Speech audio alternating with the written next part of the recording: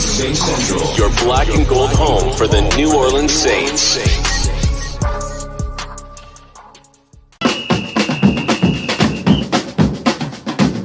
Who that say they gonna beat them Saints? Who that? Who that? Who that say they gonna beat them Saints? Who that?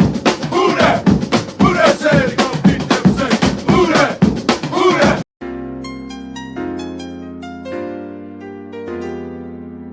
Yeah. Boogie like Benson, I'm a who that. I'm a who that. Long as I'm living, I'm a who that. Lose or winning, I'm a who that. Sports Coma, yeah, this is where we do that. Where we do that, where we do that, where we do that, where we do that, where we do that. Boogie like Benson, I'm a who that. I'm a who that. Sports Coma, this is where we do that. Where we do that. Welcome, welcome, welcome. Somebody please better help.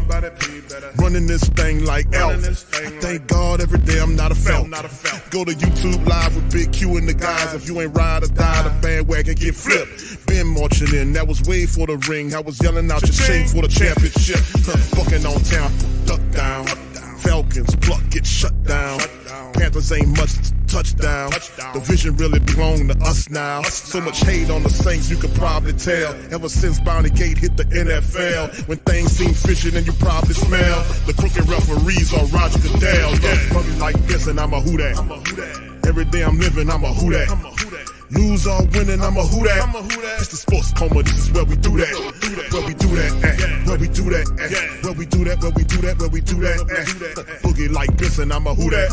It's the Sports Coma, this is where we do that. You're listening to the Sports Coma with Big Q and the guys on the PRO Media Network. Welcome. You're now rocking with the Sports Coma with Big Q and the guys, where we have intense, entertaining, educating, and enlightening sport talk from your favorite sports fan. What's popping? Big ups to the fam. Appreciate y'all joining us for this episode of the Coma. We up in this thing. Shout out to the Who Dat Nation. Man, we got another one cooking and turning for you. The season finale of the matchup between the Saints and the Carolina Panthers. This will be it. None of these teams are going anywhere. But only way we're going is into the goddamn offseason without any playoff aspirations, thanks to Dennis Allen and others. With that being said, let's open up the broadcast with this little news giblet that was released yesterday after I finished streaming.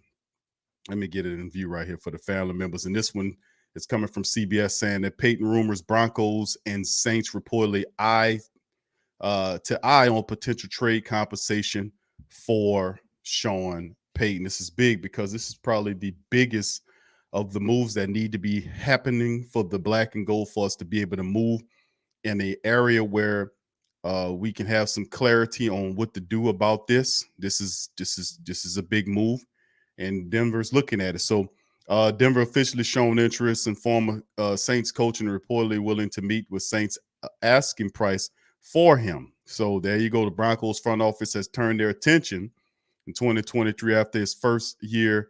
Head coach Nathaniel Hackett got the hatchet. The franchise will again embark upon a new head coaching search, and they officially shown interest in a name that figures to be a popular one this offseason. Now, the Broncos have requested and received permission from the Saints to interview former Saints coach Sean Payton, and this is from ESPN and CBS confirming it. Denver can reportedly interview Payton in person as early as January the 17th. The Saints still hold the rights to Payton, and any team that hires him will have to create a trade package to send to New Orleans. The last NFL coaching trade that took place in 2006 when the Chiefs sent New York Jets a fourth-round pick for Herm Edwards, according to NFL media Ian's Rappaport. Denver understands that and agrees with New Orleans' asking price of a first-round pick and more. Thanks to the midseason trade that sent linebacker Bradley Chubb to the Dolphins, the Broncos have a first-round pick available in a potential deal to acquire Payton's contractual rights. Denver also has possession of its 2023 third-round pick, as well as their first 4 picks in 2024. ESPN reports that the Broncos and Saints do not have to agree to trade compensation at this juncture. Those talks would happen later if the conversation between Denver and Payton go well. As for what it would cost the Broncos or any team to trade Payton, CBS insider Jonathan Jones says nearly every executive have polled estimated it would be a cost of at least a first-round pick. So there you go. Also, according to CBS, Josina Anderson, former of ESPN, Payton has a high affinity for the Chargers and Cowboys jobs, with the Cardinals being in consideration as well, should that job open up. And Anderson reported last month that Payton probably would listen if the Broncos called, but historically, he's preferred a strong link to the general manager. So we know that the Walmart team likes Sean Payton a lot. We understand and realize that this would not be a bad pickup for them, even though we talk about sending Sean Payton to the Denver Broncos sends him in the AFC, which makes sense. But do you like the trade compensation that you would get from the Broncos for Sean Payton? Are you cool with that compensation? You see, so we'll see how it all pans out. But that's the biggest shoe to fall if you are a New Orleans Saints person and you saying, man, we got to see how this offseason look. Well, the offseason, man, let me keep it $115 with you. It all starts with this guy, Sean Payton. We got to figure out where the hell Coach Payton is going and then get him on up out of here, with all these rumors going on, so we can have some bit of certain which direction we like to go. Me personally, I would like to get trade compensation for Coach Payton, fire Dennis Allen, and get a real coach down here to coach this team. But the Saints are cheap. They're dinosaurs, and they only got a 2-step. There's either Sean Payton they want or somebody Sean Payton picked, which was Dennis Allen. He picked him as his successor, and look how that panned out. But anyway, let's keep it moving and shaking, man, and go to this one here. This is the well, we talked about some of which where there are going to be other teams involved in the freight to get Sean Payton outside of just the Denver team talking to him. There are going to be other teams that's interested in acquiring Payton's services. So the Saints have to be very, patient and do their due diligence and make the right trade package to send him where they got to be and make sure we get plenty of pick compensation. Like we talked about the Sean Payton card, where, well, it's time to cash that Sean Payton card in. We talked about that. Now, all this stuff about Sean Payton coming back with Tom Brady, and it's the worst kept secret and the whatever. We're going to see. We're going to test all that because hopefully this stuff happens pretty fast. All right. So anyway, family, with that being said, I just wanted to touch on a little of that from the Coach Payton stuff that we made mention. Shout out to the fam. Appreciate y'all being up in this thing. Yeah, and a lot of people saying the Arizona Cardinals sound like a good move. Yeah, I hear you with that one too, because they got some good trade compensation. I think they control the 4th pick in the draft right now. So, that'll be interesting. You send them in the conference to the Cardinals, but anyway, shout out to the fam. Appreciate y'all being in this installment of the watch party. It's the season finale on that one, the regular season finale anyway. Final game of the 2022-23 season for the New Orleans Saints. We go raggedly into the offseason, but we had so many high hopes. We'll have a recap stream, a season recap stream of the Saints and such, and we'll play some interviews. Like I remember I played the Dennis Allen interview. Well, when Mickey Loomis hired Dennis Allen, y'all remember that? I had to break that one out and give y'all a laugh on that one. So yeah, they kind of flim-flammed us with that one. But anyway, yeah, this is the big shoe to drop with the Sean Payton thing. Hopefully we can get this out of the way faster than, very fast and be able to move on into the offseason to fix whenever needs to be fixed. Now, I'm with you, fam. I want to get Dennis Allen out here like anybody. And you know what you got to do. All right, so shout out to the fam, man. Appreciate y'all being this. Quavadius, Khalip, Scoob. What's up, Scoob? What's happening, bro? 504 Alpha Sports, brother Eric Howard, Shrine, Trey Joseph. What's up, Trey? What's popping, bro? Big ups to everybody. Brother Derek White's in the building. Ant-Man's in the building. Jason Miller's in the building. Chef the Flavor's in the building. Y'all know I like to give shout outs to the fam. Josh in his bag is in the building. Shout out to my boy Josh. He said this year Denver's first round pick is owned by Seattle. So what first round pick they talking about? So yeah, we'll figure all that out, bro. Where to fall momentarily, but the reality, that's why I didn't want the trade to happen. To go to Denver, I wanted, to have a higher trade in the situation. So it's just they're just talking right now. So this is the first of different teams talking to Payton. There's going to be a lot of people when it's all said and done, when Black Monday hit, that's going to be trying to get involved in talks to try to see what the Saints want from Sean Payton. And that is, my friend, is what's going to drive that trade expectation higher. When all these other teams get and say, oh, what you want for him? We'll give you this amount of picks. So that'll ratchet up the compensation battle right there, which is what I'm anticipating. BP Johnson, shout out to you, bro. Good to see you on the stream as well. Shout out to the fam, man. Be Life, I see you, fam. Be Kind, pardon me, is in the building as well. Brother Lewis is in the building. Shout out to all y'all, man. Appreciate y'all chiming in on this thing. KT, what's up, baby? Shout out to my brother KT. Says Denver has the first round pick.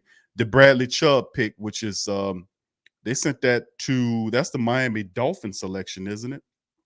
I think that's the Dolphin. Yeah, that's the Dolphins pick. So wherever they fall at, we'll see. All right, Pops. What's up, Pop TG? Shout out to you, fam. Appreciate you. Eric said Q. Mickey Loomis need to stop lying. He didn't talk to DA before he hired him. He did say that. Remember I played that? He said he interviewed him for 6 hours. See, we don't be paying attention to a lot of that stuff until after we go back into the Wayback Machine and then listen how everything unraveled, and then listen to all of the crap that we had to deal with from this guy. And I thought Mickey Loomis would have a tighter leash on Dennis Allen, but he let him just literally run the team into the ground. L-Dub, for real, shout out for you, fam. Appreciate you. Jermaine, I see you, brother. Shout out to you as well. Much love. Brother Tremals, shout out to you. 504 Coast questions. Just a question for the nation. What would y'all give a second rounder for Russ Wilson? I can see Brady going to Denver with Sean. I don't know, bro. All right. Yeah, I don't know, man. I don't know. Yeah, Pops, he says a 4-year deal. I hear people telling me it's a 4-year deal, but what's the numbers? Give me some, and it's weird because give me the full contract. I want to know the particulars. I want to know the numbers. So maybe I'll reach out to Ross and see if we got some information on that. Reach out to Bob and see if they can do a little digging and find out exactly what's the numbers on this contract. It's a 4-year deal. 4-year deal. How much is it worth? Then people start getting in the averages. Well, you see, the averages, we ain't gonna pay him at least 45. You don't know what them people gonna pay him. You don't know. It's the reason why they didn't release the agreement. Why? Why would you not tell everybody what it is? Okay, it's a 4-year deal. How much is the contract worth? How much? And if it ain't that much, why would they hesitate of getting rid of this dude? I'm about to say something else, but why would they not hesitate in getting this dude the hell up out of here? You see what I'm saying? Why would they hesitate? Or we just gonna keep a hold to him? No, man. What is the money? I want the specifics. I want to know exactly what is going on with that. I want to know exactly what's going on with that. That's what I'm talking about. All right. Anyway. All right, Josh, shout out to you, bro. Josh said Dolphins pick is from the we got an old traded around ass pick. Nobody don't want the pick. You got a traded around ass old. Oh no, the Dolphins said no. Q, the 49ers is the Broncos pick via the Dolphins via the Niners. Nobody don't want that goddamn pick. Give it here. We the New Orleans Saints. We'll take it. Oh, man. All right. Shout out to you, Josh, man. Shout out to you, Jeffrey. Who that to you, fam? Michael, I see you, brother. Shout out to brother Michael as well. KT, thank you for the super chat, bro. Says, and look at Tavion Thomas, the running back. Yeah, I heard of him, bro, from Utah and Bryce Ford. KT, we're going to have to bring you on here. We're going to start talking some draft up here next week, bro. We got to get back into it, bro. And see about it. Thank you for that, bro. And that's our resident scout. Is my brother KT. Pam and Whammy, shout out to you, Queen. Scoop said could be 4 years. Gundam, what's up, bro? Shout out to you, brother Dedrick. Shout out to you, brother Paul. Shout out to you. Good to see you, man, in the building. So that's a good idea, brother Paul. Throw y'all. We got about 6 or so minutes before we get the game popping and cracking. Throw y'all stuff in there, fam. Let me know what you guys feel about how this game ends. Give me a score prediction. I'm thinking the Saints should be able to handle business against Carolina. Give me a score prediction. And what do you think the keys to victory is because this team is non-imaginative. Shout out to my brothers from the PNP camp, brother Rashad, brother Dave came on early in the week. You didn't get a chance to see that preview stream. Please feel free to check it out. They dropped a lot of good game and talked about how the Panthers are a running-based team, and the Saints will have to be ready for the run. The last couple of games, the Saints have done a pretty decent job of holding some of the better running backs in the NFL. We're talking about Nick Chubb. They held him under 100 yards, and they did a pretty good job against Miles Sanders. So if they can continue that trend, they should finish the season on a 4-game winning streak. So a little too late in the game for my taste, but in the end, it is what it is. All right, brother Paul says 21-17 Panthers. Okay, thank you, bro. All right, Mr. Who Dat, shout out to you, Big Smoke Dog. What's up, baby? Shout out to you as well. Good to see everybody in the stream. Please feel free to hit the like button. What's up, Nate, bro? Shout out to you. Say you think Jameis plays at all today? Could be a possibility, bro. It could be a possibility. But no, you know what? Second thought, no. The answer to that is no. I just caught myself for a second. I'm thinking this Dennis Allen is the coach, no a petty dog like that. No, Jameis doesn't play because he's in Allen's doghouse because of the interview that he did with the reporters. That's my thinking on it because it makes zero sense for Andy Dalton to be starting for quarterback for the Saints right now. You got Jameis Winston on there, and he all the whole damn way. So I would say no, my friend, no. All right, what's up, A-Camps in the building? Say, man, they ain't never going to play Jameis. I agree, sir. I agree. Shout out to you. Shout out to everybody, man. Big shout out to y'all. All right, T. Scott, shout out to you, fam. Much love to you. Appreciate you and the rest of the fam. Hit the like button, man. Much love. All right. Yeah, Paul says, Q, what do you think the chances of Kareem Hunt coming to know? I don't know, bro. I would say no to Kareem Hunt. The Saints should be focused on a good running back, to be honest with you, bro, at the end of the day. But You know, we talking Dennis Allen, bro, and it's just I have so little faith and trust in this guy. It's just what it is with him. He sucks to me. You know, he stinks. He's and he misses the obvious things. You know, how you looking that close and you missing, that much. So anyway, with that being said, let's move into some of the other information I got for you guys before the game. We got the Saints injury report here. We showed you some of these guys will be out of the game. We know Paulson Adebo is not going to be in the game, and Andrews Pete. Here's the list of inactives for the Carolina matchup. Paulson Adebo, Justin Evans, J.P. Holtz, safety Marcus May out another game. Marcus May missed about 7 games this year. Yeah, his season has been a complete disaster. He definitely going to miss games next year because of the fact that you look at what he's bringing next year. He has the court issue. So does Elvin Kamara. We were fortunate this year to get away from that. But at the end of the day, you do realize that next year these guys are going to miss some games because of this stuff that they had off field from this past season or this year. We haven't quite gotten through it, but you do realize that at some point they're going to miss some games. And Marcus May gave us 7 games. He missed 7 games of the season. So I mean, Kirk Merritt is not going to be in the game for whatever reason. Andrews Pete, Ryan Ramczyk is inactive today. How about that?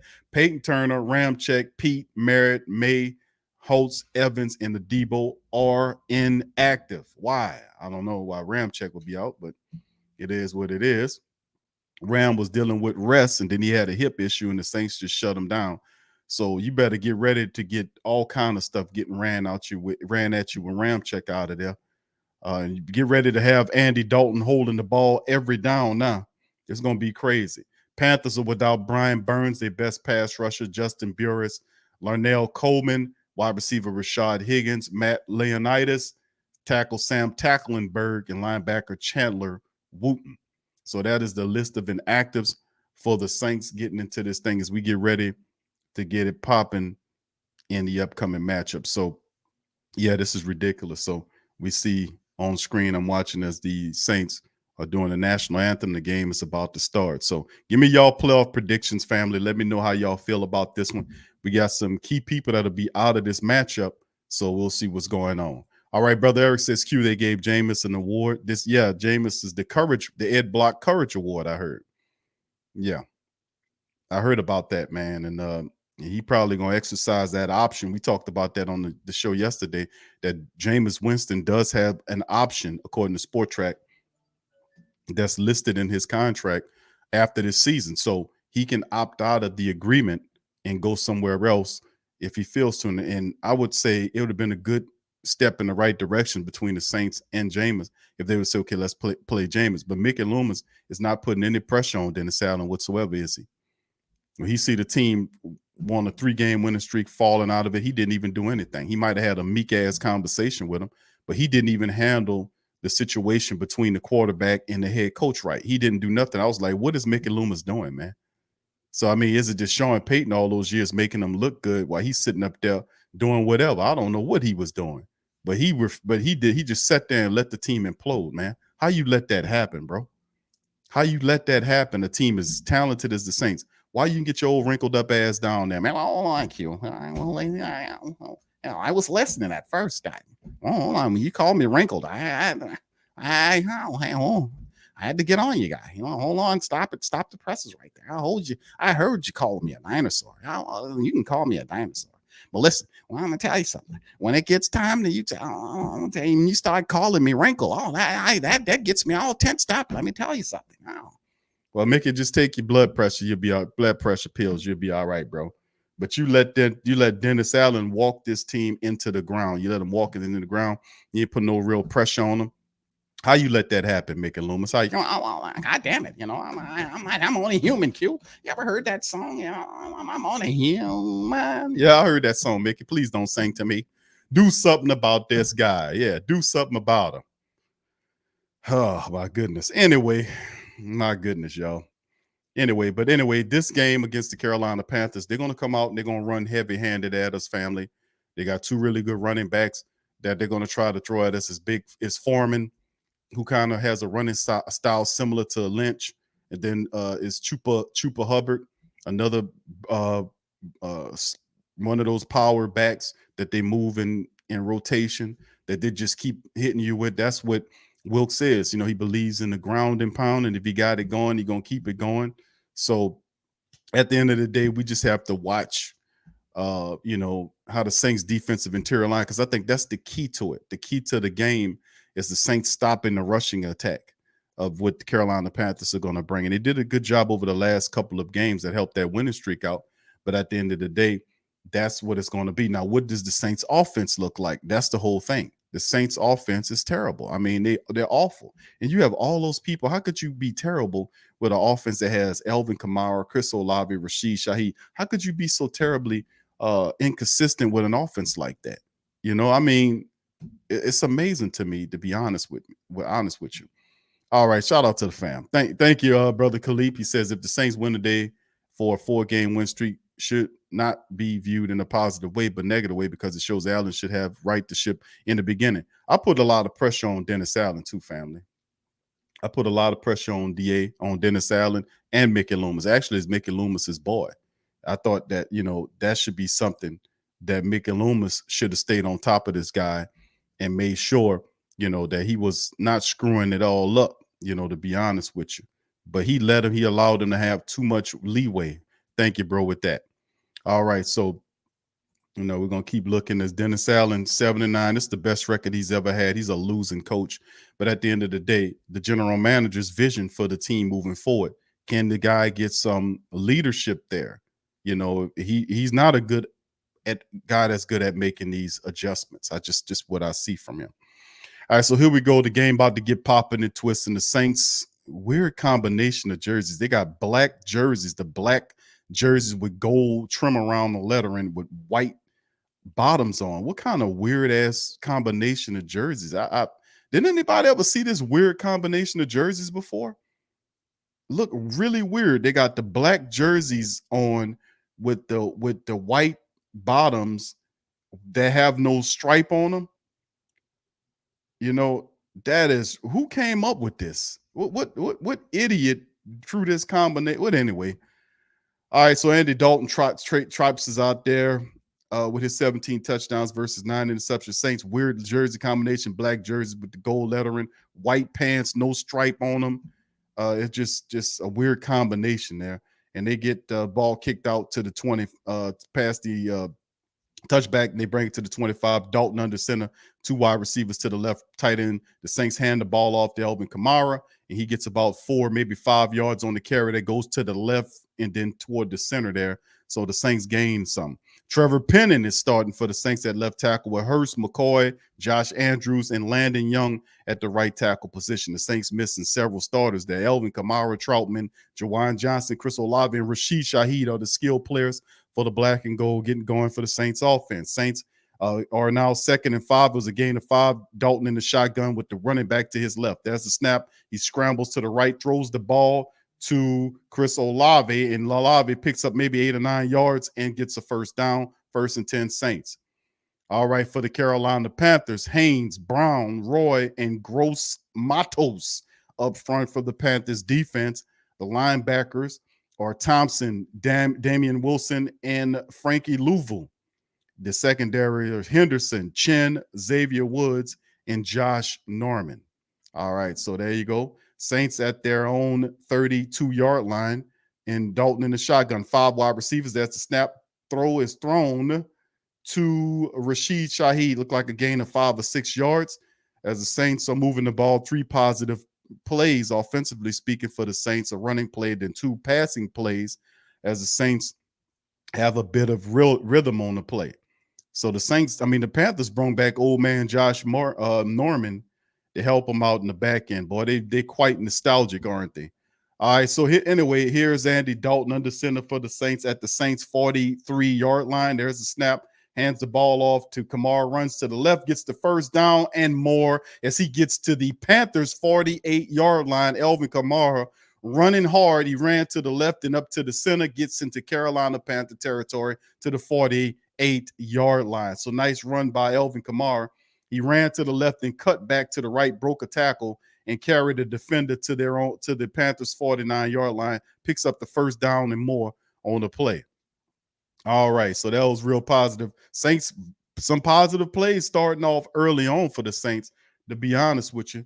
And they're at their we're at the Carolina Panthers 49-yard line in the shotgun as a running play to the running back to the right. That looks like David Johnson, and looks like he'll be stopped for a yard off to the right side of the field. So not much shaking. I want to say that's him, David Johnson. No, it looks like Eno Benjamin, the scat back runner there. So he didn't get much shaking on that play. All right, so let's see if they can keep it going and keep it moving for the Saints. So yeah, so the Saints having some positiveness going on right now for them in the game right here. So we'll see if they can keep this stuff going, man. That's the biggest part of it, is keeping this all turning and twisting the right way. All right. So only a 1 yard pickup on the play for the Saints as Dalton walks up to the I mean, why is he even in there, man?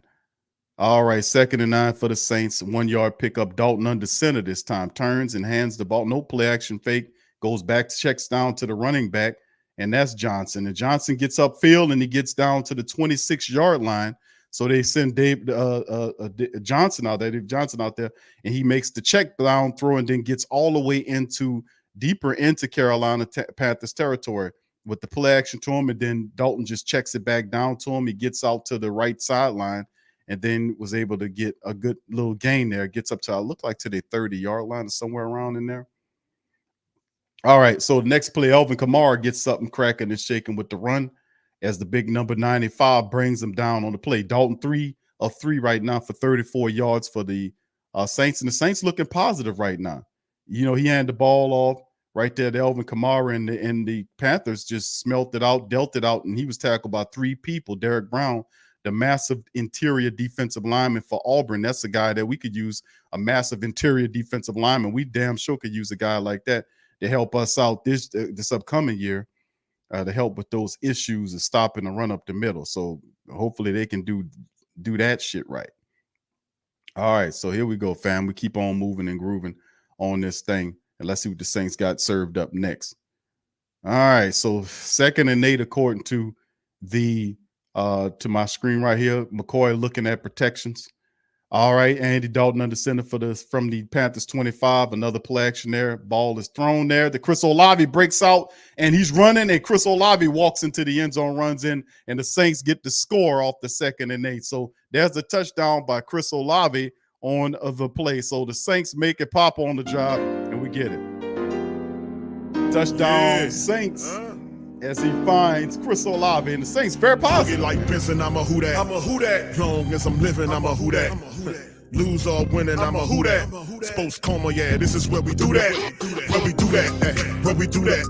Where we do that. Where we do that. Where we do that. Josh Norman got cooked. Like Benson, I'm a who that. I'm a who that. Sports Coma, this is where we do that. Where we do that. Welcome, welcome, welcome. Good touchdown by the Saints to open it up. Running this thing like Elvis.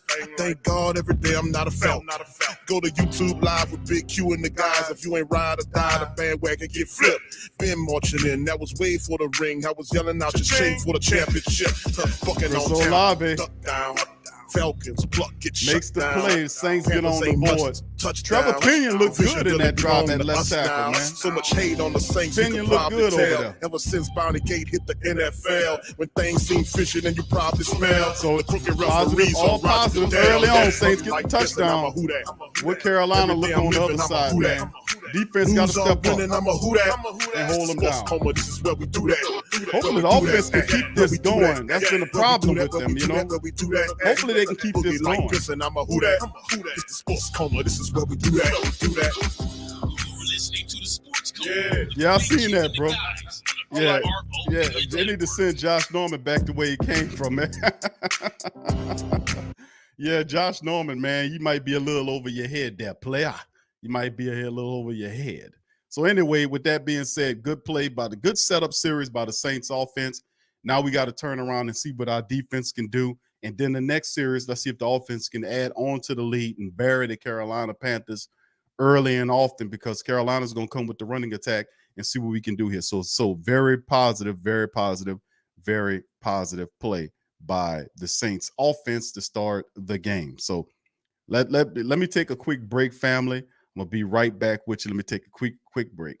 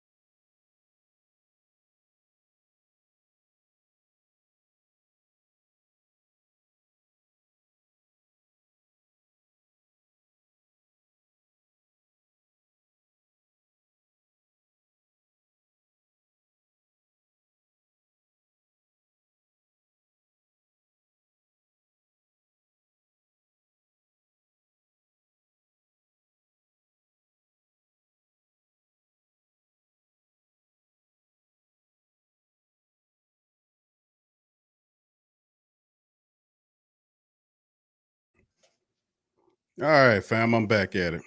All right, here we go. Okay, the Carolina get the ball at their own 25-yard line, hands it off to the running back. He goes right up the center of the Saints defensive line, picks up about every bit of 7 yards on the play. And their series right there. Foreman, Trimble, Thomas, Moore, Marshall is skill set players for Sam Darnold is their quarterback there. And he goes right up there and punish him. The Carolina Panthers in the power I formation on 2nd and 4 now. Darnold under center. Looks back. Looked like a running play to me.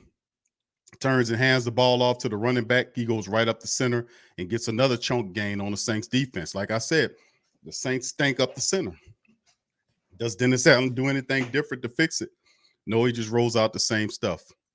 So right now, as it appears, the Saints getting battle rammed right up the center of the defensive line right now. And right now, the Bills score 7-0 on the Patriots right there. You know that DeMar is inspiring them to play tough. All right, so this right now, Carolina Panthers get a big game right there. They're at their own 30, look like by their own 38-yard line. Man and most from right to left. Darnold in the center. That's the snap. Saints come with pressure. Darnold taking a shot downfield and almost outstretched hands of DJ Moore. He took a shot at him, and you see Tyrann Mathieu was in pursuit of the play, and it just didn't end out well. 2nd and 10 now, as the Saints defense wasn't going to let that break. But DJ Moore was there, and Sam Darnold seen him, and Tyrann Mathieu was running with him, and the ball was thrown right outside of his outstretched hands. He was trying to get it, and Tyrann Mathieu spunt around. He spunt them around. All right, 2nd and 10 now from their own 33-yard line. Darnold in the shotgun, 2 wide receivers to the right, 1 to the left, man, and most from left to right. Hands the ball to Foreman, and Foreman gets stopped right there for a gain of just 1 yard. So not much shaking for them running the ball that time around. Cam Jordan and others were involved in stopping them. Saints defense, Granderson, Tuttle, Onyemata, and Cam Jordan up front for the Saints front 4. Linebackers are Werner, Davis, and Caden Ellis. Secondary members are Roby, Sorensen, Tyrann Mathieu, and Marshawn Lattimore. So there you go, Sorensen. When you got Sorensen as a guy starting for you late in the year, you got problems with your injuries. All right, so here goes Sam Darnold, 3rd and 9 for the Carolina Panthers. He's in the shotgun. There's a throw, and they throw it out to the wide receiver looks like, and the Saints just get him down on the ground. Is that number Terrence? That's Terrence Marshall Jr., the wide receiver. Demario Davis on the stop. Saints defense get the Panthers off the field, and it'll be 4th down. So that'll force them to punt on the play. The Saints came with a little pressure there, and Darnold just hurried and got rid of it to Terrence Marshall, and Demario Davis did a good job of just keeping him contained. And it's 4th and 7. So the punt situation that happened for the Carolina Panthers, and Rashid Shaheed is awaiting the punt from their kicker. So there's the punt. It's away, and let's see where it falls at. Rashid Shaheed waved it off, and then it went over his head, bounced out of bounds around the 20-yard line or so. So Saints will pick it up after the commercial break. And defense doing it. Let's see what the Saints offense looks like on the next go around in the second way of things. So shout out to the fam. Appreciate y'all being in the stream. Over 200 of us in the building. Hit the like button, hit the share button as well. Yeah, the O-line looked good, Jerome, man. They look good early on. Let's see what the second possession of the Saints offense looks like, because they've had this thing going on the entire year where they'll have a good possession, and then a very few times that we've seen them mimic a positive offensive series with another positive offensive series. At some point, it's installment happens. Let's see if the Saints, for the most part, help fix that so they can keep on adding to this lead. So right now they got the Carolina Panthers up 7. They beating them 7-0. Let's see if the team can do something positive here to make things shake here. So let's keep on looking out and making sure they do it. All right, so with that being said, the Saints, man, we need some help, man. We need some help offense. Let's get the offense going. All right. Jamal said Honey Badger was spinning. Yeah, he said he was lost, man. That old Honey Badger was lost, but it worked out, though. All right, Jan Doe says ugly uniform. That has been the problem. Yeah, that uniform. Who put that combination of uniforms together? That was insane. But if they can win with it, yeah, I don't know who came up with the idea to do that, but that probably was Dennis. What's up, Boo? He said, "Hey Q, can you play that song again? It's the last week. We haven't heard it much this year." Yeah, we gotta keep it going, fam. We gotta keep it going, man. Yeah, we haven't heard it too much this year, man. We gotta, that brings a positive energy over the Who Dat Nation, man. When we hear that, man, they need to take that on and make that the song of the stadium, man. Take that old silly yin yang crap off of there, man. Them Atlanta boys, man. What you doing? It's supposedly out of rival with Atlanta, and you can't pick nobody from the city to do your theme song. You got it. We don't even say get crunk down here, man. What dude put that over the top of the team and made that feisty, man? Who did that? All right, I know Dennis Allen did it. That's probably on that jersey situation. Pam says she liked the uniform combinations. All right, so anyway, here we coming back from the commercial. Let's see if the Saints could do something. Dalton 4-4 for 59 yards in the score. He's back under center around the 20-yard line. Brings a man into motion, and he's under center, turns, hands the ball to Kamara. Kamara has nowhere to run to, and he gets right back to the line of scrimmage. No gain. 7:46 and counting down as the big defensive lineman, number 78, McCall, is on the stop, and the Saints get nothing on that play as you get penetration there and stops the play cold. So they're saying he got a yard. I didn't even see him get a yard. They were being nice on that one. I don't even think he got a yard. But anyway, 2nd and 9 for the Saints now after the stop by the Panthers. In the shotgun is Taysom Hill. Taysom's got the ball. He's running off to the left, and Taysom picks up 8 yards on the play, goes down, and looked like he's 1 yard shy of the first down. So to be 3rd and 1 for Taysom Hill, gets in the game for the first time, and then keeps the ball, runs off to the left side of the field, picks up about 8 yards. Saints will bring up 3rd and 1 on the play, running behind Big Trevor Penning over there. All right, so let's see what the Saints do now. A lot of backup offensive linemen in the game. Let's see what they can do here. Saints look like they're coming out in the power eye. They got the fullback in there, and look like the Saints are going to put that jumbo package in there and see if they can get that 1 yard. Carolina knows it, And Elvin Kamara gets it, still on his feet. Kamara ripped down around the 40-yard line as Elvin Kamara breaks free and gets a good chunk of change off the power I formation. He finds a hole, and Trevor Pinion, it just opened up. He ran behind Pinion, and Pinion sealed it. And Kamara, man, listen, man, Trevor Pinion sealed that block, and 25 had Elvin Kamara. He wasn't letting him go, man. So nice run right there by Kamara. Gets to right around the 4-yard line. 5 rush for 28 yards. They get up to the 40. Shotgun. There's the ball thrown and incomplete. Who's that out there on the throw? It's Andy freaking Dalton. Pressure comes. Dalton just gets rid of it. At least he didn't take a sack that time like he usually would. 2nd and 10 for the Saints. Gets rid of the ball and lives to fight another day. Trevor Pinion, why wasn't he playing in previous games? You know, Trevor Pinion doing it. We need that anger and that meanness that Trevor Pinion plays with, because far too often the Saints offensive line play with a meekness that really pisses me off, to be honest with you.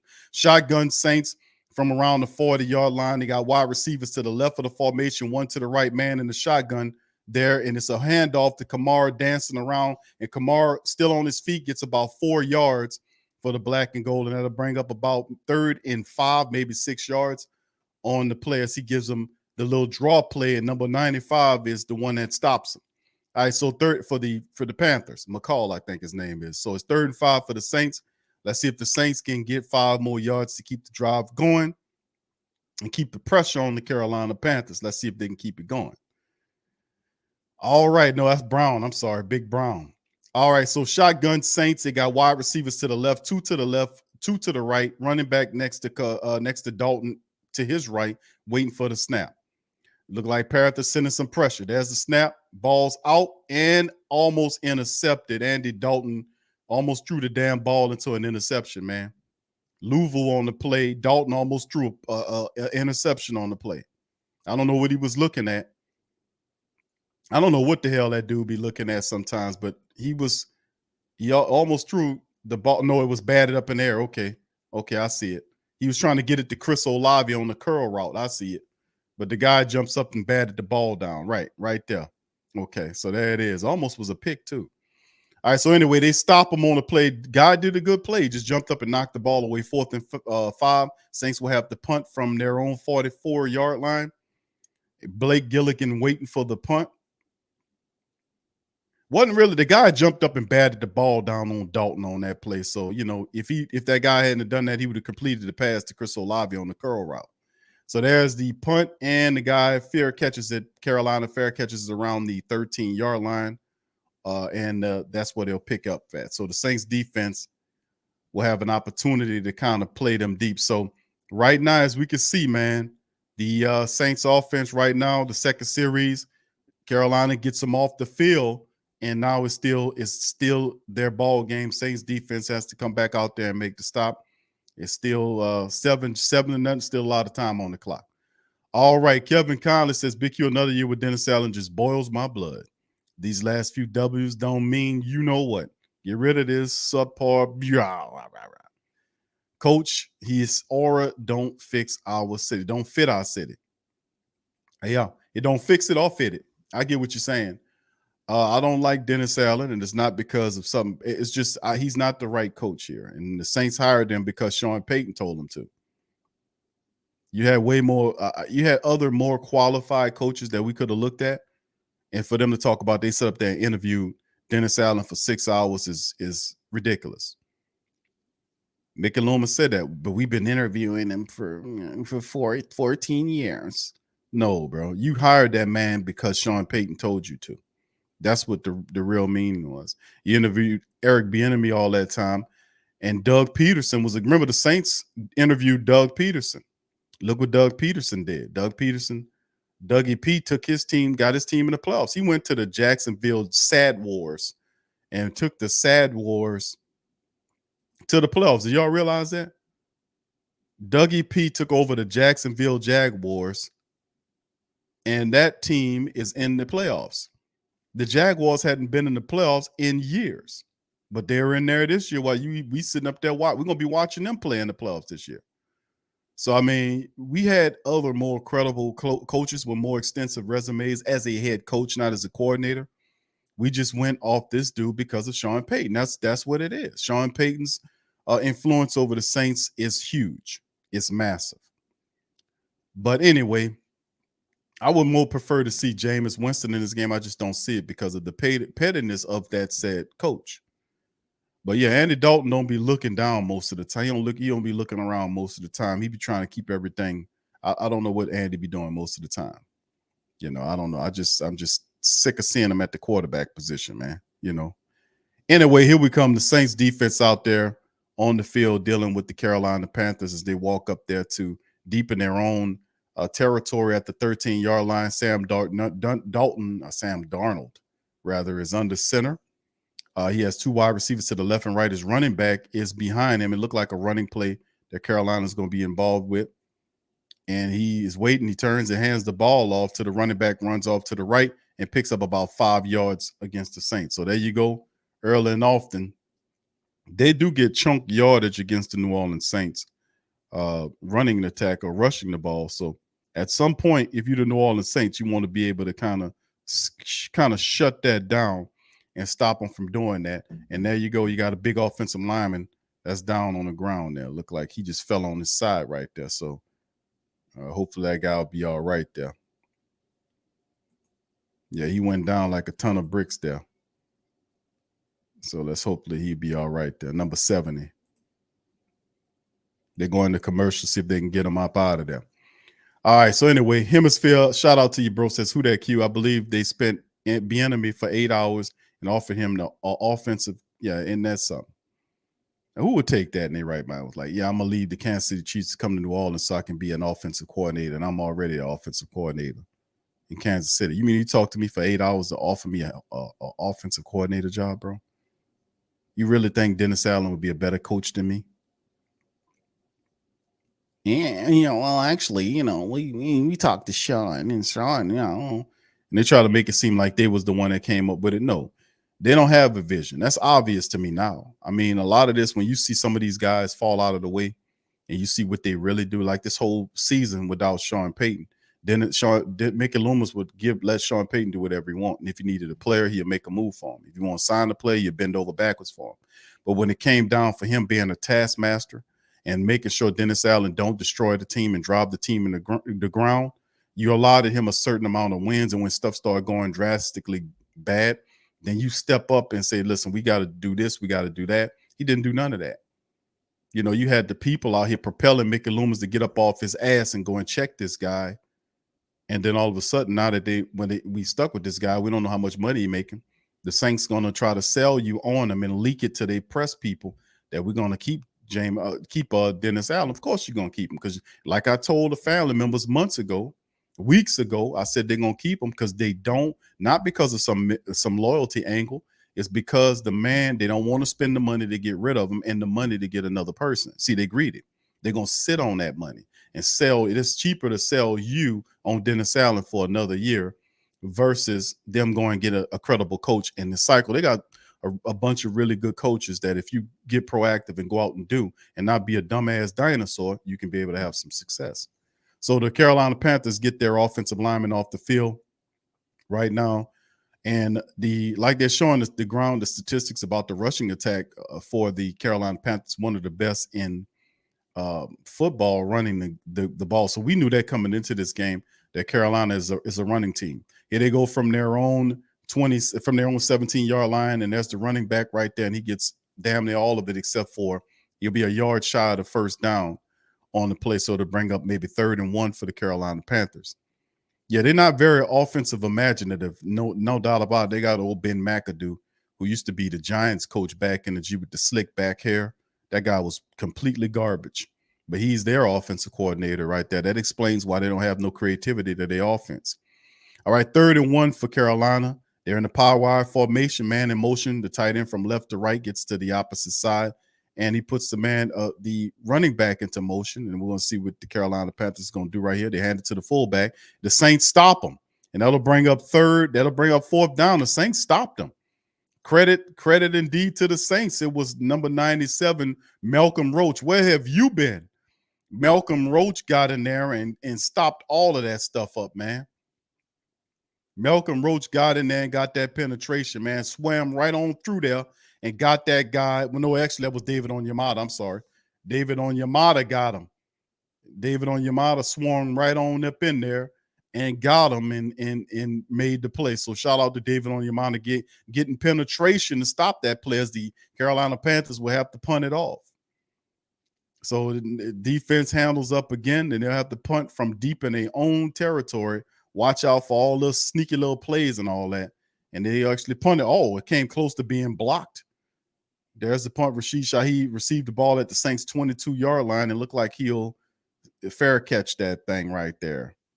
A little too early on a fair catch, but it's all right. All right, so Saints up 7-0 with 3:04 remaining in the clock, and we'll see exactly what happens on the offensive side of it when they come back off that commercial break. All right, so right now, as it stands right now, almost the end of the first quarter of action, Saints up 7-0. The Carolina Panthers, not much offensive imagination to them at all. That was a good stop by David Onyemata, and we need the Saints offense to kind of add on to this lead, you know. Yeah, all right, Brother Ramon said, I'd rather see Jameis walk than get disrespected and not even get a snap. Yeah, he won't. And I've said that, bro. You're not gonna get he's not gonna get anything going on in this game. I mean, Andy Dalton can go in there and throw 3 interceptions and take 4 sacks and still not be replaced by Jameis Winston. We've said that. He's destroyed and alienated the quarterback. He done that weeks and months ago when he did that to this team. So at the end of the day, we look at it and we say to ourselves, what could be done about this?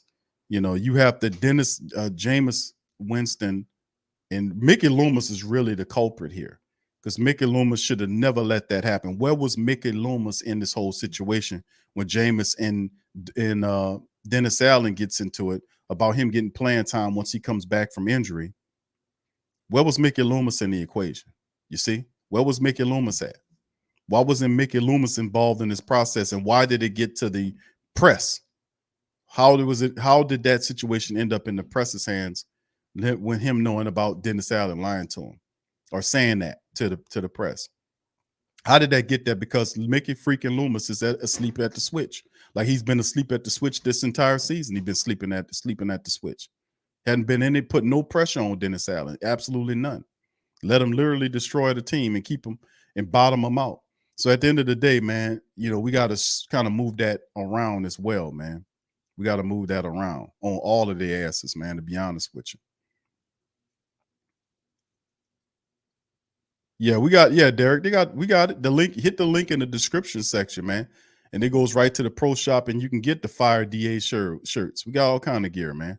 You know, I invested and got designers to create stuff that you can wear to the games or whatever, or wear during your streams to fire it, man. All right, here we go for back out here for the Saints. They're at their own 24-yard line. Dalton's under center, flips the ball to Eno Benjamin to the left side, and he gets pushed out. Not much on the play, maybe a yard, maybe 2 yards. Going to the scat bat, Eno Benjamin with the toss sweep play to the left side of the field. Not much shaking on that play. Probably 2nd and 8, or yeah, 2nd and 8 with 2:46. Dalton it runs off the field. Callaway follows him off the field, and then Taysom Hill goes onto the field. And that's why it's hard to watch the Saints offense, because they have no rhythm. No rhythm, no leadership. We need a leader in the quarterback position. All right, 2nd and 8 now for the Saints. Taysom Hill is in the game. Is he a quarterback or running back? And he's going to turn to a running back, try to run off to the left side, runs through some tacklers, and he gets every bit of all of it, almost all of it, and he'll be 3rd down and 1. So Taysom Hill turns into a running back. He was in a shotgun and looked like he was going to pass it, but then he just turned into a running back, and he made a guy miss, 2 guys miss, and he was able to pick up almost all of it, and he's about a yard shy of the 1st down. So Taysom Hill turns into a running back. We'll love to see him throw sometimes. 3rd and 1 now for the black and gold after the Taysom Hill play. Let's see what goes on. All right, Saints, Dalton under center. You got wide receivers to the left. There's a toss play to Alvin Kamara to the left. Kamara gets the first down, still on his feet to the 45, 50, to the 45 of the Panthers, and he gets dragged down. So a great run by Alvin Kamara off to the toss to the left side of the field. They running toward Pinion's side, man. And Trevor Pinion got out there early, and, he didn't do too much on the play, but they were just poor tackling by Carolina. And Alvin Kamara, as Big Brown was trying to get him, and Kamara that should show you how strong Alvin Kamara is. If Big Brown, the defensive tackle for the Carolina Panthers, was grabbing on him and he ran through his grasp. Imagine that. All right, so Kamara, 7 carries for 56 yards. He's averaging 8 yards per carry. Shotgun Saints D. And there's the play right here. And Andy Dalton, who is that? No, that's Taysom Hill. And there's a flag down on the play. Yeah, Taysom Hill is in there as a quarterback, and Hoskins look like it'll be against Carolina. Might be face mask or something going on here. We'll see if it's holding anything. So this is the first call right here. It's a personal foul. It's face mask against the Carolina Panthers, and that'll tack on some yardage there for the face mask for Hoskins on Taysom Hill. So he comes through there and grabs a hold of Taysom's face mask right there, and then it give the Saints a 15-yard, give the Saints out, help them out with a 15-yard penalty, puts them in Carolina Panther territory. So let's see what the Saints do now with this. Andy Dalton is under center. Wide receivers to the right of the formation, turns, hands the ball off to Kamara again, gets right up to the 28-yard line, where the Carolina Panthers says, that's enough on that. All right, so not much shaking for AK-41 on that play, maybe a gain or two with the run to the left center. All right, so anyway, 23-something seconds remaining in the matchup for the Saints, and look like this thing probably going to just go into they're going to probably hold it and go into overtime. Yeah, they're going to go into the end of the quarter. So there it is. So anyway, with that being said, fam, listen, we're about to go in. That's the end of the quarter right there. And not much shaking for the Saints. Yeah, it's funny, man, how the quarter ended, man, with the black and gold, man. It's just, we got it. They're running it pretty decently. It's either to the left or to the center of the formation. They're not running to the right because that's where Landon Young is over there. As the Saints just let it run into the second half, man, and they'll pick up from that. So hopefully this positive offensive series that the Saints have, man, they just keep the heat on them and make it very uncomfortable for the Carolina Panthers. So let's just keep it going, man. All right, second half, man. I mean, first quarter's in the books for the team, and we're gonna keep it going on this thing. Saints 7-0 in the matchup. So anyway, all right, let me get some shots out to the family members in this thing, man. All right, Dedrick says, y'all see how Taysom neck got turned around? Yeah, man, he grabbed the mask. Yeah, that's really terrible, man. Really terrible. Hope ain't nothing wrong with him, bro. Look, he looks all right. Ryan says, did Murray sign a multi-year deal in Denver? I don't think he did, bro. I don't think he did.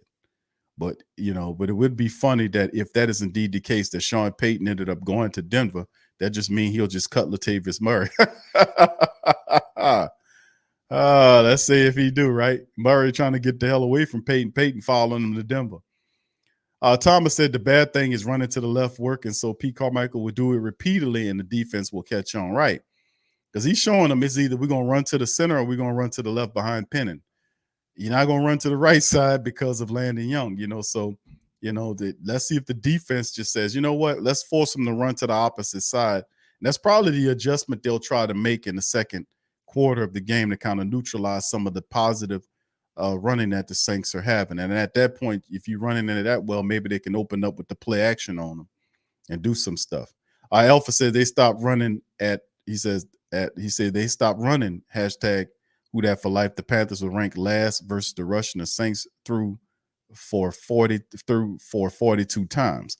Paul says Mickey Loomis is too old for real Saints, need a younger general manager with fresh ideas for next season. I agree, bro. And the guy name is Kai Harley. How we keep bringing these young black general managers into the organizations and won't give them no position. How you training them to be executives, but you don't want to move this old dinosaur Mickey Loomis on out the way. I call for movement. Listen, Mickey did a lot of good stuff, but the Saints have a wretched, garbage, back ass way of doing stuff with keeping people way too long. And that shows that they don't have no vision. You got to be able to let people move on to, if you want him to stay there, just create a position, move him up in the position, and open up the general manager position for a young guy like Harley. Let him take the reins of the organization. They're so old. All right, so there we go. Saints from the 31-yard line. Dalton in the shotgun checks it down to Elvin Kamara, and Kamara gets ripped out of bounds for a gain of maybe 3 or 4 yards on the play. So they'll bring up 3rd and 6 for the black and gold as the Carolina Panthers make the play. So 4:50 and counting down to start the second half. First play is checked down the line of scrimmage from Dalton to Elvin Kamara. All right. So anyway, let's keep it going. And this thing, shout out. What's up, Brother Donovan? Shout out to you, man. All right, so let's see what happened. 3rd and 6 now for the black and gold, and the shotgun is Dalton. He got wide receivers to the left and right of the formation. Then Carolina's 26-yard line. There's the snap. Pressure coming. Dalton holding on the ball, checks it down and throws it away, and that'll bring 4th down. What was Dalton doing? What is that, Dalton? What are you doing? What are you doing? What was that? He threw it at his feet, or was it deflected? I don't know what happened on that play. But anyway, Will Lutz gets lined up for a 44-yard kick, and oh my goodness, knuckleballs it. What the hell was that? So Will Lutz can't hit the 44-yard field goal. The Saints get nothing out of the drive on the play, and Carolina picks up from there. Boy, what kind of kick was that? Boy, he missed it badly. He missed that badly, man. 7-0 Saints leaving room for the Carolina Panthers. All right. Yeah, he missed that one badly, man. He missed that one. Yeah, you see all them empty ass seats up there? Hey, man, we not playing with them, man. They think them people crazy, man. You see, that's the problem with them people. They think people playing with them. You think you can just tell us in it? See, they think like that because you don't buck them on nothing else. We don't buck them on the concessions. We don't buck them on the cost of the merchandise. We don't buck them on paying their bills for them. We don't buck them on forcing them to pay rent in the marinas. We don't buck them on us getting a profit out of a private enterprise using taxpayer money. We don't buck them nowhere else. We don't buck them when the state give them skyscrapers and then give the skyscrapers to them to fix, and then rent out the suites in the skyscrapers for double or even triple the cost of what the rent should be. We don't buck them on that. So they're like, man, they don't buck us nowhere else. Let's see if we can push this as far as we can get it. Let's see if we can push this far. Like I said, it's a new energy out there, man. It's time for all this sucker shit to end, because I realize that a lot of this stuff is built on scams and scammy type shit that's been made to look like it's legitimate when it's illegitimate. And a lot of what's going on and how these professional leagues are run are illegitimate. They're bad business deals for the people, and they're sold to you like it's your team, or this is your squad, or this is you, this, that, and the third, where you don't get no real profit of it. You know, they don't listen to you. So until you force them to listen to you by withdrawing your support, I'm not buying your merchandise. I'm not buying your tickets. Then when they see that dropping, then they get right. They only respect $1. That's all. They only respect $1. So you just have to be disciplined and on code with the rest of the nation. That's how you buck them. But that's how they look at it. Man, we get free rent. We get all this stuff. They get all this stuff. All the monies in the world use hundreds of millions of dollars of taxpayer money to build up facilities that they use that I can't use. You know, they put their name or get a sponsor to put his name on top of the building. You don't get none of the money. How you going to put a sponsor on somebody else's shit? Well, they do it. Do it to your ass all the time.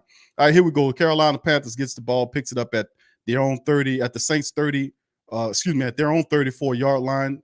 Darn on the center, it's a play action to the left side. And he looked like he's trying to take a shot at it. Malcolm Roach is pursuing him, and he smartly throws it towards the sideline, and it's an incompletion. He was trying to get it to the wide receiver, and I think Terrence Marshall almost looks like it, if I'm not mistaken. Darnold tried to keep it alive. It's an incompletion to bring up 2nd and 10 on the play. So the Saints defense on the stop right there. All right, so yeah, they're doing some positive stuff, man, right now. The defense trying to keep everything out in front of it.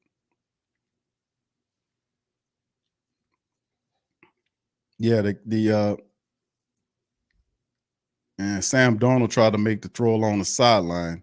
The guy couldn't get both feet then. It was a good try, though. All right, Darnold again, 2nd and 10. He's in the shotgun this time around with wide receivers, 3 of them to the right, the running backs to Darnold's right side.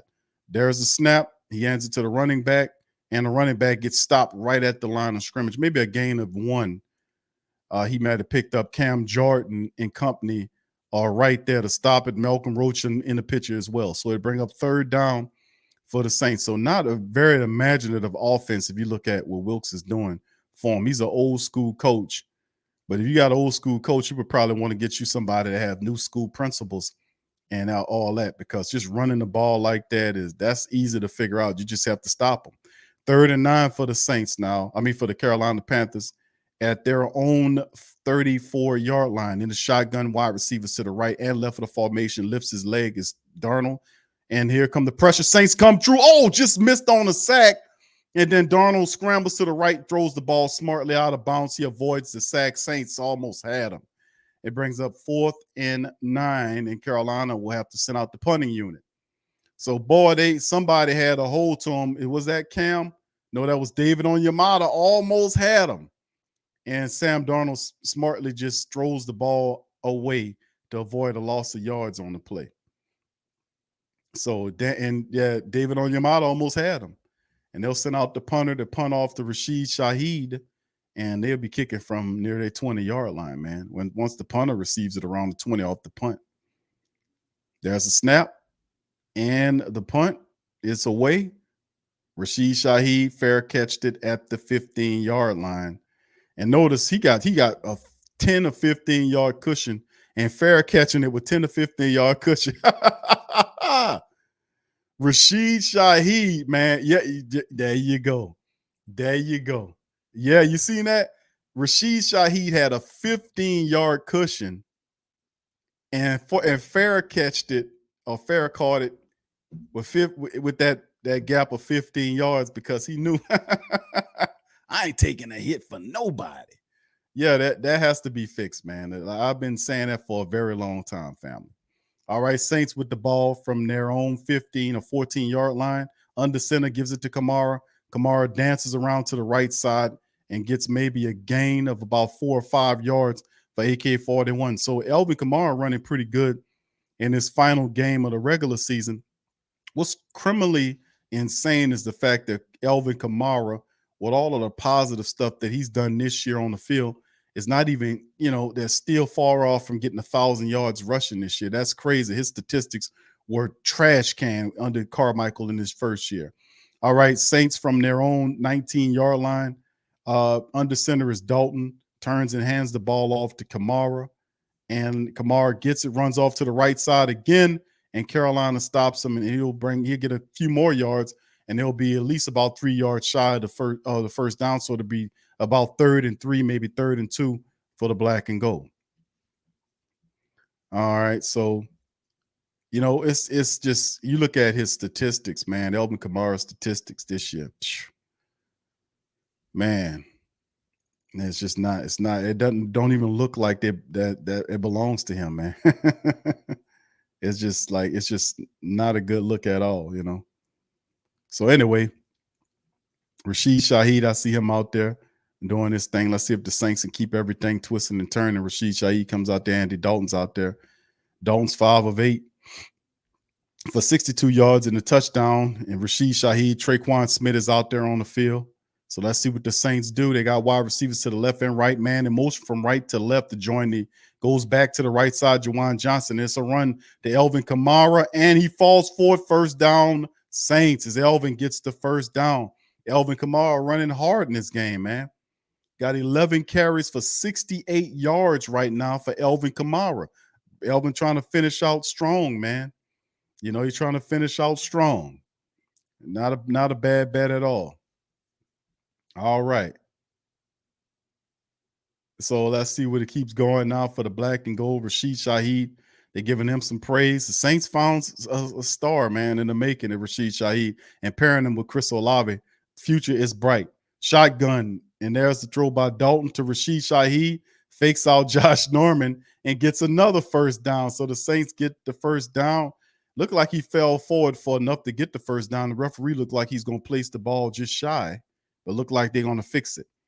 All right, and there's the throw to Rashid Shaheed. He just ducked right up under Josh Norman. Got the first down. Yeah, Josh Norman is just, I don't know. I don't know why they brought that guy back. But anyway, the Saints get it from their own 35, under center, Dalton with the snap, balls out, throwing it, and he finds Rashid Shaheed upfield again, and gets to the inside of the Panthers territory. So he's starting to find Rashid Shaheed, and they're cooking Josh Norman. He turns right up inside and gets the ball right at the 44, I want to say 45-yard line of the Carolina Panthers. So they're in Panther territory, and that's a bad move for them to keep Josh Norman, to put Norman on Rashid Shaheed. I don't know what they're smoking, but hopefully they keep it that way. So they're from the Carolina Panthers' own 46-yard line. That's the runoff to the right-hand side, and he's going to get at least a gain of about 6 yards on the pickup on the play. So the Saints are moving the ball pretty well as Chris Olave gets his 1,000+ yards. Like they're showing the graphic of both the Saints wide receivers and Chris Olave and Rashid Shaheed. The future is very bright for both of these talented wide receivers, especially for Chris Olave and Rashid Shaheed. They finally found him, and hopefully the Saints can allow Kirk Merritt an opportunity to do his thing, and Lucas Krull. These are other fantastic free agents or undrafted guys that we have as well. Saints up to Panthers 39-yard line, and Taysom Hill keeps the balls running off to the right-hand side of the line, and he gets all the way down to about the 28 or the 29-yard line of the Panthers. So Taysom keeps the ball and rushes to the right and gets there. So, and they go in the game break. The Bills beating the Patriots 14-7 right now. So let's keep it going, man. 1st and 10 for the Saints. Andy Dalton in the game. He's in the huddle calling the plays. He walks up to the line of scrimmage. 8:55 and counting down. Carolina looked tired. The defense looks tired. Dalton under center. Got Kamara behind him. Pressure coming. Dalton throwing off his back foot and incomplete to Marquez Callaway. All right, Dalton throwing off his back foot. The pressure came toward him, and he just lobbed it toward the sideline for an incompletion. All right, so they'll bring up 2nd and 10 for the Saints right now to see what goes on. Yeah. All right, so Dalton walks up to the line of scrimmage anyway. Yeah, you seen that, Carla? A Callaway sight now. It just ain't been shaking for Callaway, man. Like I said, somebody asked me at the last SQ, what's up with Callaway? I said, I don't know what's up with Callaway. Maybe it's got something to do with Rashid Shaheed just ran right past him. And there's the running play for the Saints, goes to the running back. I can't tell which one it is. I know it ain't Kamara. It is Kamara. And he gets not much on the run to the right side of the line. Not much shaking that time around. Maybe a gain of 1, maybe 2 yards to bring up 3rd and 8 for the black and gold on the play. So we'll see what's going on. The Carolina Panthers defense was able to read that play and meet Kamara right there and get him and get him down. So not much happened on the play as Carolina was able to get there and make it happen. 3rd and 8 now for the Saints in the shotgun. 3 wide receivers to the left of the formation, 1 to the right. Running back is behind the quarterback in the shotgun. Saints at 3 or 5 on 3rd downs. As the snap, they toss it to Kamara to the left side of the field. And Kamara, what kind of call was that? But Kamara almost gets the first down, though. He's 2 yards shy of the first down. And if you the Saints, you would go for that. I would go for that on there. Well, we'll see what they do. Kick the field goal, take the points, or should they go for it? So Kamara off to the left side of the field, broke a tackle, and got almost all the yards. And the Saints are going to go for it. 4th and 1. Saints going for it, Dalton under center, and the Saints are going to try to see what they can do. Carolina is there, and they stopped the Saints totally. Carolina lined up in the box. Penetration is gotten, and they stopped the Saints on 4th down. A lot of penetration on that play. 3 guys were able to get through the Saints defensive line, and they met Elvin Kamara, and they just penetrated right up the center of the Saints defensive line. But you seen sorry ass James Hurst tumbling down at the bottom of the screen. But yeah, penetration right up the middle. If you're going to go for it on 4th and 1, you got to hold your blocks and push. No push was performed, and they got penetration right up the center, which forced Alvin Kamara to the right a little bit further, and then 3 guys penetrated, and they were able to get him in the backfield, so they saved the day. Yeah, Saints couldn't get it, man. They allowed that penetration. All right, so anyway, man, let's keep it going, man. Paul says Saints O-line still stinks a lot of times in run blocking and pass blocking too. A lot of backups on that line right now, bro. A lot of stinking backups on that line right now that are not consistently good. You know, a play here or there, but not consistently good. Rose says now you want to go for it on 4th down, but don't put Taysom in. Yes. Derek says love you ain't. He said Lovu ain't stopped that whole defense. Saw the run. I saw the rush before it happened. No timeout. Bad coaching. All right. Ryan says everyone forgot Callaway caught that beautiful one-handed over the head snag for a TD against Carolina over this year. Yeah, I remember that. But it's too far and few in between, bro. But you know, Callaway's there. I just think Rashid Shaheed stole a lot of his thunder, stole a lot of his light. You know what I mean? He stole a lot. He just ran right past him. I mean, literally and figuratively. It just took the job. Kevin said, what was the formation, family? Pete Carmichael is calling Nord plays. Spin them out, take them all. He says, spin them out, take all those men out the box, you big dummy. Yes, indeed. Khalib says, what kind of call was that? Carmichael needs to be gone. Ramon says, why call audible toss, then go for it? Yeah, I know, bro. You know. Well, listen, the call to go for it on 4th down wasn't a bad call, but what you lining up. Number 94 got penetration right up the center there, and that forced the play a little wider than what it was supposed to. All right, so here we go. Carolina gets the ball. They hand it to the running back, and he gets every bit of about 8-9 yards on the run on the Saints defense. So remember these tough runners like Foreman and Hubbard, these guys, you got to watch out for these guys in the second half of the game. That's when it's really started adding up, because right now Carolina is not really running the ball effectively. You know, they're not mixing their plays well right now. The offense is still off a bit, but the power running attack that this team employs don't really start adding up until the second half, when defenses be tired of tackling these heavy backs. And there's another run to number 23. The Saints eat them up in the backfield, and that'll bring up 3rd and 2. No gain is to New Passanio, and others meet the running back, and it'll be no gain for the Carolina Panthers. So Saints defense step up big to New Passanio is on the stop, and they got a gain of 1 as Foreman runs off, and I'm pretty sure Hubbard will run onto the field there, so they get the penetration to stop the play. Can the Saints stop them on 3rd and 1? They put another heavy running back in there. All right, Darnold under center is a QB sneak, and Sam Darnold gets the first down. He gets the first down plus a couple of more yards on a QB sneak by the Carolina Panthers. So they get the push that they needed. and they resituate the offensive line and power through. You can see Roach landing on his side.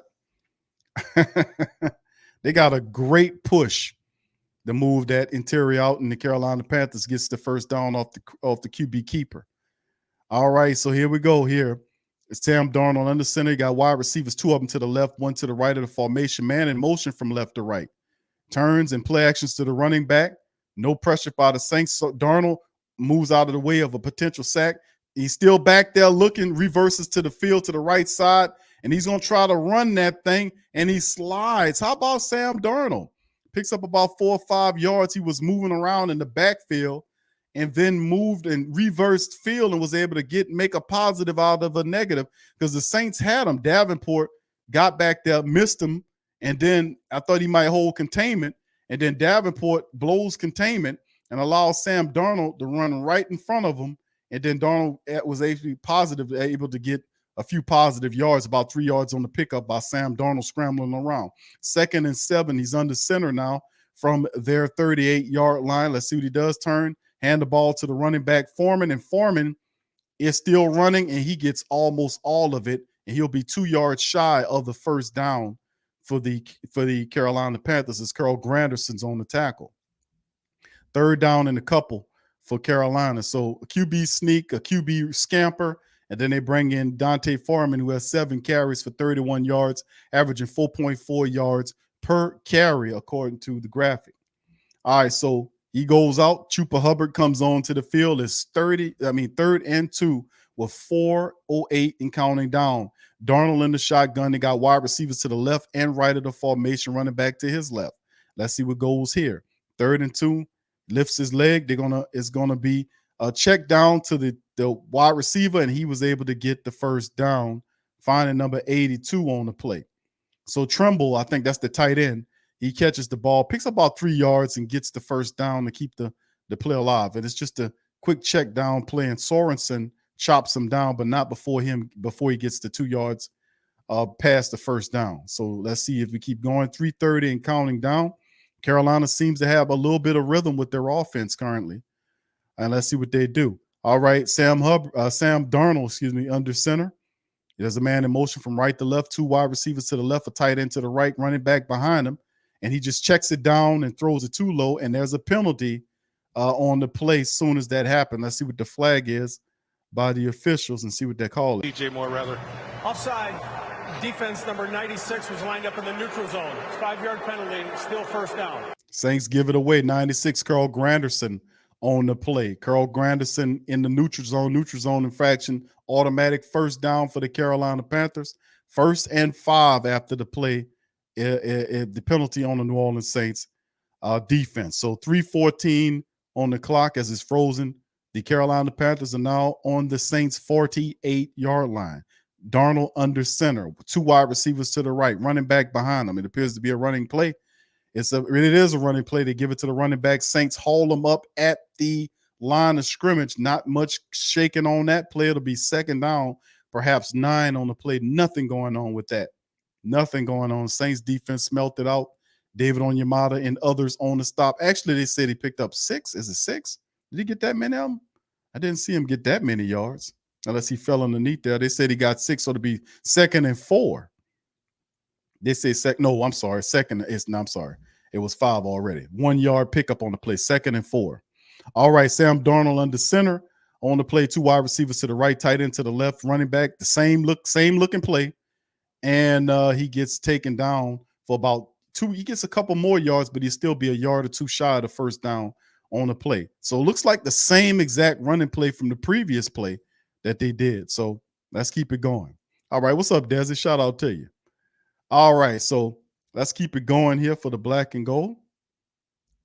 And one thing I can say about Carolina, they're not very imaginative, man. They're very old school, man. Just run. 3rd and 2. And they're hoping that it's 3rd and 2. And let's see what they do here. All right, they're going into a commercial break right here. 2:36 on the clock. It's 2-minute warning, excuse me. The 2-minute warning. They hit the 2-minute warning and they hit a commercial break right there. So anyway, with that being said, fam, it's the Carolina Panthers are trying to march on the Saints right here. Remember that style of what they do. It'll be a low-scoring game.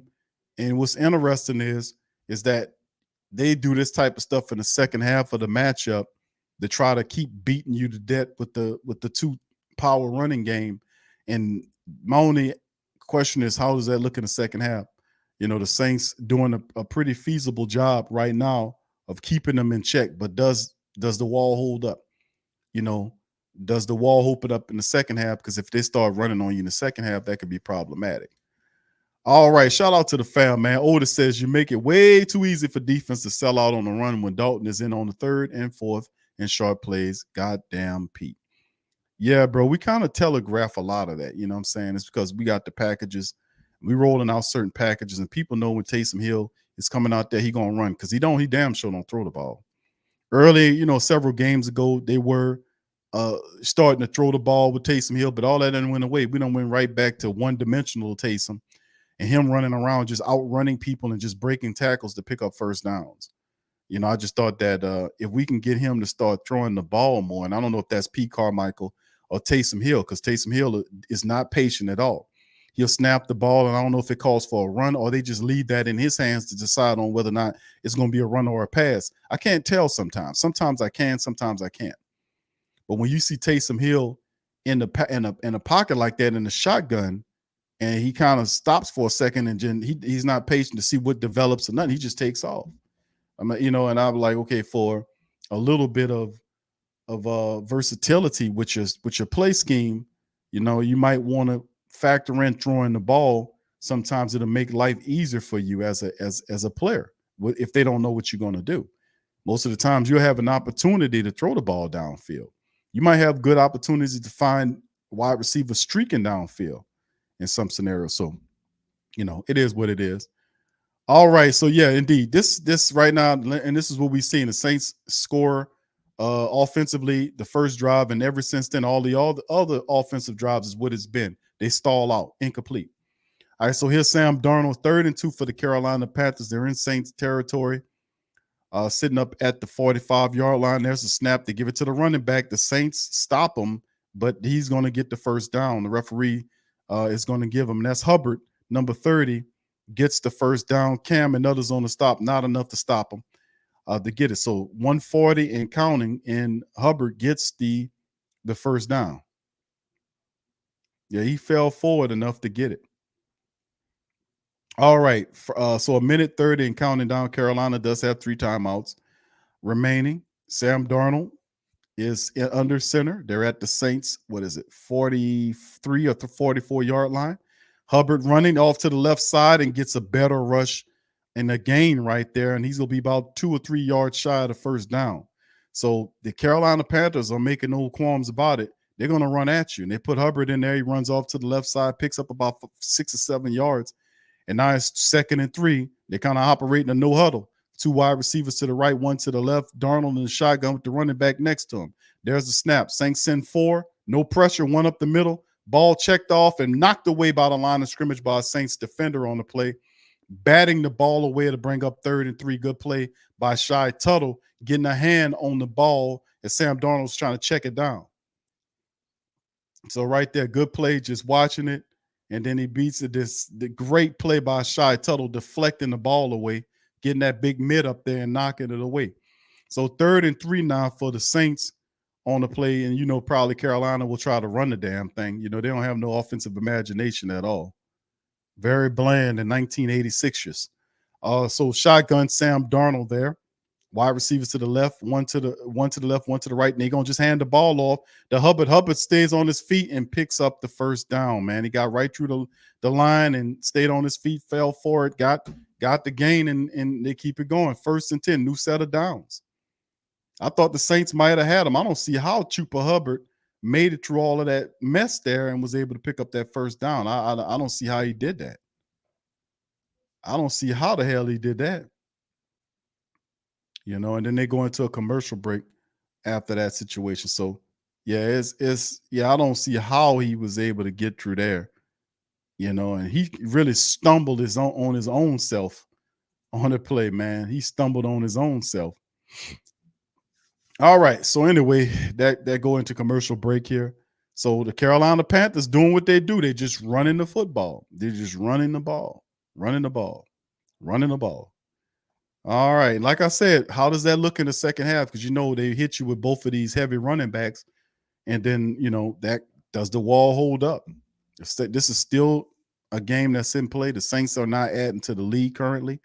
We have a botched offensive series that happened after the scoring series. We got a missed 44-yard field goal badly by Will Lutz.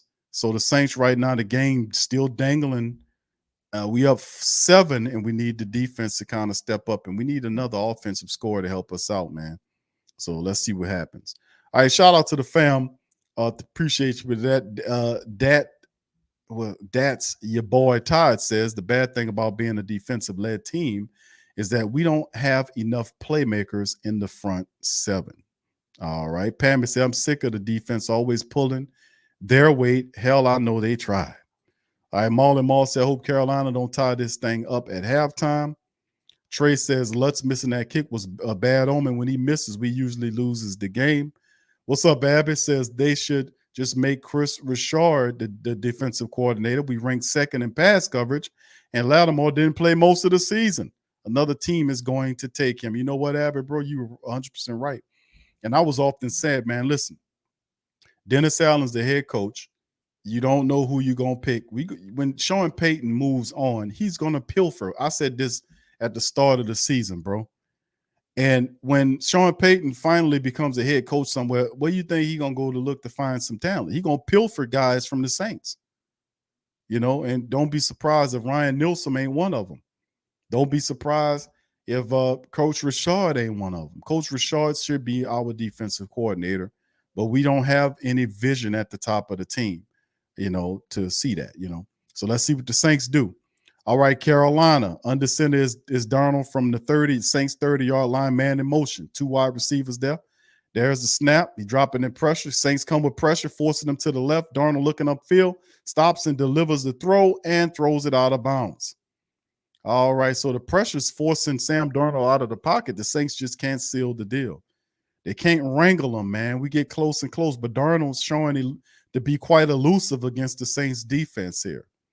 So let's see what happens. 2nd and 10 now for Sam Darnold. Gets into the huddle. The Saints defense trying to close the kibosh, trying to stop him and keep him out of the end zone here. And this drive, the graph is showing 10 rushes versus 3 passes. All right, you got a wide receiver to the right, 2 to the left. Darnold in the shotgun with his running back next to him on the right side, lifts his leg. There's a snap. Saints come with pressure, plenty of time. Ball thrown, picked off by Tyrann Mathieu. Tyrann picks it off, returns to the 20, to the 25, to the 30, to the 35, to the 40, and down to the 43 or 44-yard line.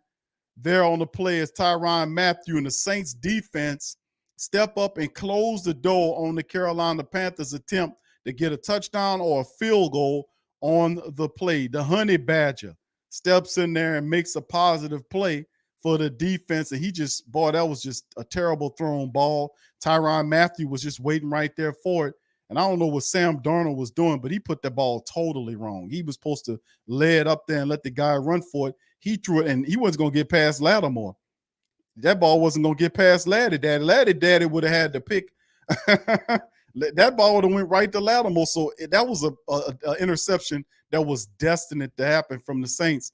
Because if the Honey Badger wouldn't have got it, Laddie Daddy would have got it. So, and then you got a big offensive lineman for the Carolina Panthers are down after that. So the Saints do a positive thing. We see old P.J. Williams there, man.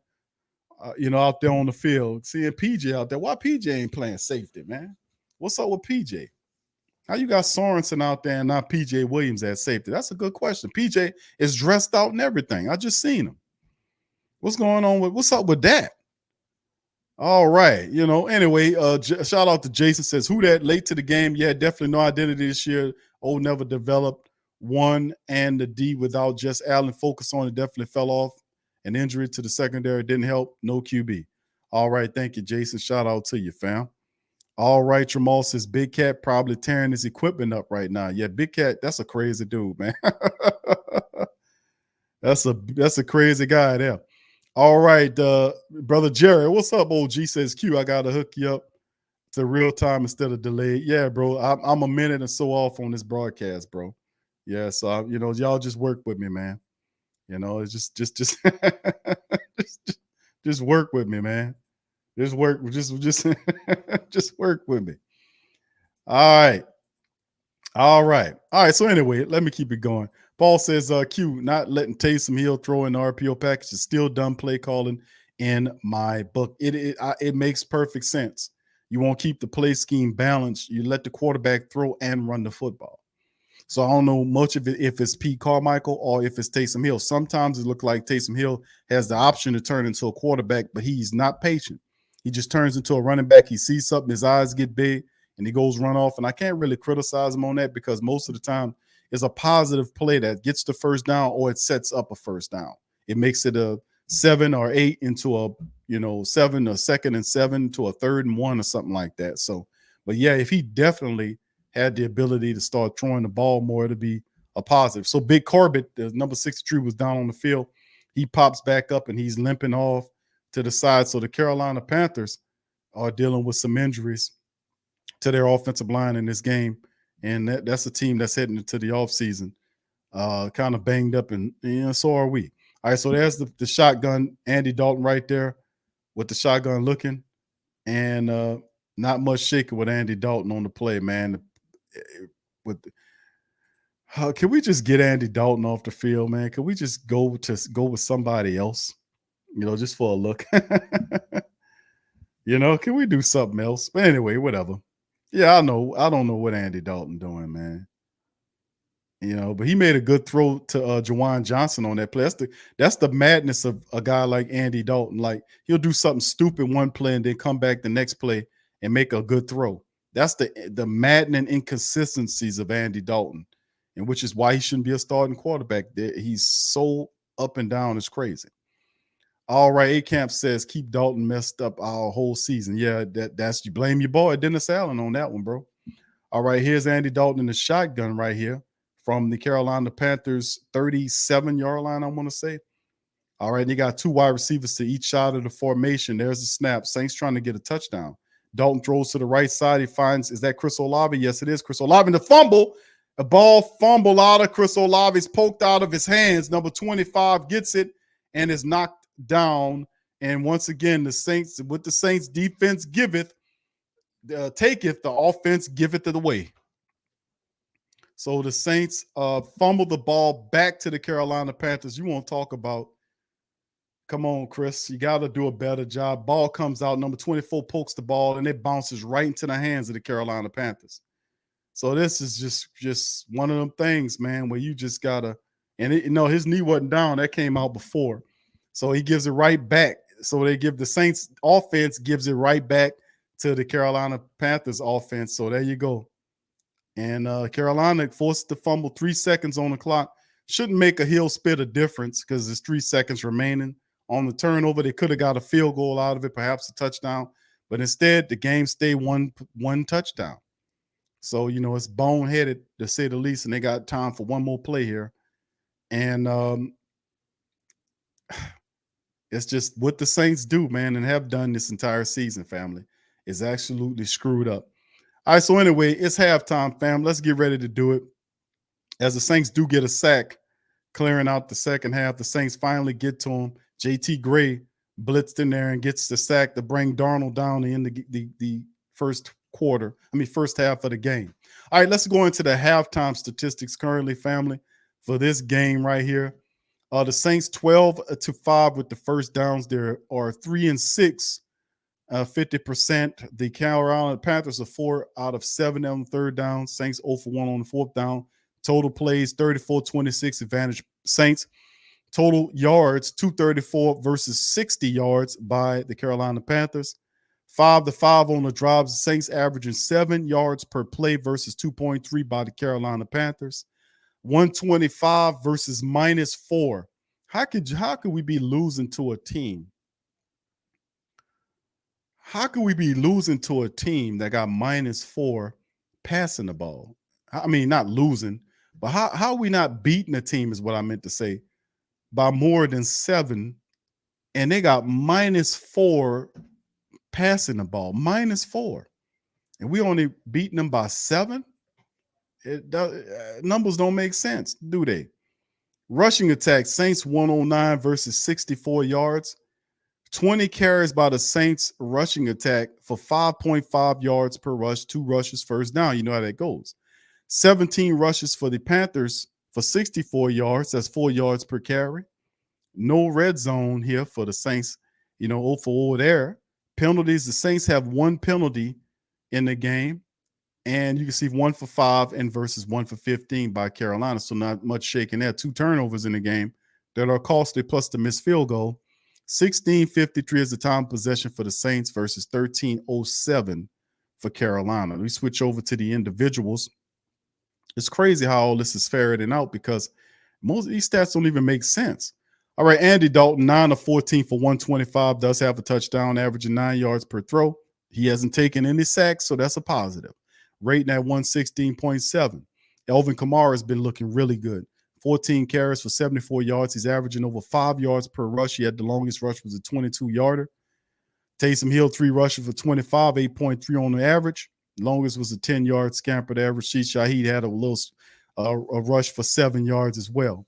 Chris Olave is the guy outside of the fumble has been having a solid game. 3 for 46 15.3 is the average. He had 1 touchdown, and over those 6 targets, Rashid Shaheed, 3 catches off of 3 targets for 34 yards, 11.3 on the average.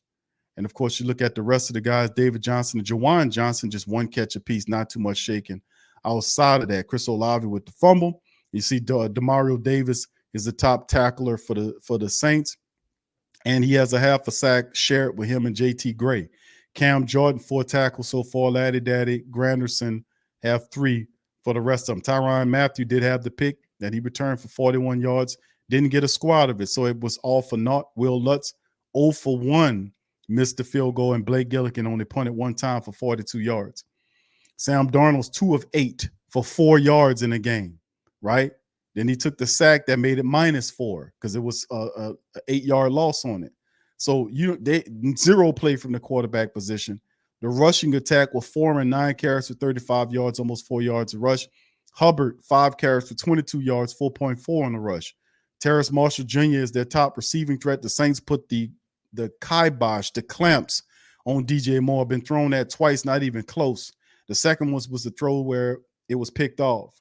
Laddie Daddy was all over him. If Tyrann Mathieu wouldn't have got that pick, Laddie Daddy would have got it. Not much shaking in the wide receiver game because the quarterback stinks. And, of course, Xavier Woods, the one who recovered the fumble from Olave. Josh Norman, Xavier Woods, Derek Brown are the top tacklers. No sacks have the Saints injured line gave up. That's a positive. No kicks, no interceptions, no kick returns, no punt returns, no kicking for the Carolina Panthers. And they do have 3 punts by Johnny Hecker, the former Ram, who has 3 for 145, almost 48.3, 48.3 yards per average. He put 2 of the 3 inside of the 20, and the longest was a 54-yarder. So not much shaking and baking for the Carolina Panthers right now, family, to be quite honest with you. And it is what it is as it stands at halftime, 7-0 with the Saints in this squad. So what could be said about the second half is, hold on to the ball. Could we get another score? Because it's such a low-scoring game. The Saints just need to put up, another touchdown, a field goal. You can see them winning it comfortably, maybe 17-3 or something like that. And they just need to get another score. I would say another 2 scores, but I don't think they get another 2 scores. I don't know what the offense is going to do, but this is just what we put up with.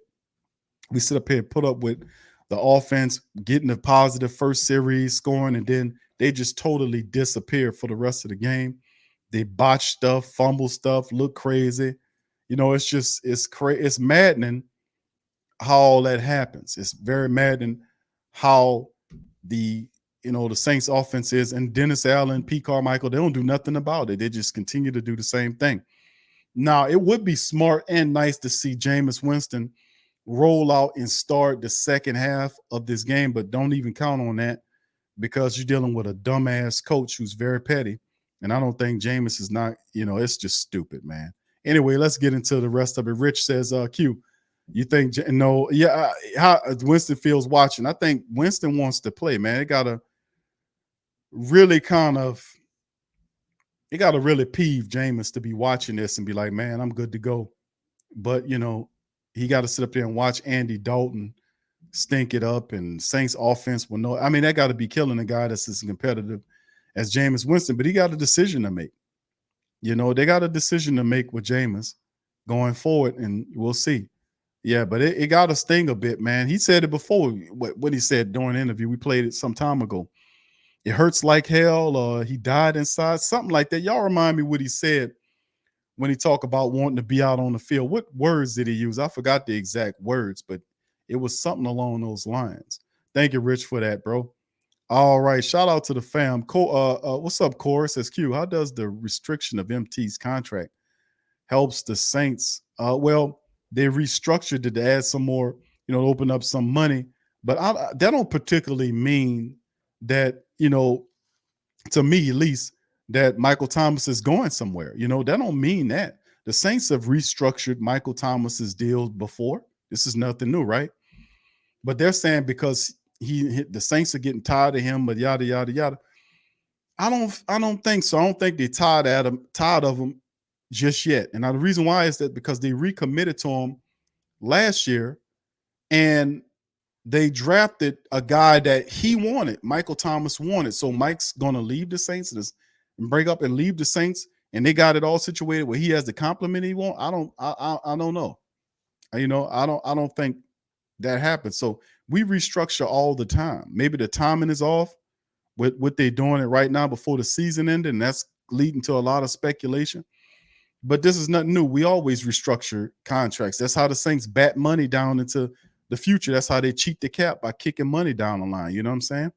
JT, shout out to you, bro. Says Q, blessings, family. When our 15 script is over, we are searching for plays. Yeah, they need to change, bro. They need to change big time, bro.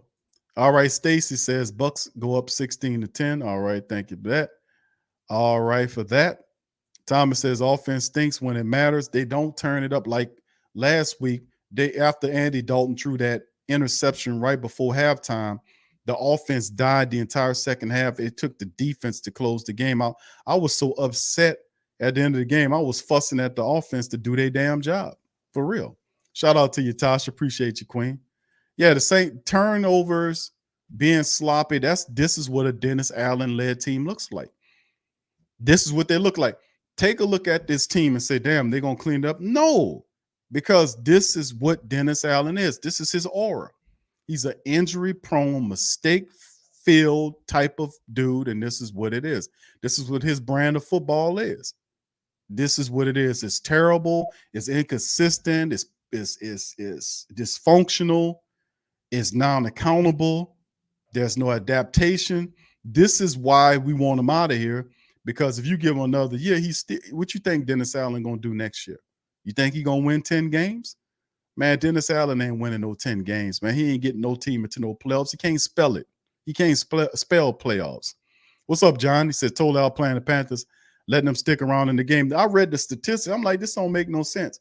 How are we holding these people to 60-something yards on the ground, and the quarterback is a -4 passing, and the Saints only winning by 7? How does that make any sense? It makes sense when you know who your head coach is. It makes sense.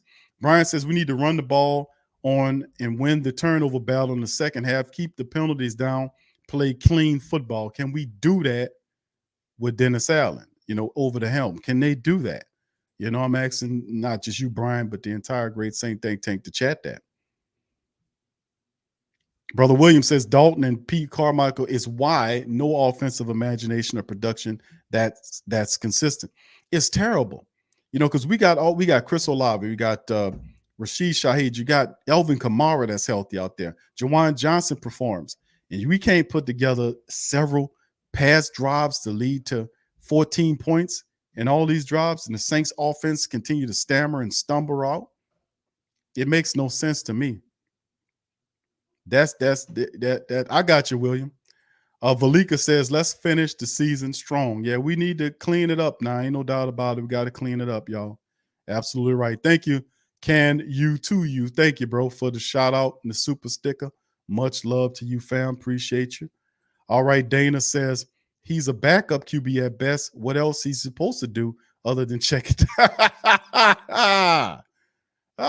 Shout out to the Queens, man. At the end of the day, he ain't supposed to be playing, right, Queens? Right? He ain't supposed to be playing. He's a backup.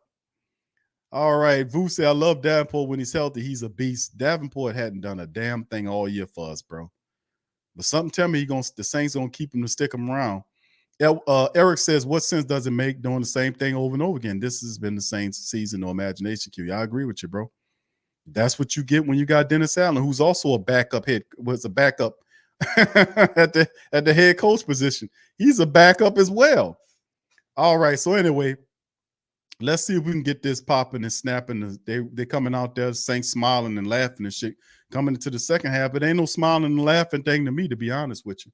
Ain't nothing funny over here for you to be stinking that bad, But that's what it is. Most of the time when the teams are doing well. So we're going to get ready to bounce back momentarily. Family, give me just a second. We'll be back as the halftime is about to start.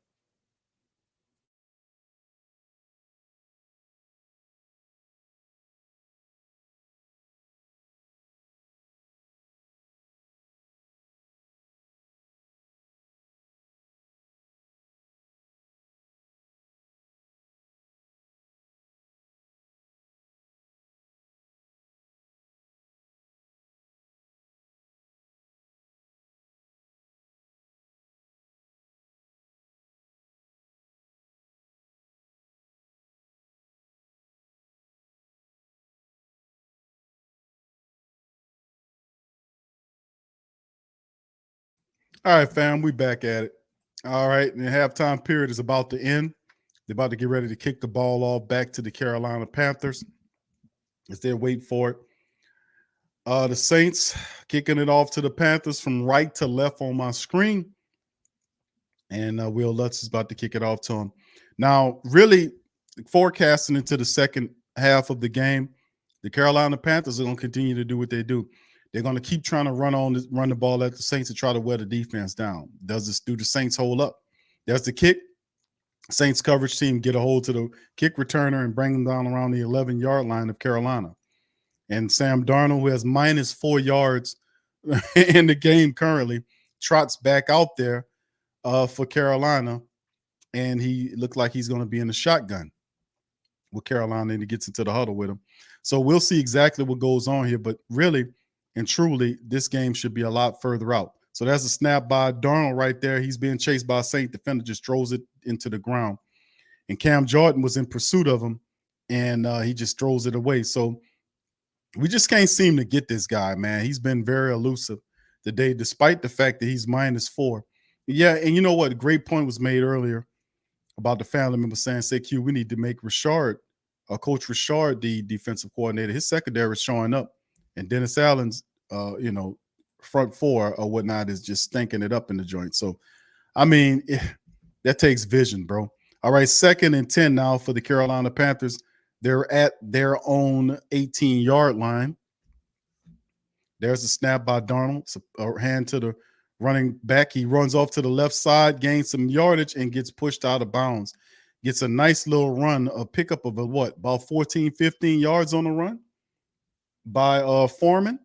And that's what I was saying. The Carolina Panthers are going to just keep running the football. The Saints should be quite aware of this. But this time around, they run off to the left side of the field, and he gets a good gain, picks up a good chunk of yards, and gets them closer to midfield. Foreman on the play gets his average up to 67 yards currently. So Carolina don't have much. They don't have very much vision on a lot of things, man. But, it is what it is as far as that's concerned. So let's see what it is. It's 1st and 10 as they get all the way up to their own 38-yard line. Darnold under center. He has 2 wide receivers to the right, 1 to the left. This is another running play, turns and hands the ball off to the running back, runs right up the center of the defense, broke several tackles, and gets about 13 yards to the 50-yard line on the play. And that's what question I asked to the Who Dat Nation. The question I asked to the Who Dats was, do the wall holes, because they're going to keep hitting you with the run. And you see he broke several tackles on that play and then was still able to get 13 yards, ran right up on him, ran over him, and picked up about 12 or 13 yards on the run for Deonta Foreman, however you pronounce his name. All right, so they're at midfield now. Darnold under center, got 2 wide receivers to the right. Hubbard's in there. They turn and hand the ball off to him. He running to the left side, runs over some. Oh, my goodness. Who was that he ran over?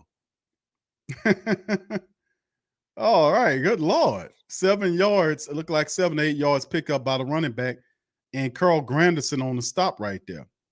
So there we go. The Saints are they're getting gashed on the running play, and that's what I asked. I said, do the wall hole. He gets 7 yards pickup on the play. So one heavy running back goes out. The next one come in, and they do a 1-2 combination on the Saints. So they're at the Saints 43-yard line right now. Darnold in the shotgun, 3 wide receivers to the left.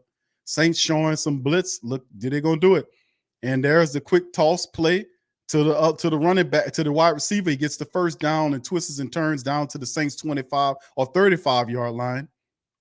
On the play, as Sam Darnold finds LaVista Shenault, and he's back in the positive now with 12 yards now on the in the passing game.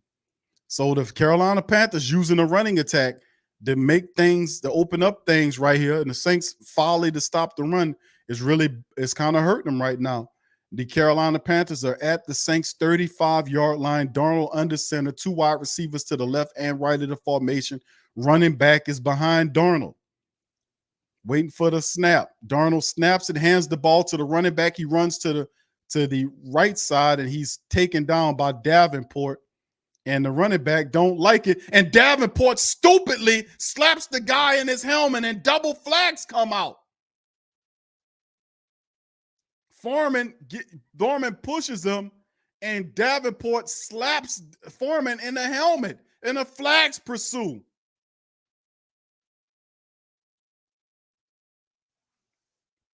And Foreman is talking. You can read his lips. Foreman needs to be thrown out of the game, man. He didn't like what Davenport did. He pushed Davenport. He talked smack to Davenport, and Davenport walks up to him and smacks him in his inside his helmet, and then Foreman pushes him back. So double flags come out. Dumb play by Davenport on the play, and we just talked about Davenport, and Foreman was highly upset. He was highly upset, and what is the play? We'll see what the call is going to be here. Let's see what the referee got to say about this here, because, man, this is crazy. Just stupid play by Davenport. Stupid. Let him talk. Why would you do all of that? Why would you say all that? But if it's, we'll see what the call is by the referees to see what's going on the play. So we'll see if anybody happened there. They had fouls on both players. There was a little bit of a shove, and it looked like Foreman with the open hand strike to the head. Whatever it is, if they have fouls on both teams, that'll offset and the down will count. But now we've got to be thinking about, okay, are they talking to New York? Is there going to be an ejection here? So that's the other part. Fouls, one by each team. Unsportsmanlike conduct, number 92 of New Orleans, he's disqualified. Drew Davenport out. Number 33 of Carolina, and he's disqualified. The penalty's offset. It's going to be second down. So, Dean. All right, so they threw Davenport out of the game. They threw Foreman, the best, their top rushing back, out of the game. So there you go. Davenport stupidly is ejected out of the game, slapping his helmet. And come on, Davenport, bro. Come on, man. That was dumb, man. That was dumb. And what a way to end the season for Davenport, man. What a stupid way for Davenport to end his season, man. All right, here we go. They're picking up from the 35-yard line. Shotgun Darnold. You got wide receivers to the left and right of the formation. Handoff to Hubbard. Hubbard runs right up to the middle, and he keeps it going. He picks up about 5 yards on the run for the Saints, and you got that dude need to get on up out of here, man. Foreman, you need to get on up out of here, boy, before you get your you know what whooped out there. All right, so anyway, let's keep it going right here. To the 29-yard line is at Carolina Panthers. The Saints 29-yard line. Darnold in the shotgun. He got wide receiver 1 to the left and 3 to the right. Lifts his leg with the running back there to his left in the shotgun. Waiting for the snap. And you got a little motion there. DJ Moore moves into the center of the field. Pressure comes. They fire the ball to Moore, who was in motion, and he picks up the first down and gets into the red zone territory. When I seen Moore go into motion, I knew the ball was going to go to him. So the Panthers, that is, trying to create something right here. And let's see if this sparks something. And DJ Moore was basically running around unguarded. And Sorensen seen him running and said, man, let me try to cover this dude. Really stupid play by Davenport to smack the man in the helmet. What a dumb way to end your season, man. What a dumb way to end your season. All right, they're at the 19-yard line of the Saints. Darnold under center. Looks like a running formation. If anything, turns and hands the ball off to Hubbard. Hubbard gets gain, is still on his feet, and gets about 7, maybe 8 yards on the play. Man, the Saints defense getting pushed around into the red zone, and Hubbard comes in and just keeps battering the Saints up the middle. Carolina know the Saints is soft up the middle. Look at that. He just runs right over him before he gets to the next level. Look at David Onyemata and them getting pushed back like that. That's a goddamn shame, man. That is a single blocker doing that to David Onyemata. All right, so here we go. 2nd and 4th now. They're going to keep running it. Darnold under center turns and hands the ball off to Hubbard. Hubbard gets he's chopped down shy of the first down, maybe some inches shy of the first down. It'll bring up 3rd and short for the Carolina Panthers. Saints defense is kind of willing now. The Carolina Panthers have a long drive, and they just beating on the Saints, trying to just continue to push the Saints and just bully them into submission. They don't have the 1-2 punch of Foreman and Hubbard no more, but Hubbard seems to be doing just enough. This is a 10-play drive that's 71 yards and almost 6 minutes long. So let's see. Carolina gets there. They line up. Darnold in the shotgun, two wide receivers to the right, one to the left. Hand off to Hubbard. Hubbard gets the first down again. So he falls to about the 8-yard line. And Carolina just keeps hitting the Saints with the run right up the center. They know that they soft. We know that they soft in the center. Everybody but that dumb bastard Dennis Allen don't realize how soft they are up the center. And he gets, so Carolina's very simplistic. They're just going to line up and keep using the running back. They keep doing it. So let's see what the rest of the team do here. They keep pushing it. So let's see. Hubbard's out there. He's going to get the full-time rushing duties. Darnold under center. Hands the ball to Hubbard again. And Cam Jordan says enough of this. He stops him at least a yard past the line of scrimmage. So they'll lose a yard on the play. It'd be 2nd and goal for the Carolina Panthers. So Cam gets some penetration. He beat the tight end. The tight end couldn't block Cam. They had the guy blocking Cam, and Cam just beat the tight end. Tremble, whatever his name is. He can't block no Cam Jordan, man. That's how Cam was able to get on through there and get that play. 2nd and goal, Darnold in the shotgun now for the Carolina Panthers. All right, 2 wide receivers to the right. You got a running back next to him, lifts his leg for the snap, and Darnold is going to keep the ball. He tosses it to Hubbard. Hubbard breaks 3 tackles, 4 tackles, 5 tackles, and gets stopped right at the 3-yard line. My goodness. So he was try to a little option there play, and he gives it to Hubbard. Hubbard breaks 3 tackles before he was pulled down at the 3-yard line of the Saints. So Carolina trying to keep it going. 1, 2, 3, 4, and then finally somebody broke 4 tackles. I mean, damn, man. They was just falling off of him like he was like somebody dipped him in Crisco grease. It was slipping all off of him. All right, 3rd and goal now for the Carolina Panthers. Can they get it? Man in motion is DJ Moore. Watch out for DJ Moore, the man in motion in the slot. Shotgun, Hubbard, Darnold keeps it and goes in, and it's a touchdown. Sam Darnold, and it's a fumble in the end zone. It looks like it's a fumble, and the referees haven't made the call yet. Let's see what it is here. They're saying Darnold fumbled the ball in the end zone. My goodness, man.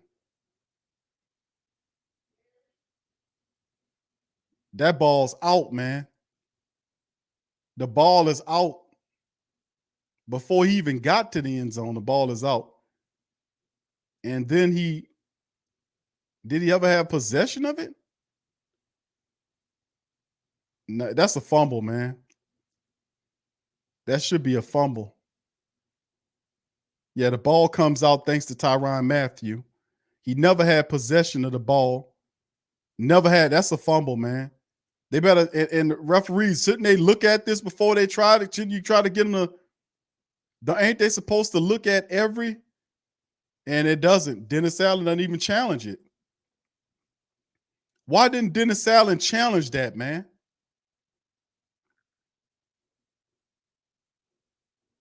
Why didn't Dennis Allen try to challenge that fumble?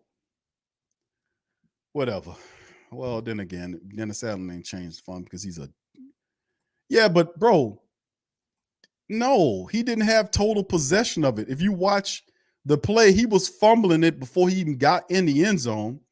Then when he grabbed the ball, he was supposed to have possession of the ball through him getting up. He didn't have possession of the ball. Like, he didn't complete the cycle and get up with, you see, he didn't do that. It was never totally in his, whatever. Oh, they didn't recover it? I thought this didn't say, oh no, they didn't. Okay, they recovered it. Looked like a Saint player. You know what? Whatever, man. Whatever. Panthers recovered. Thank you, Sir Rogers. He said I thought the Saint looked like the Saint player recovered it. Whatever. Whatever. I'm so done with this shit. Brother Tom says, Q, big nose tackle, bruising running back is the first needs of the next year and a new head coach. Yes, sir. Indeed, I was about to tell you that when I was like, hold on, don't forget the new coach now.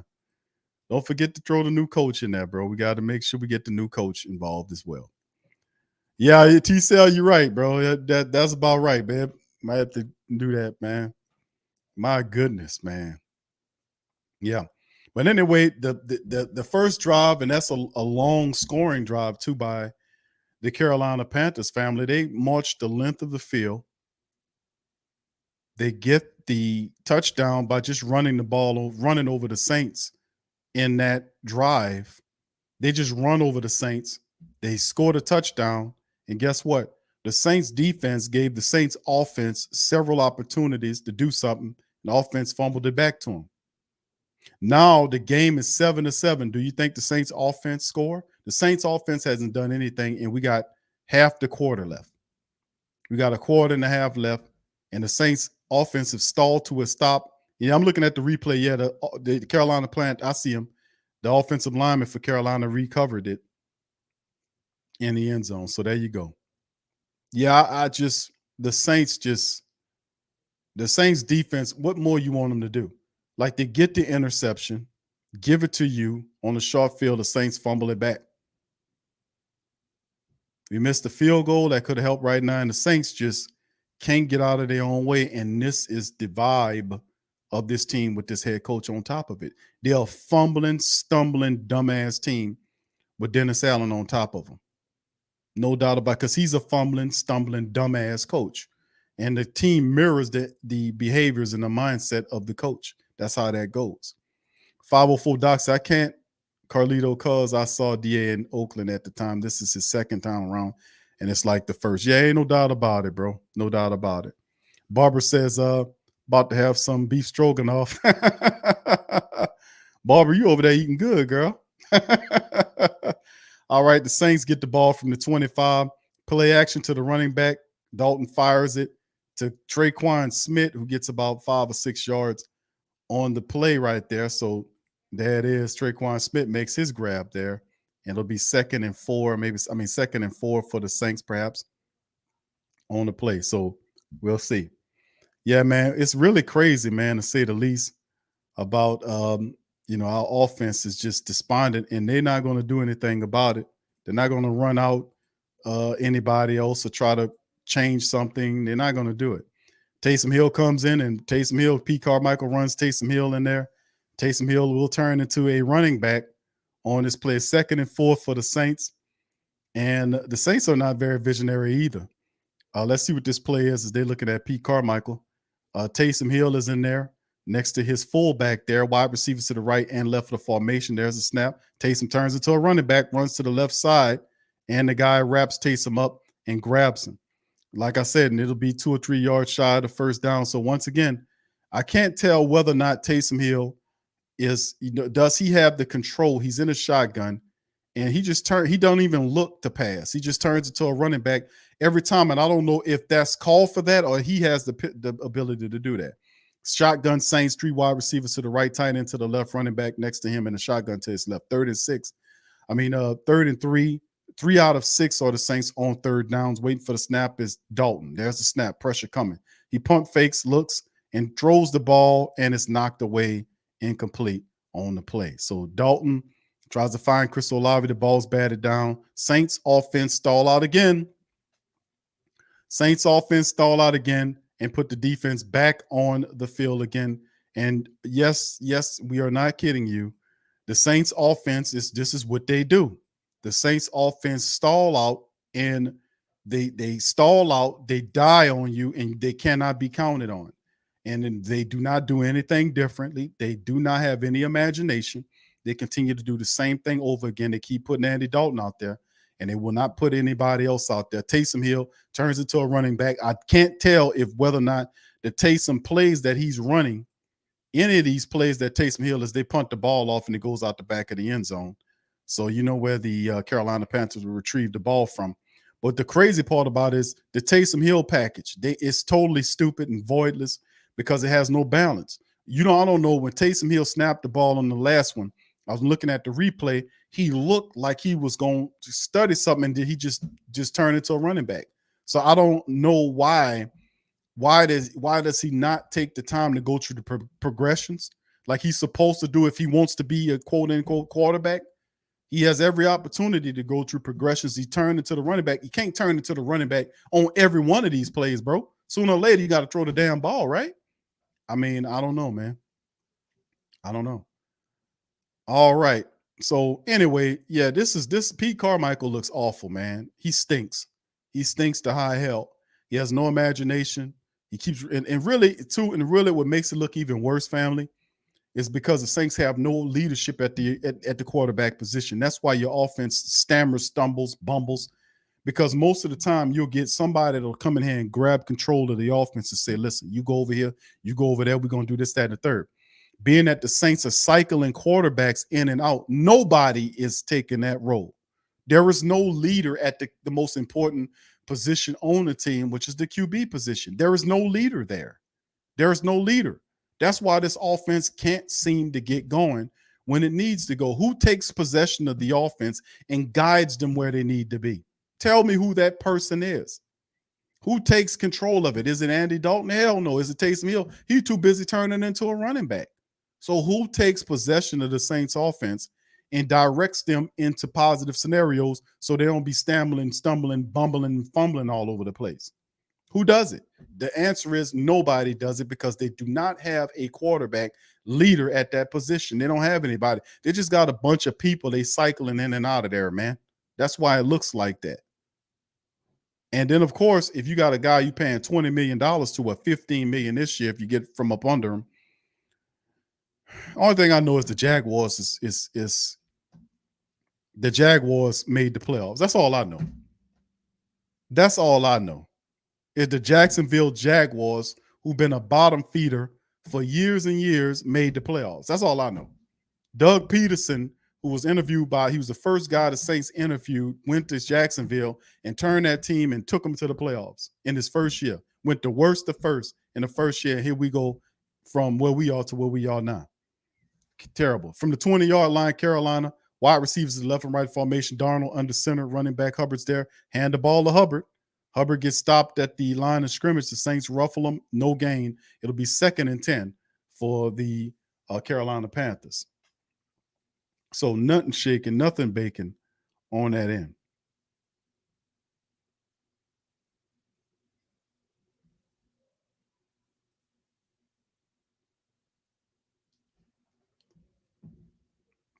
Hubbard runs off the field.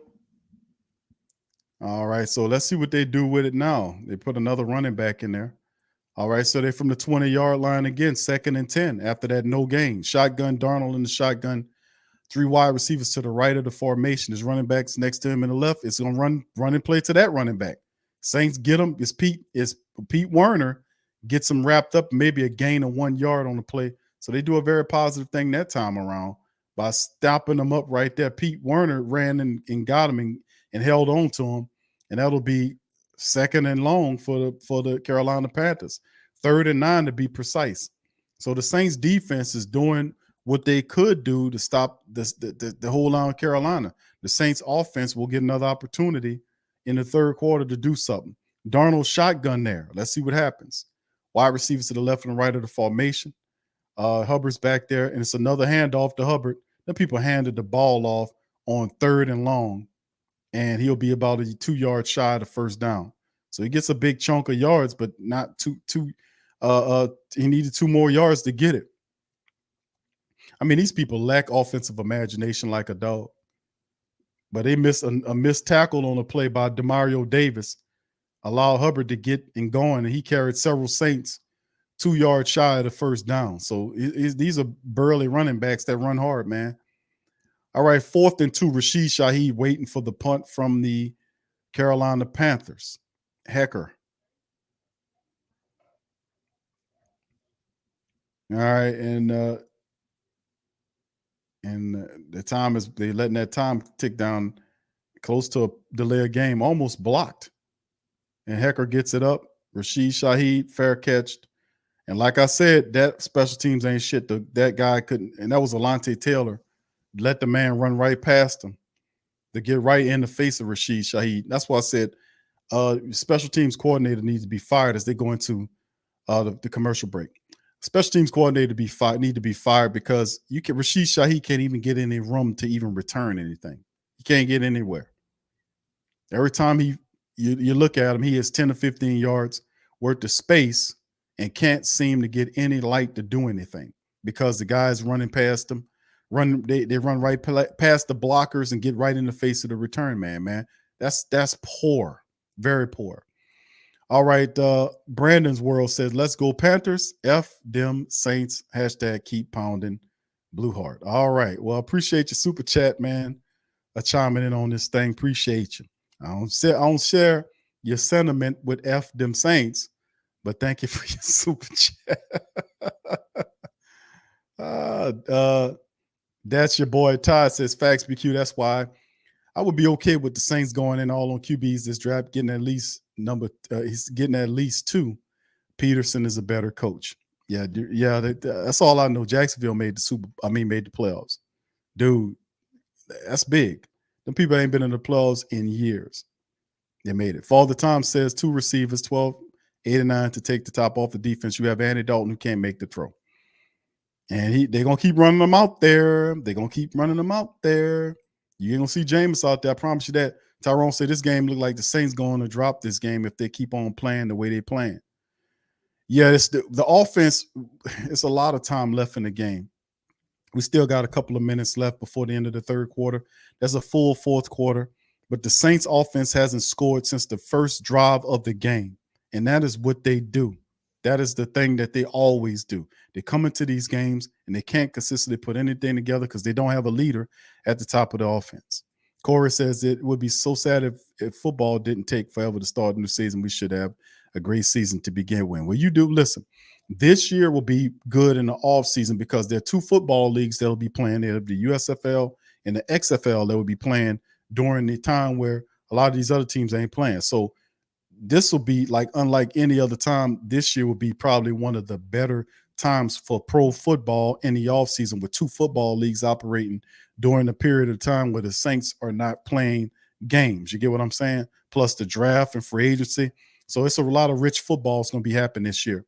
All right, the Saints from their own 26-27 gives it to Alvin Kamara, and Kamara kind of dancing a little bit inside there and gets a gain of maybe about 7 to 8 yards. He'll be shy about a yard or 2. It'll bring up 2nd and 1, maybe 2nd and 2 for AK-41, getting that, making it pop. Alvin up to 83 yards rushing right now. 2 minutes and counting down. Let's see if the Saints can turn this into something positive. All right, they all huddled up with old man Andy. Check down Dalton there. Let's see what the Saints can pull out here and make happen. All right, shotgun, Saints at their own 35-yard line. There's the snap. Dalton, that's Taysom Hill. I'm sorry, hands it to Alvin Kamara, and Kamara gets right up to the first down. Did he get past the marker for the first down? They're saying yes, he did. So he got enough just to get the first down on the play on the draw. And it'll give the Saints a new set of downs. No, they said it's not. He didn't get enough. They took it back. At first, they said first down, and they're saying 3rd and 1 that he didn't get it.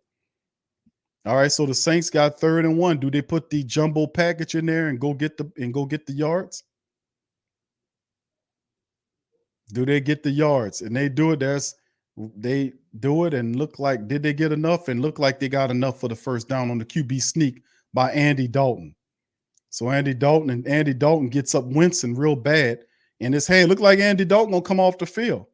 Andy Dalton, something wrong with his hand. Looked like he got the first down. And the guy just pulled Andy back, rustled him back, and then they pushed him back. But he held on to the ball. But he's flexing his hand. Something wrong with his hand. So let's see if he's all right. They're gonna bring out the sticks to see if they're gonna measure it to see if it's a first down. Looked like a first down to me. And they're gonna put it up there. And no, they says nope, it's inches. I'll go out there and get it. Go tell them to go get it. Go get it. Go get them inches. Go get it. But something wrong with Andy Dalton's hand. He was clutching it and working his hand like something was wrong with his hand. So I don't know if that's enough to keep him out of the game, unfortunately. 4th and inches for the Saints after the measurement happened. Looked like they had it to me, but they measured it and said, "Nah, they did short. They're gonna send Taysom Hill in there." And the Saints need, if they can't get this, then you need to call it a quit.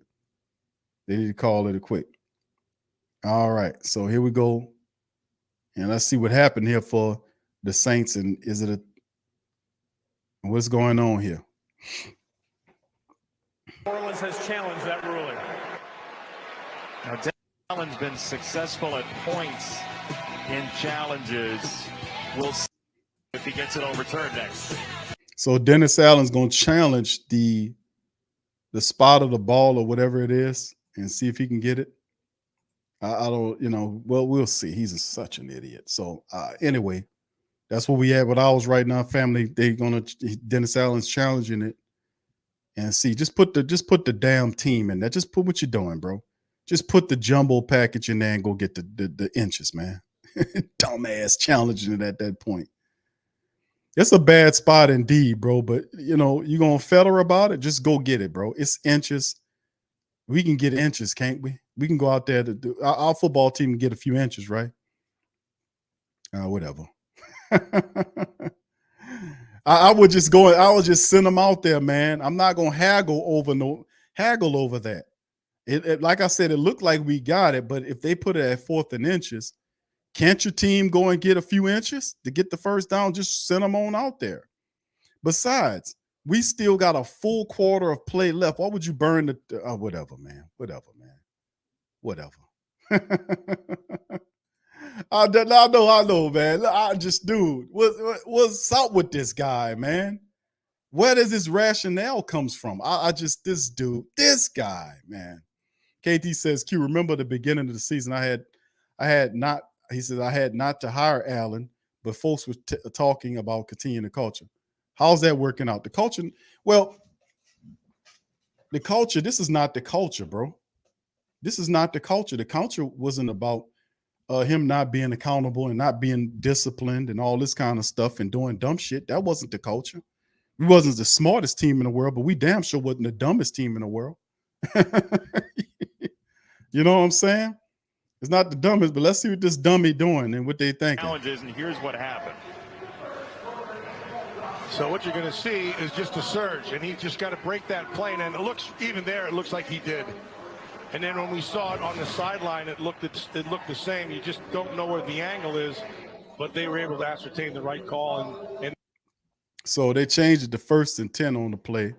Let's keep it going. So it looked like they're saying it's a first down on the play. So let's just keep it moving and grooving on the play. So they challenge it. It works. Let's just get it going, man. Let's just keep it going. Dalton's back out there. Under center, 3 wide receivers to the right of the formation. Running back behind him is Alvin Kamara. The tight end, Juwan Johnson's on the left side of the line. Dalton's under center, and it's more than likely going to be a handoff, and it is. And Kamara shoots right up the middle and picks up about 3 or 4 yards on the play. It'll leave about 6 yards or so left to be looked at. But Alvin Kamara's been running pretty good. See big Trevor Penion's out there. 17 carries for AK-41 for 86 yards on the play. And Pinion is just looked like somebody stepped on the back of his foot on that play. All right, shotgun for the Saints, 2nd and 7 right here, Dalton. And he just throws it real quick to Chris Olave, who makes the catch, and he's a couple of yards shy of the first down. So it'd be about 3rd and 2 as Dalton finds Chris Olave to the left side of the field quite quickly before he's wrangled by number 24 and tackled, and it'll leave 3rd and 2, maybe 3rd and 1 for the Saints to do. So let's see if the Saints can do it. I mean, to tell you, man, they don't look – the offense just – I can't believe we stuck with Andy Dalton this whole year.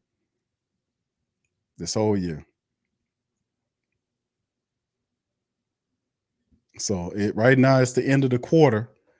Right now 7-7. Right now is the game, and Saints offense marching. Let's see what we can do, man. See what we can do.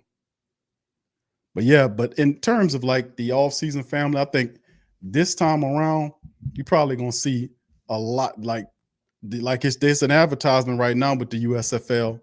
It's going to be a plan. So to be honest with you, we should see a lot of football, good football, the USFL, the XFL, they'll be playing. I don't think at the same time. I think one starts before the other one. So we'll get some professional football in the off season along with the Pelicans. If you're a Pelicans person like I am, you'll get to see that as well. Several, I'm a boxing guy, so seeing a lot of the fights as well. So at the end of the day, we're going to have plenty of pro football during the off season to look at outside of the regular stuff. You know what I'm saying? Like the off season stuff, the draft and the free agency period and all that kind of stuff. It should be still fun to see that. And of course, the cool thing is the USFL has the New Orleans Breakers in it. So we'll be able to see some more breaker football, as they had a pretty decent team going into that thing. So that was pretty cool too, seeing that. So yeah. Anyway, shout out to the fam, man. How y'all doing, man, in this thing? Can you too? You says we're going to need a running back next year. Kamara going to be out 6 to 8 weeks games. Yeah, we'll see. I don't know, man. I don't know. Yeah, that's right. That's right, KB. Trevor Pennon. There you go. No Pinion. Trevor Pinion. That's the you keep turning. Pinion keeps turning. All right, so anyway, with that being said, man, let's see. Todd says the fact that we went so hard after Watson says everything we need to know about our QB situation. Yeah, what are we looking like outside of that? What we have? If that's the stake and you treat Jameis like shit during the season, you think he comes back? Going to be interesting. But anyway, the fourth quarter starts, fam. Please feel free to hit the like button for me. Hit the like button if you hadn't hit it. Hit the like button. Hit the subscribe button as well. We up in this thing. Black Preacher Man, sports fan, Khalif says, I'll be glad when this horror is over. Go Breakers. Also, go Pelicans. Yeah. No doubt about it. This is terrible. Paul says, Q, you think the Saints will keep Benjamin? I would be inclined to look at Benjamin. He wasn't a bad pickup for the Saints, to be honest with you. So yeah, he's cheap. He's a scat back with speed. Wouldn't be bad. All right, here we go. 3rd and 2 now for the Saints. Could they get it? Dalton under center. Wide receivers to the left and right. Elvin Kamara is there. Quick check down to Taysom Hill. And Taysom Hill looks like he's short of the first. Yeah, he's about a full yard shy of the first down. On the play was a quick strike pass down the line of scrimmage from Dalton to Taysom Hill. And the Carolina Panther people seen that shit and snuffed it out right off the bat, and they didn't let nothing happen with that. So there you go. So the Panthers snuffed that out and stopped the Saints cold turkey on the play. So, man, let me tell you something, man. Saints going for it, 4th and 1 here to try to get the first down. Let's see if they can get it. Power wide formation, mano a mano, and they draw the flag. They draw the flag on the play, and there it is. Defense number 95, 5-yard penalty results in a first down. So there it is. So big number 95, Brown, encroached, and the Saints get them to draw them offside, and they get to settle down. So there you go. There you go. So the Saints get the impatient. Yep, he touched him and everything. Yeah. He reached across there and touched him on the shoulder. Yeah, he left it on there too. I'm like, damn, bro, y'all ain't gonna call that? All right, so that Saints at the Panthers 49-yard line. Taysom Hill is in there. He hands it to Elvin Kamara running off to the left side of the game. It looked like a flag is out. Looked like it might be. Is it against the Saints or is it against the Panthers? Holding. Offense number 82. 10-yard penalty. Still first down. There you go. So it's against the Saints that'll back the Saints up on the play.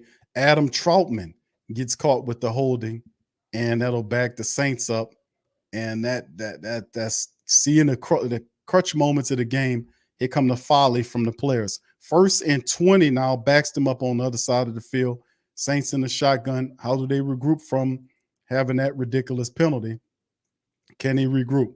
Shotgun for the Saints. Wide receiver to the left and right of the formation. There's the snap. Andy Dalton backpedaling, looking, taking a shot downfield. And where in the hell is Andy Dalton throwing that damn ball? Andy Dalton just threw the ball to no man's land. He just threw it out there to no man's land.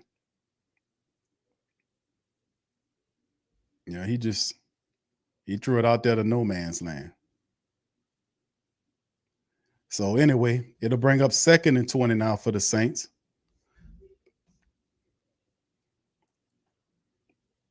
Game still pretty much in play for both teams now, tied up 7-7. Saints act like they don't want it. Shotgun for the Saints, backed up to their 41-yard line. Wide receivers to the left and right of the formation. There's the snap.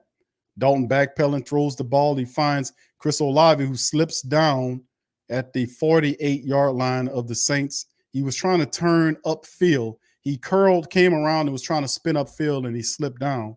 And they just touched him down there around the 48-yard line of the Carolina Panthers. He's still 10 yards shy of the first down.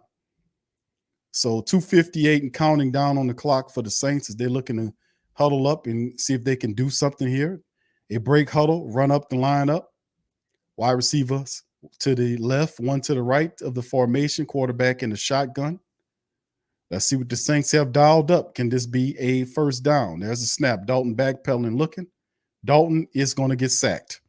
He goes down and gets sacked. And there it is.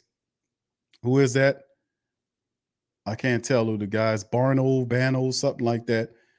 Beats Landon Young from the left side there, or from Andy's right side rather. And they just beat Troutman. What was that, Troutman? What was that, Troutman? Troutman just backpedaled himself. Whatever, man. So with that, the Saints take a sack and lose 9 yards after the penalty and forces them to punt. And Troutman gave up a poor-ass block situation. The dude just pushed him out of the way. He backpedaled, and the guy got the sack on Dalton. And Carolina gets the ball back. The guy just threw Troutman's sorry ass out the way and went and got the man. So there it is. We're going to commercial break on the play. Saints offense stumbling and stumbling like they've been doing all season long. Stumbling and stumbling. Joyce says, can't let Taysom throw much. DA doesn't want folks to figure out he's a QB. There you go. All right. C-Style, the motivator, says, what kind of throw was that? Oh, man. I know KB, baby. You know, what am I watching? You are watching garbage is what you're watching, Queen.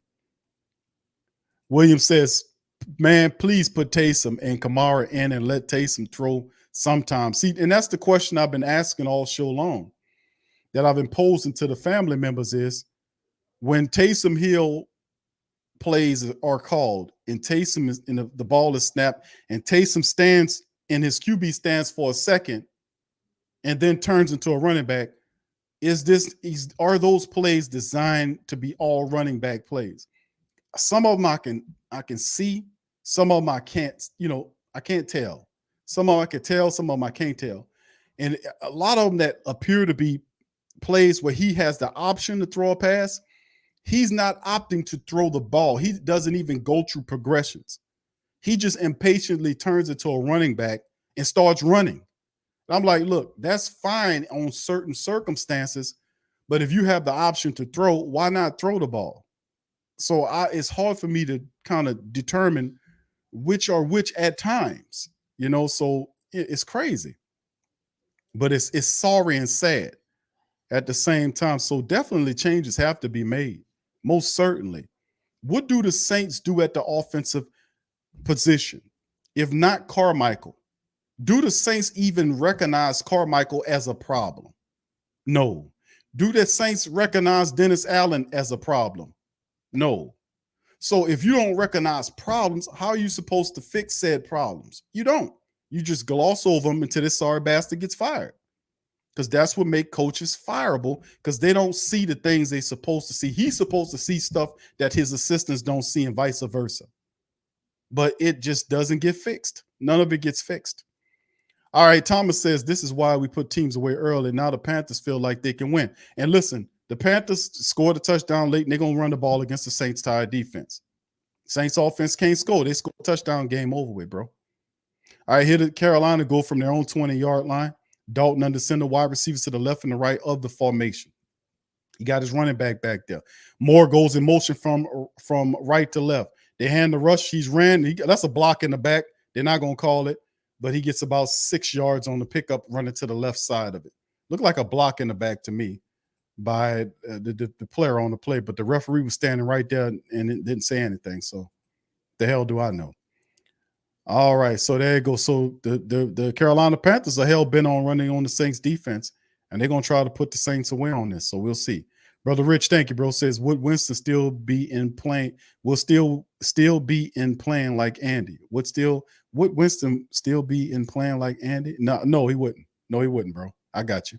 Shotgun for the Carolina Panthers from their own 26-yard line. That's a snap, goes to the running back on a dive play, and he gets wrapped up. Maybe nothing shaking on that play. So it brings up 3rd down and maybe 3 or 4 yards. I want to say for Carolina, what they do.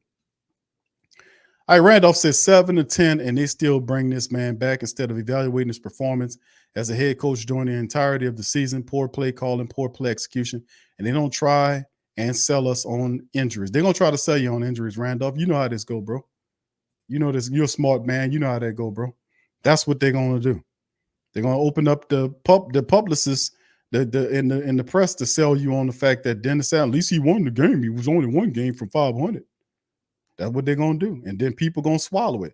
All right, here it is. Dalton, look at that, man. Sam Darnold gets loose and scrambles to the left side of the field, picks up a big chunk of change on the run to keep Carolina's slim hopes of winning this game alive. Not slim hopes anyway. The Saints lost containment, missed tackled on the play, another missed sack opportunity, and he just runs away to the 30 to 35 and gets right to the 37 or 38-yard line. But another play, and that's Malcolm Roach missed a sack. I want to say a tackle, a sackle. That's what he missed. It was a potential sack. Should have tackled the son of a gun. All right, so anyway, there's Darnold under center. Man in motion is DJ Moore. Goes all the way around. Watch Moore. They decoy him. They get a ball to the running back, and he gets about 3 or 4 yards right up the center of the line. All right, so there you go. All right, Zach, thank you, bro, for the super sticker, bro. Much love. Appreciate you, bro. Much love. Thank you.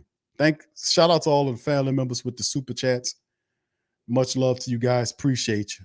All right, 2nd and 7 now for the Carolina Panthers. 9 minutes, plenty of time to eat up clock for Carolina. They're now at their own 41-yard line. Darnold is in the shotgun. He got 2 backs next to him to each side, the left and right.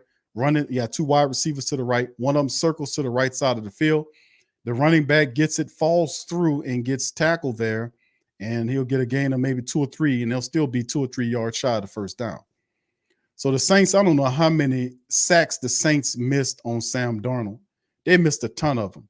They literally had the guy, and they can't get him in. You know, they can't get him on the ground, except for the one that closed the half, that closed into the halftime. So 3rd and 4th right now for the Saints. The defense needs to be called upon to get the win. Darnold in the shotgun, wide receiver to the left and 2 to the right, running back next to him in the shotgun. Lifts his foot. There's the snap. Saints come with pressure. DeMario right up the center, chases him out the pocket.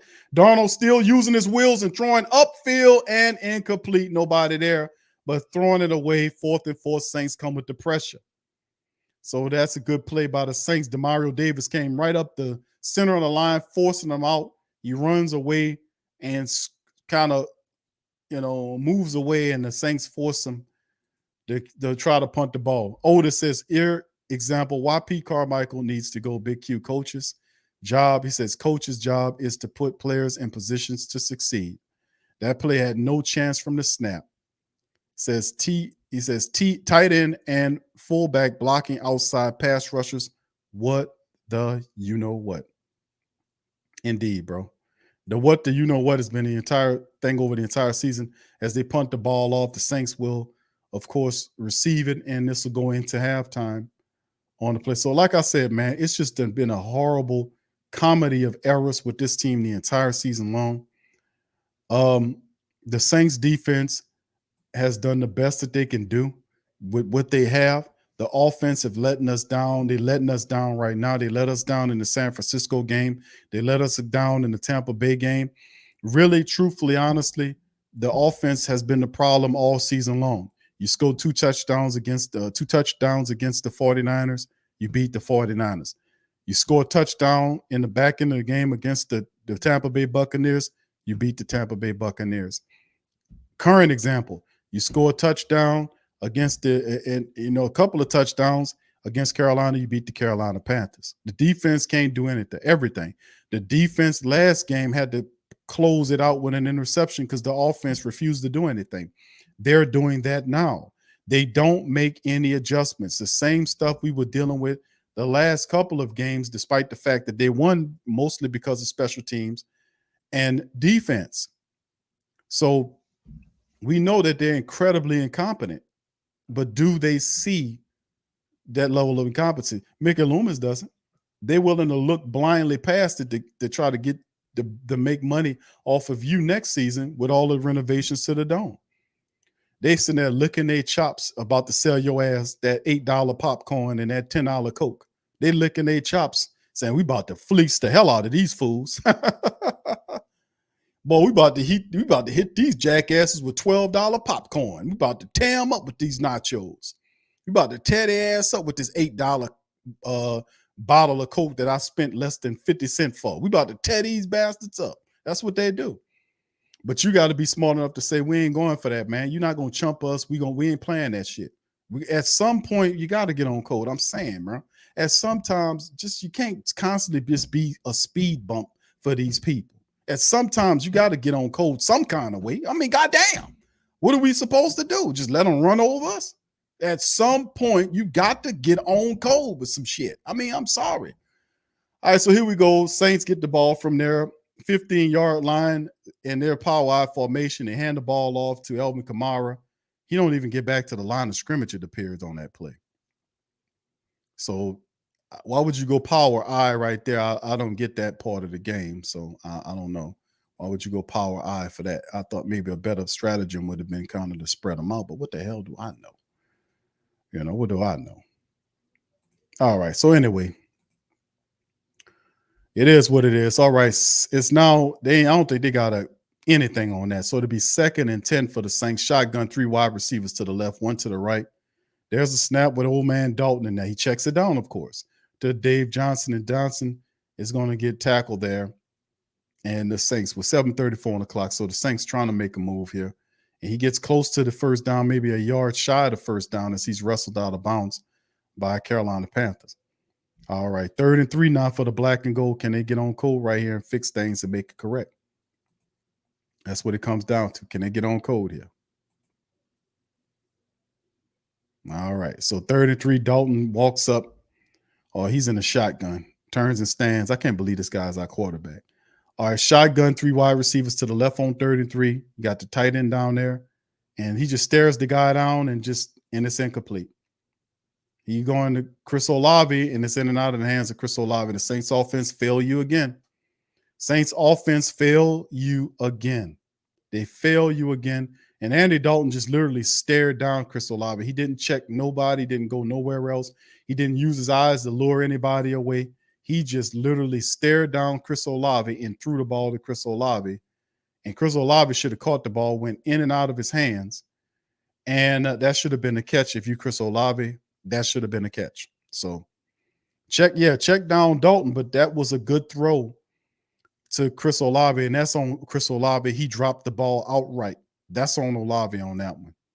So the Saints offense failed us again.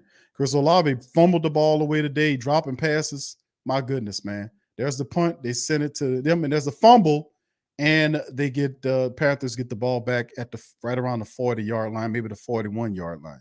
6:50 remaining. The Saints, the defense get the Carolina Panthers off the field, their offense, and then the Saints offense gives it back to the Carolina Panthers. They give it back to them.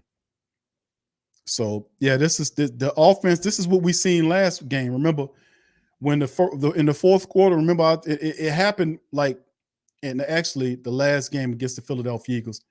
It happened right before the half.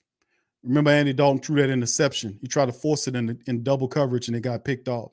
The offense didn't do shit the rest of the game. One good drive at the start of the game, and it's all funk and stankiness for the rest of the game. This is what they do. This is what it looks like. All right, here goes Carolina from their own 41-yard line. Darnold under center, 2 wide receivers to the left, 1 to the right, running back behind him in the shotgun. Turns, hands the ball, of course, and Hubbard gets met in the backfield by Demario Davis. So DeMario gets back there in the backfield a couple of yards, maybe a yard or two, and gets back there penetrating, and see DeMario came right through there before the blocker set up to get to him, and he got right in there and made the play. And that's the type of stuff we like to see DeMario Davis do. Get proactive, get in the gap, shoot through there, and make plays before the running back can get to get his shoulders north-south. All right, Darnold, after that, they lost 2 yards. Darnold under center. You got wide receivers to the left and right of the formation, running back behind him. Snap, turns and hands the ball to the running back. Saints get him again. This time he gets a positive gain, maybe 1 yard or so on the play. So the Saints defense right now continue to harden, but the Saints offense is the problem. We got less than 5 minutes left to go in the game, and the Saints offense is not even good enough at this stage to get the Saints in field goal range to kick a field goal. By the way, Will Lutz missed a field goal from 44 yards early in the game, which could have had a 10-7 lead. So let's see how this all works out. It's not looking very good, but 3rd and 11, shotgun Darnold, 3 wide receivers to the left, 1 to the right. There's a snap. Oh, bad snap. Darnold recovers it. He's being chased down and he runs right on out of bounds. So a bad snap, and he recovers the snap, and that'll do it as he runs out, and that'll force them to punt the ball. So bad snap on the play by Darnold. He wasn't ready for it, but at least he was astute enough to go ahead and pick it up, and then he tried to turn into a running back. He just ran out of bounds as Tyrann Mathieu was on him. So 4th and 10, and Carolina's offense stinks, and they're trying to give you an opportunity to win the game. The Saints offense just playing hot potato with them. The Saints offense stinks as well. So there's the punt situation for the Carolina Panthers. Saints, Rashid Shaheed waiting for it as Hecker is waiting for it. There's the snap. There's the punt. It's away. Rashid Shaheed, can he get some blocking? No, he can't, because there's 2 Carolina Panthers in his face. Do you see what I'm saying about this special teams? Every time there's a punt that goes toward Rashid Shaheed, he's a dynamic weapon. He's always, they don't block it. It's always guys that's in his face where he has to fair catch. That's happened every time when we punt the ball, that the Saints blockers cannot block to allow him to have some kind of room so he can return that punt. Never. That Darren Rizzi, who's the special teams coach, needs to be fired. He stinks. He stinks. Don't be fooled by Blake Gillikin, because Blake Gillikin's good. He does the job, and Will Lutz struggle a bit, but still is a good kicker. All right, so here go the Saints from their own 10-yard line right here on the play. And there's going to be a handoff to Alvin Kamara right up the middle, and Kamara gets about 9 yards as he falls on Traquan Smith's legs. So hopefully Traquan Smith's all right. He gets up and limps off like he usually does. Well, that's what I'll be telling people about. Bro, stop pity-patting with people and clear these goddamn people out. That's what the coach told me when I played. He said, man, the best way to stop you from getting ran on or run up on when a guy is running and then he just rolls you up is to blow the guy, to push him completely out of the play. That kind of ensures it. Don't guarantee it, but it cuts it down. All right, so here's the run. They give it to Alvin Kamara right up the center of the offensive line, and Kamara gets about 4 or 5 more yards on the run to keep it going. 4 minutes, Kamara is over 100 yards on that run. It's 107 yards rushing for Alvin Kamara today, running hard today. Too bad we can't take advantage of all his great running to lead to more than 1 touchdown on today. But Kamara has been running furiously today. He got 107 on 21 carries right now for AK-41, trying to finish out strong. All right, there's from their own 25-yard line, and Andy Dalton finds Troutman, and he gets down to the 43-yard line to the right side of the field, and Troutman gets banged up pretty good, gets up a little gingerly, and he's going to walk off to the sideline like he took a good pop on the play. It's a roll. They rolled to Kamara to the left, and Dalton came back to the right side, found Troutman, and then Troutman right there gets all the way down to the 43-yard line. So there you go, as the Saints trying to cut down, make things a little easy for Andy Dalton on the play. So Troutman looks like he's okay. The Saints are at their own 43-yard line, and there's a handoff, and they're going to the running back. Kamara splits, he gets off a tackler running rough, and AK gets to the 50-yard line with the run, a gain of 5 or so. He had a guy, a big defensive lineman, grabbed a hold to him, and Kamara just says, "Get your ass off of me." And got him up off of him and kept running. The ball gets down to the 15-yard line, maybe about 4 or 5 yards. I told you, Kamara's strong, man. He ran through Brown, the big nose tackle for the Browns, had both his hands on him, and Kamara ran right through him. 21 rushes for 107 yards. He averaging 5.1 yards per rush. Now they're sitting up the Saints near midfield. Dalton under center. You got 2 wide receivers to the left, the tight end to the right. They're going to hand the ball to AK-41, and he runs right up the middle this time around. The Carolina Panthers say, "No, sir." They stop him right there, and it'll bring up whatever it is, 3rd and whatever it is, because it was that time around. I think he got too much on it. So there it is. We at the 2-minute warning right now, family. We at the 2-minute warning right now. The Saints are at midfield. It might come down to a field goal. We shall see. Can we win it? All right, my boy Randolph from Keeping It Real says 9-8 last season with less talent, many more injuries, and the Rams lost to the 49ers the season finale. So now we're not falling for it. This season has been a total and complete failure. I agree with you, bro. Keep that message, bro. Keep pumping that message. You know I'm going to keep pumping the message. I've been spreading the message around. I've been telling people, don't go for this smoke and mirrors. Just because they win these games on the back end of the season, do not be fooled by this.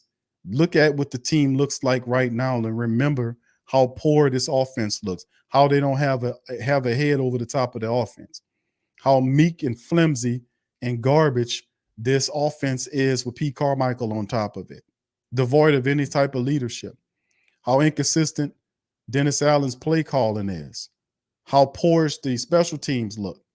You know, when we talk about the kick return and punt return aspect of it, remember all of these things. Don't forget these things, because when the season ends, they're going to go in full propaganda mode to sell you on injuries, to sell you on the fact that the Saints got on a winning streak at the back end of the game. They're going to try to sell you on all of that.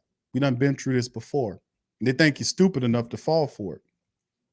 Really, they operate like we don't have no memory. That's what it really is. They're like, these people don't have no memory. They don't remember shit from Shinola. They ain't going to remember this.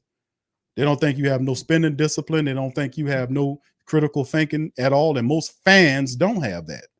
That's why I be blasting fans. I'm not a fan. You're not a fan. A fan is short for a fanatic.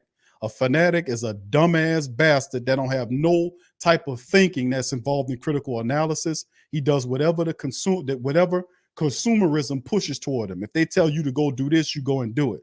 That's why I hate fans. I despise fans. Don't call yourself that garbage. Thomas says one of these QBs will have to make a play. Whichever garbage QB makes the first play will win the game. Thank you, bro. Appreciate you. They call you a fanatic. They could have called you anything. They well, you a fanatic. I ain't nobody's fanatic. The hell with that. That's insulting to call you that. What fan you know thinking about something? No fans. They totally emotionally driven into it. They don't use no critical thinking. They do whatever them people tell them to do. Even if them people stinking it up, they still out there. Well, I'm a diehard fan. I'm going to be out here. Rain, shit, or snow. I'm going to be out here.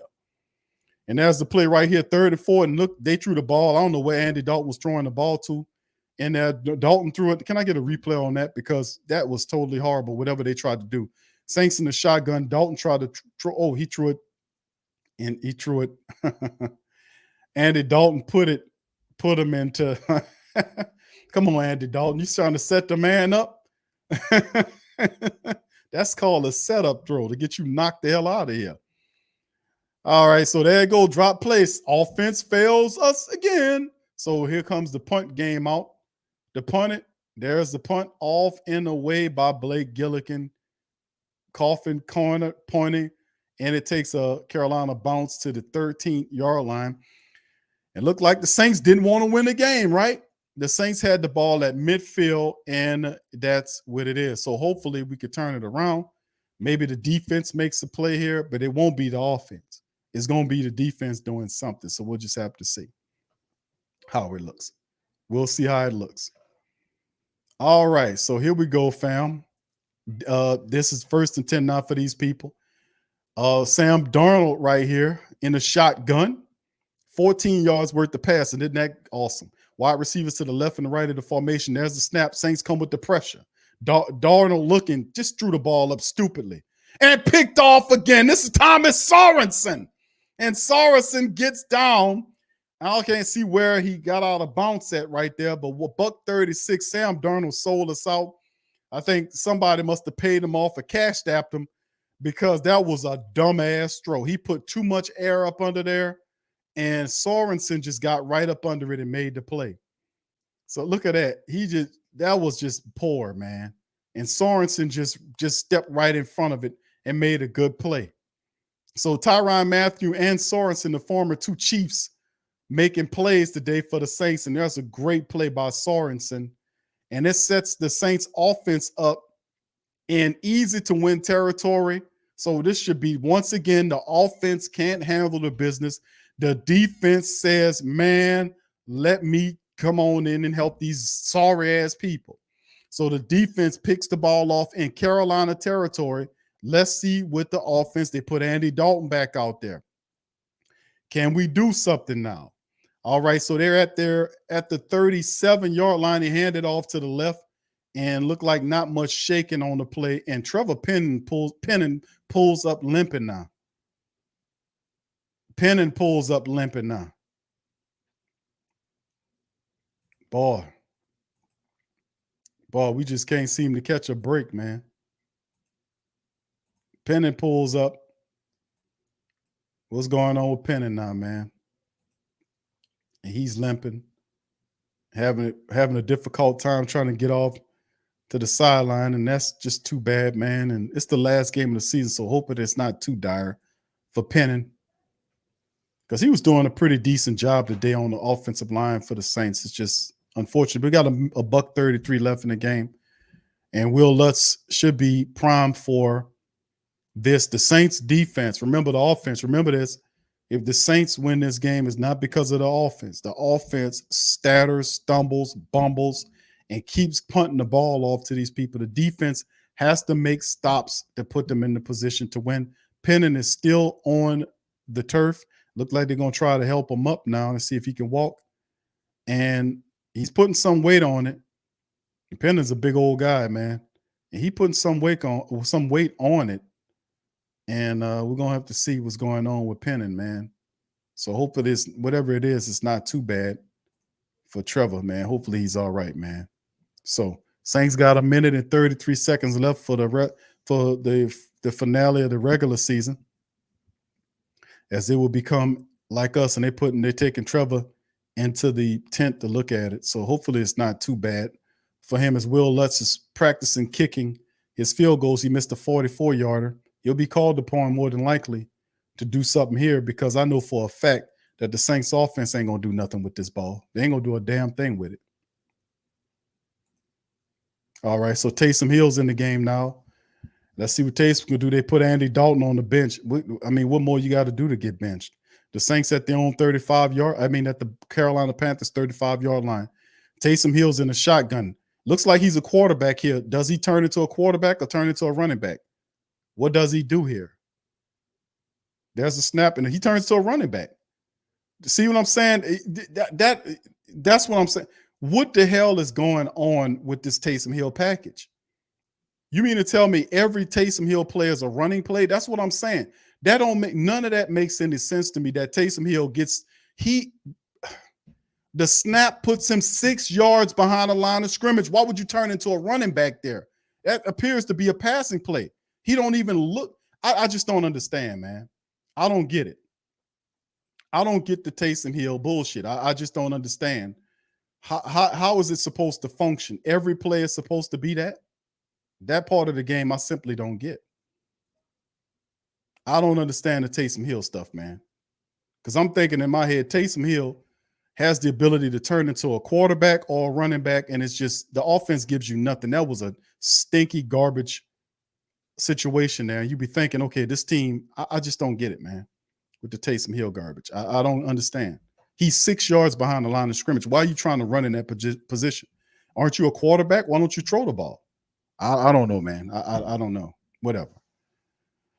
All right. Anyway, thank you, bro. Thank you, Brother Prime. At least our pick is in the top 10. Andy sucks. Thank you, bro. All right, so here we go. Here's a shotgun again.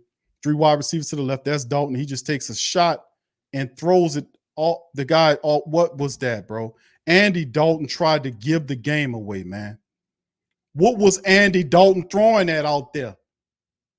Andy Dalton just walks off the field with a straight face, nothing to it. He just tried to throw the game away. There's nobody out there who he's throwing to.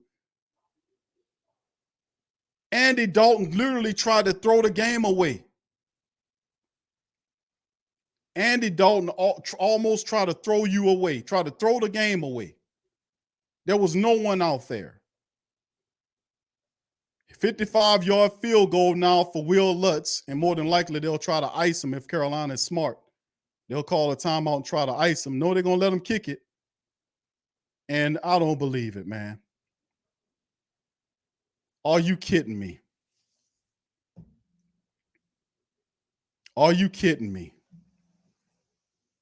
Are you kidding? You mean freaking Will Lutz missing 2 field goals today, 44-yard and a 50-something-odd yard field goal, and Will Lutz wasn't even close to the field goals. He wasn't even close to him. Well, it looked like it was. Was it touched at the line of scrimmage? What is he kicking at? None of these kicks are even close to hitting anything. This is ridiculous, man. Jerome says Saints kickers have a shelf life of 3 years before they go mental. I don't understand. Thank you, bro. I don't understand. What was he kicking? How was he missing these field goals this bad? I mean, he's kicked. The Saints defense gave them, it put it on the same side of the field. How do you not capitalize? Here come the Carolina Panthers. The Saints defense get a sack on Sam Darnold. Just like that, they hold him up. I mean, what do you have to do if you're the New Orleans Saints defense to get the offense to do its job? What do I have to do? The interception set the Saints up in Carolina Panther territory. It set them up in the territory. Here's a shotgun here for Carolina. Saints defense get them. A lot of holding going on. Sam Darnold scrambles and gets in, just, God damn it, to the 44-yard line. We got 19, oh, my goodness. Saints had plenty of opportunities to win this game. This pathetic, garbage, stinking offense failed us constantly. Shotgun for the Carolina Panthers from the Saints 45-yard line after Sam Darnold scramble. There's the snap. Saints come with pressure. They can't get to him. Check down, and it's knocked away, incomplete pass after Smits tried to, whatever his name is, try to catch the ball. He was knocked down. 2nd and 10 now. 19 seconds remaining. 19 seconds remaining on the clock. The Saints don't want to win the game. Their offense is anyway. Don't want to win the game. Their offense doesn't want to win the game. The Saints defense got interception, put them in the territory. Saints offense failed. Saints special teams failed. 19 seconds on the clock. Shotgun, Carolina. Wide receiver to the left, 2 to the right. 2 guys next to Sam Darnold for blocking. Darnold throws the ball up the center of the field and finds a wide receiver right there, and he gets to the 25-yard line of the Saints with 11 seconds on the freaking clock. Can you believe it? Can you dig it? Can you dig it?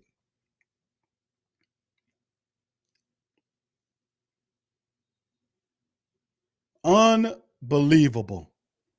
What more you have to do to be the Saints? The Saints defense gave the game to the Saints offense. They said we don't want it. And literally, this is what I'm talking about. This is the kind of bull I'm talking about. Their offense is pathetic, man. They had this game and lost the game. This was awful, man. This was type of pathetic ass football where you had the game and they couldn't even do it. Will Lutz missed 2 field goals on the day in their own building. Ain't no win up in there. And Carolina going to just line it up, hand the ball off, and the guy gets stopped right there, and they're going to just line it up so the guy could try to kick a field goal with 4 seconds remaining on the clock. I mean, my goodness, man. My Lord, you mean to tell me that these people had this game, the freaking stinking, trifling, garbage, smelly, dumbass offense led by a backup and Andy Dalton imploded in this game and allowed the one-dimensional Carolina Panthers to sneak out a win on the back end of this game. Will Lutz, without any win, it's his home building, home turf, missed 2 field goals that wasn't even close in this game. And then you let Eddie Panaro, whatever the hell his name is, come in here and kick the 42-yard field goal to run the Saints into a loss at the back end of the season. Are you kidding me? Are you kidding me? Absolutely amazing. Absolutely amazing. Amazing. Absolutely amazing. Amazing. They did not want this smelly, trifling, garbage offense did not want to win the game. These people was out here drop. Remember, Chris Olave fumbled the ball away. He dropped the third down ball. He fumbled the ball away. Will Lutz missed 2 field goals in the game. Andy Dalton almost threw several interceptions in this contest as well. They ain't want nothing to do with it. They didn't want nothing to do with it. And then Panero kicks it through, and the Carolina Panthers went on a walkout, and it's just awesome, just terrible. All right, anyway, it's well over 600 of us in the building. Once again, family, y'all remain right where y'all are. We're going to have the post-game press conference from the Saints when it starts. We'll cover it here now. I mean, here when it happens, so you don't have to go nowhere. Just stay put. Do me a favor, hit the like button, even though ain't nothing to like. Hit the subscribe button and share as we about to go into the post game. This was absolutely ridiculous that the Saints, absolutely ridiculous that the defense gave the Saints the ball. It gave them the ball. The defense got an interception and gave the ball back to the Saints offense on Carolina Panthers side of the field. The Saints offense continued to sputter, stammer. They didn't advance the ball at all. Then they roll Will Lutz out there. He misses a second field goal, not even close. There is no wind going on out there. There is no mushy field. That is home turf. How do you miss those 2 field goals that badly? Both of them were badly kicked balls. It's terrible. Anyway, first down, 16-14, Saints advantage. They were 4 of 13 on third downs. It flipped in the second half. They got worse. 4 of 13 on third down. Carolina went 8 of 14 in the game. 58-58 in total plays. 304 total yards of offense by the Saints against 203. How, mind you,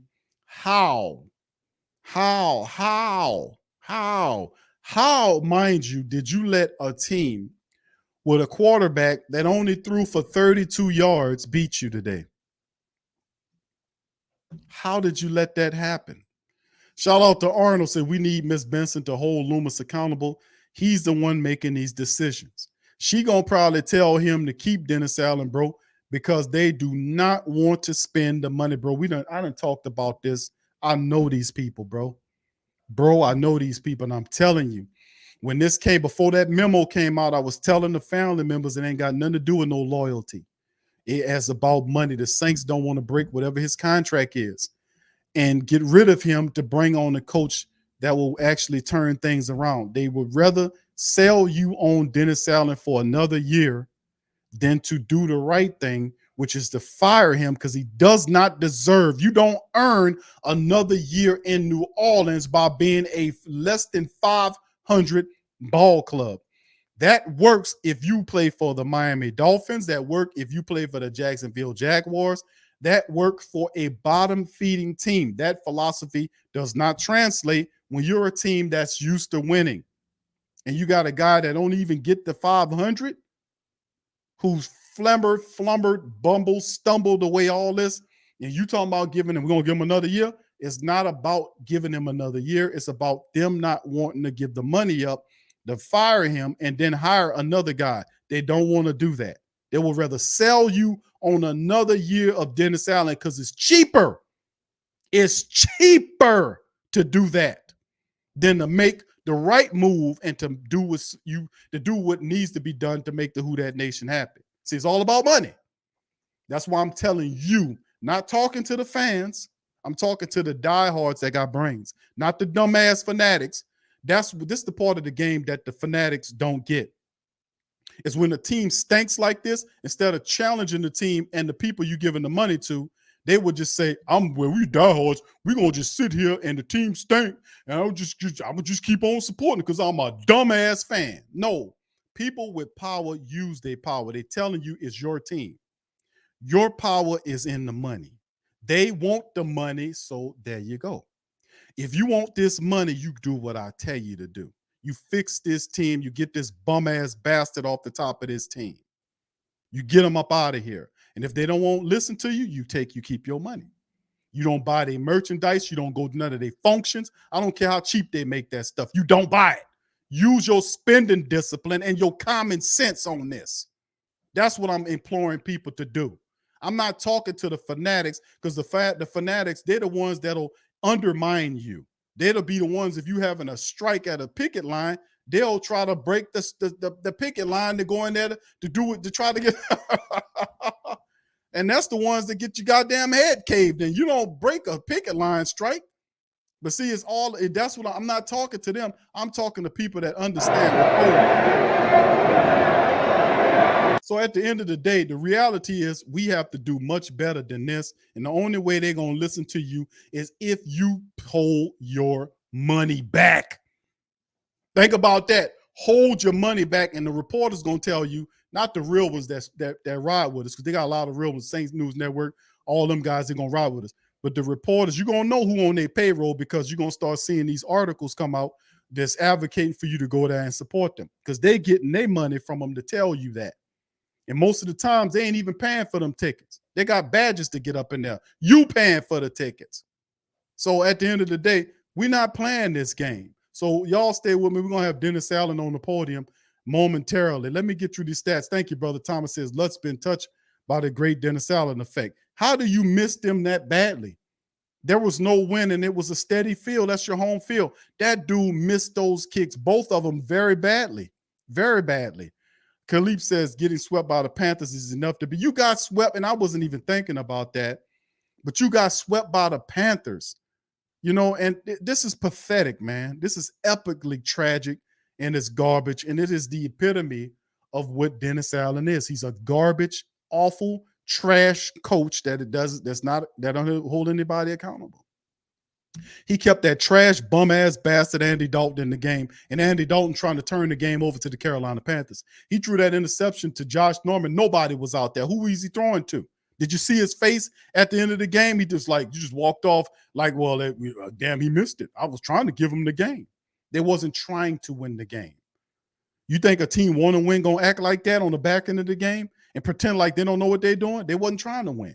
KT said, at this point, I'll trade for Robert Saleh. I'm just not letting them go, bro. The Saints got plenty of opportunities to get coaches out there that will help them win games, but they don't want to do it. They got Dennis Allen because of Peyton. But can we give Peyton that smoke? Because Sean Payton gets some smoke for pushing this bastard at us. No, he ain't going to get no smoke. Only from me and a couple of the Who-Dats.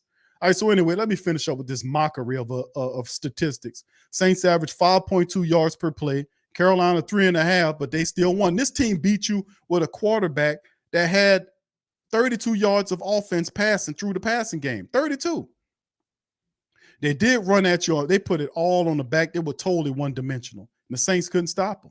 Well, it wasn't the Saints' defense, mind you. It was the Saints' offense who could not score but 7 points. 7 points in a game, and they're supposed to average 20 points a game.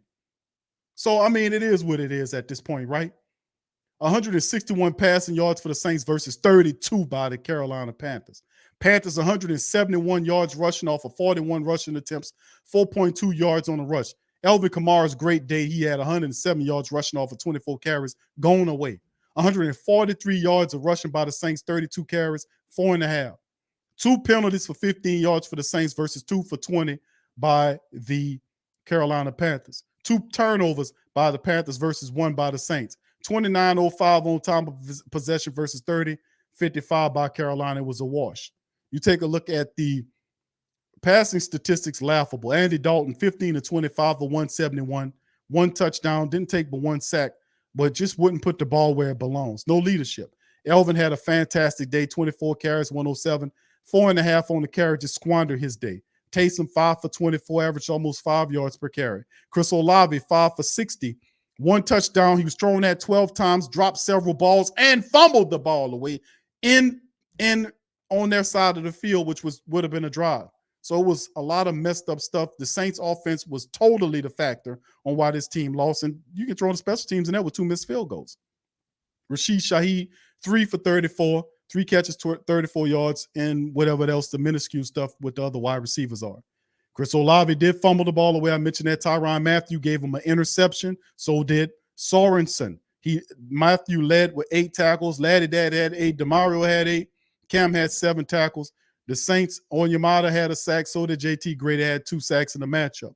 As you see the picks right there for the Saints, nothing shaking. Will Lutz 0 for 2 for today. Blake Gillikin, 5 points, 224. He put 2 of the 5 inside of the 20-yard line. Carolina, Sam Darnold beat you. He ain't beat you throwing. 5 of 15, 43 yards. Saints secondary was on fleet. 2 interceptions on this dude today. Still couldn't get the win. Hubbard, 21 carries for 69 yards. He was the back. Foreman thrown out of the game. Still couldn't win. You threw their top running back at the time out of the game. They still lost. They didn't even have a consistent wide receiver threat. This was totally just bull crap by the Saints. Josh Norman, 8 tackles in the game. Shaq Thompson had 7. 1 sack given up, and that was Amari Barno, who got the sack in the game. Not much else to talk about. What else can you say? That the Saints offense failed us today. Joseph says, you're 100% correct, my brother. What could we say about all of the trash and the funk and the stink that we've been seeing from the Saints the entire season? They had the game in their hand. This is a replay similarly of several other games that we were forced to watch this season. The San Francisco 49er game, in which the Saints only need to score 2 touchdowns. They averaged 20 points a game. They just need to score 2 touchdowns. They couldn't do it. They got blanked 13-0. The game against the Tampa Bay Buccaneers, the second game against the Tampa Bay Buccaneers, all the Saints had to do was to score, to get a first down, to keep the clock spinning, to beat Tampa Bay. What they do? Turn the ball. They get a ball back to the 49ers. The Saints defense implodes, allow the Tampa Bay Buccaneers to score 13 points in the back end of the game, take the game away from them. 2 games, very winnable games. The Saints had an opportunity to win. The game against Carolina today, all you need is a field goal or a touchdown. Saints offense averaged 2 touchdowns, 2 field goals in the game. What did they do today? 7 points. When was the first touchdown? First possession of the game. After that, shit. The entire game, pardon my French. The entire game, that's what it's been. It's been crap. If you allow Dennis Allen to come back to this team, what's going to end up happening is you're going to get more of this.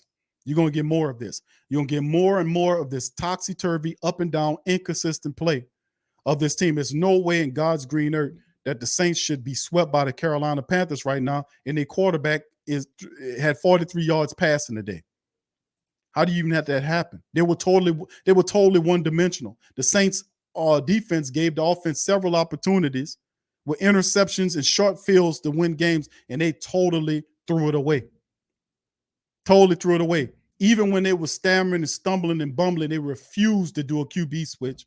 Taysom Hill refuses to throw the ball. He wants to be a running back all damn day.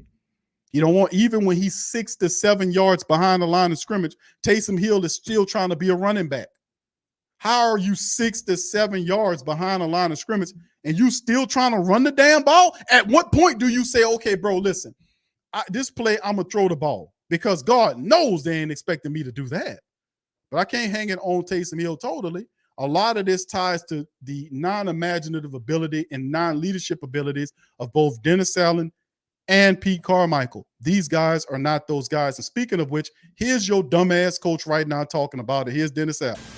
It's what happens when you don't take advantage of your opportunities. You let a team hang around, and we let these guys hang around, and they kept fighting, and they had an opportunity to win it at the end. Coach, defensively, you guys looked pretty solid throughout the game. Offensively, in the second half, was it just the effort of some players? Was it the play calling, just if you wouldn't mind talking about that. Yeah, look, I think there was some miscommunication on a couple of things. I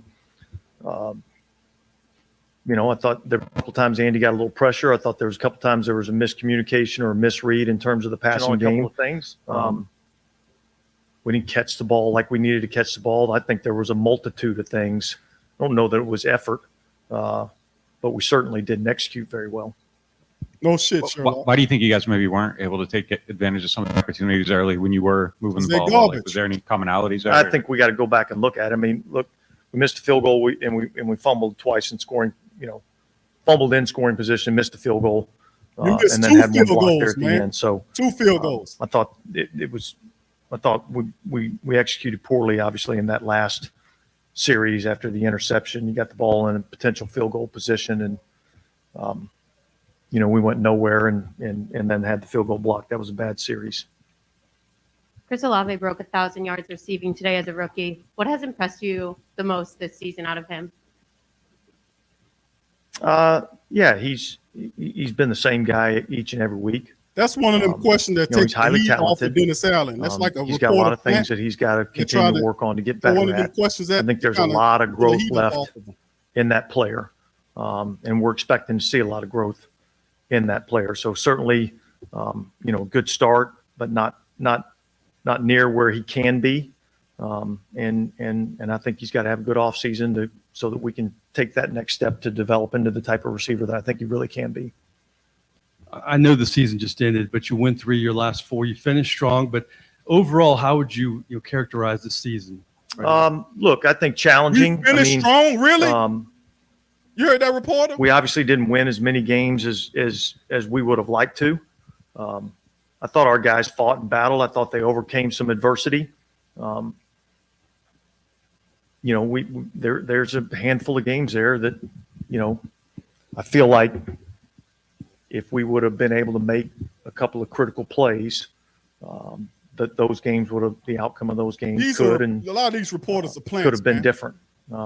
Finish strong, and then I think we're talking a little bit differently in here. So, but that's the nature of the game that we play, and so we've got to find a way to be able to make the critical plays in the critical situations to give ourselves a chance to win the game. Dennis, after the way you guys played the last 3, how disappointing would you say this one was? Yeah, I'd say it was disappointing. I think I'd say it's disappointing because, in terms of moving the ball and yardage gained, I thought statistically we had an advantage. I felt like defensively we played a solid game today. I don't think we tackled as well as we can. But yet I thought we, made some plays, a couple of takeaways, and yet we weren't able to capitalize on some of those things. And so that was the frustrating thing. That's what was disappointing. Coach, can you explain what you were trying to do on that last offensive series? Well, we were hoping to be able to convert the first down, get ourselves into a more manageable field goal position. We got behind the sticks a little bit. We'd been rushing the ball really well. I think we were averaging 4 point something a carry. So we felt like we could run the ball a little bit. We felt like we could utilize some of their timeouts. We had a little bit of a misread there at the end, and the ball to Olave. It was a sloppy series, and we didn't execute very well there. Coach, you spoke about how challenging this season was. As a teacher, what life lessons do you share with the team to take into the offseason? Well, I think the life lesson is you only get so many opportunities in life at success, and you have to take advantage of those opportunities when they present themselves. And so, I think the other life lesson is that the strongest people are the ones that can persevere through whatever adversity is thrown at you. Whether it be injuries, losses, personal issues in your own life,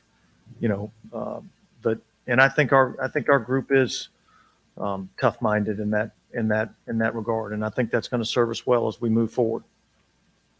Two parts. When you say missed opportunity, there was also the other deep ball that kind of looked like there wasn't a receiver in sight. That falls into that category too, or Yeah, it was a little double move pump. You know, I'm not sure exactly what happened on that play.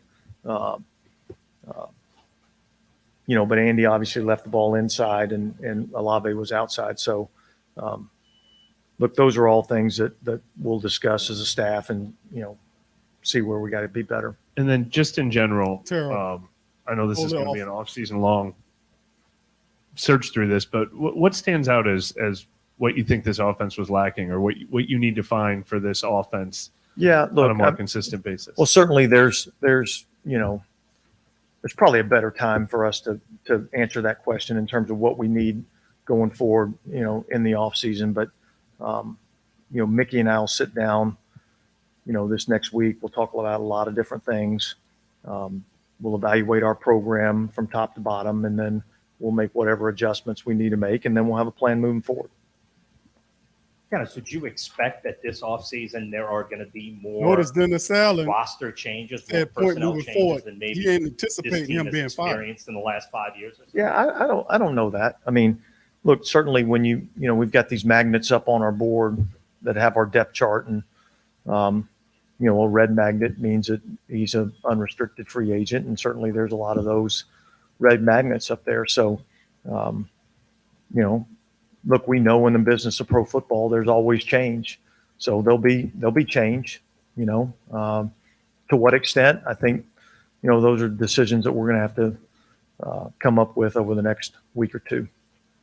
You're talking about roster changes, but what about potential coaching changes after you largely kept? Yeah, I think again, like I just said, we're going to evaluate everything. And so nobody's making any decisions on anything 30 minutes after we walked off the field. You know, so there'll be time to evaluate those things, and we'll see what we need to do to give ourselves the best opportunity as we go forward. Regarding the game, what were your thoughts on the Davenport ejection? I didn't see exactly, you know, was it a closed fist? Was it, you know, a punch? You know, it certainly looked to me like, you know, Marcus, you know, gave him a little slap or something. I don't know exactly what happened. So my thoughts are I don't ever want us to be put in that position. Dennis, can you take us through the week on DeMar Hamlin? What was it like, you know, seeing it, hearing it, and then hearing him getting, you know, being improved and all that? Yeah, I'd say it was a challenging week for a lot of people. And again, like I said, you know, what our guys go through, what our guys put themselves through to do the job that they do, and to see something as traumatic as that happen, I think is tough to deal with. But yet, you know, as the week went on, you began to get more and more encouraging news about DeMar's health, and so I think that was, you know, kind of an uplifting thing towards the end of the week.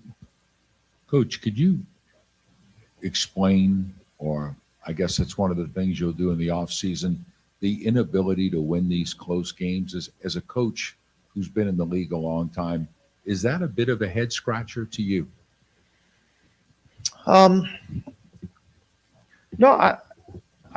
I'm not going to say that it's a head scratcher. I can tell you that, like, there's a handful of plays in each and every game that you're going to look back at the end of the game and you're going to say that was the determining factor. All right. So, is it a head? No, the head scratcher is we didn't make those critical plays at the critical moments when we needed to. And so, now, how do you get to the point where you're making those plays? That's what we've got to challenge ourselves in the off season to figure that out. I know all season long people want to know more about you and how you operate and things like that. Do you want to be kind of introspective for a few days and kind of figure out and talk to Mickey, or are you kind of, the season didn't go the way you wanted to and you just can't wait to get back to work and kind of grind it out? Just kind of where do you fall as far as when the season didn't turn out the way you want? Well, a little bit of both, right? I mean, I think it's a long season. and certainly it's a long off season. And so I think it's twofold. I think it's good to have a couple of days to really sit back and reflect on the good, the bad, and the ugly from the season. And then once you've had a chance to sit back and reflect on that, then it's all about getting a plan in place to fix issues. And that's exactly what we'll do. I know it's tight here to the end of the game, but you had Trevor Penning getting his first starts at left tackle. Unfortunately, had to leave early with injury. But how do you feel from what you saw from him today?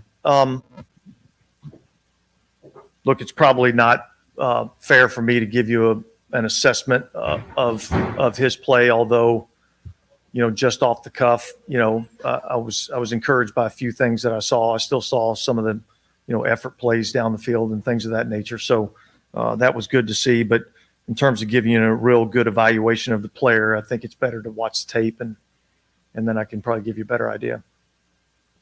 These last two games, the second half, it feels like it's been so much harder on offense to move the ball. They're kind of starting hot. Is there a reason for that? Well, I think the reason is just execution.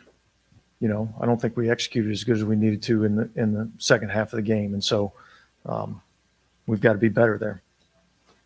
All season, you've had highs and lows, but you've been the same. You've been even keel with us after games. Is that, as a leader, something you take pride in, or is that something you try to be aware of? Or? Well, I just think that's my personality, But yeah, I mean, I have the highs and lows. I just probably don't live that out in front of you guys as much as everybody else. But yeah, this is an emotional game, but yet, you got to kind of keep your head on you so you can make good decisions. All right, thanks, Coach. Okay, thanks, guys.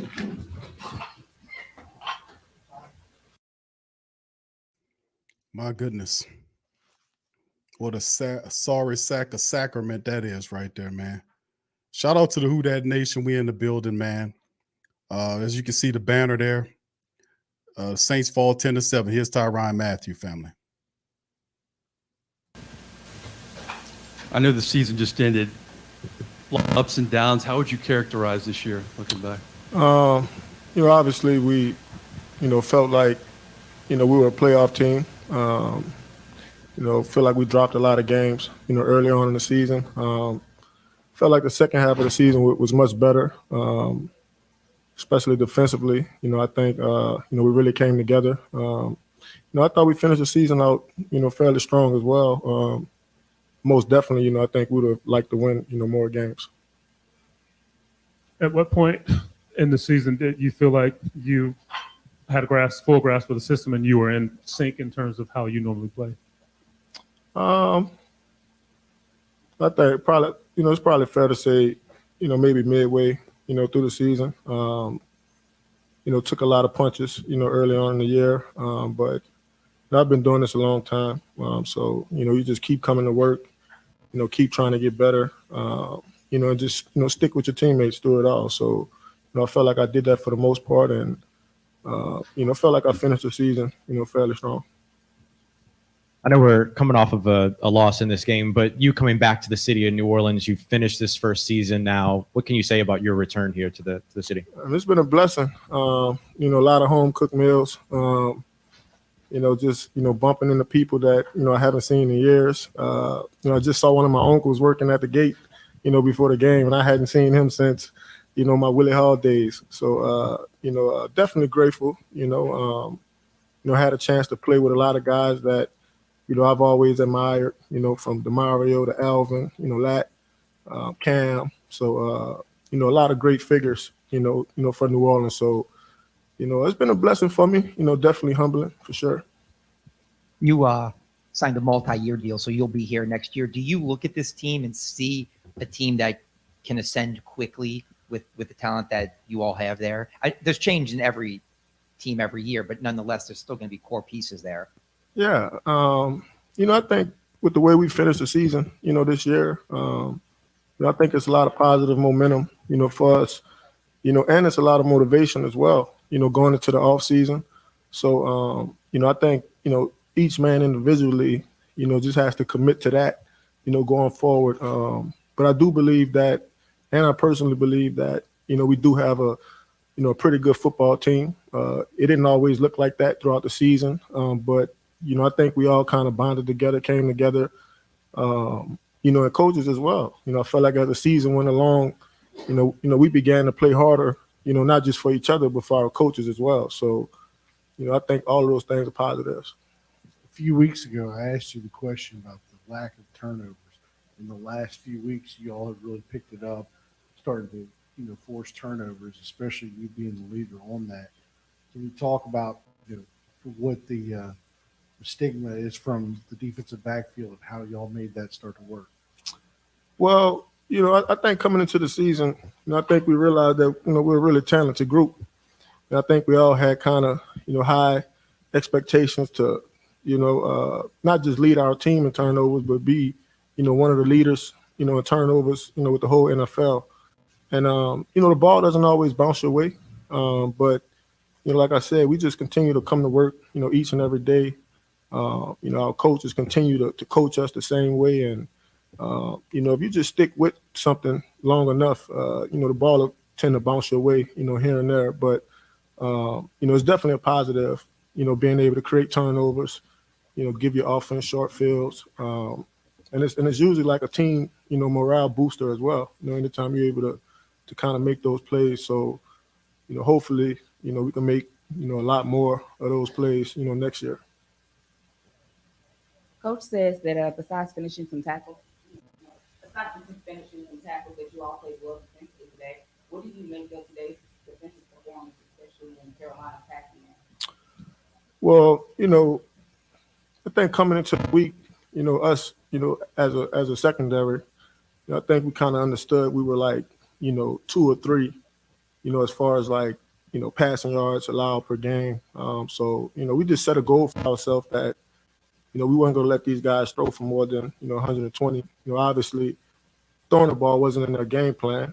I felt like those guys stuck with the run a lot more. But, I think it's always a good feeling, when you can hit a goal that you set for yourself or for your unit, So, I feel like all of us kind of covered well, played hard. Roby made some good plays, obviously Lat and Lante.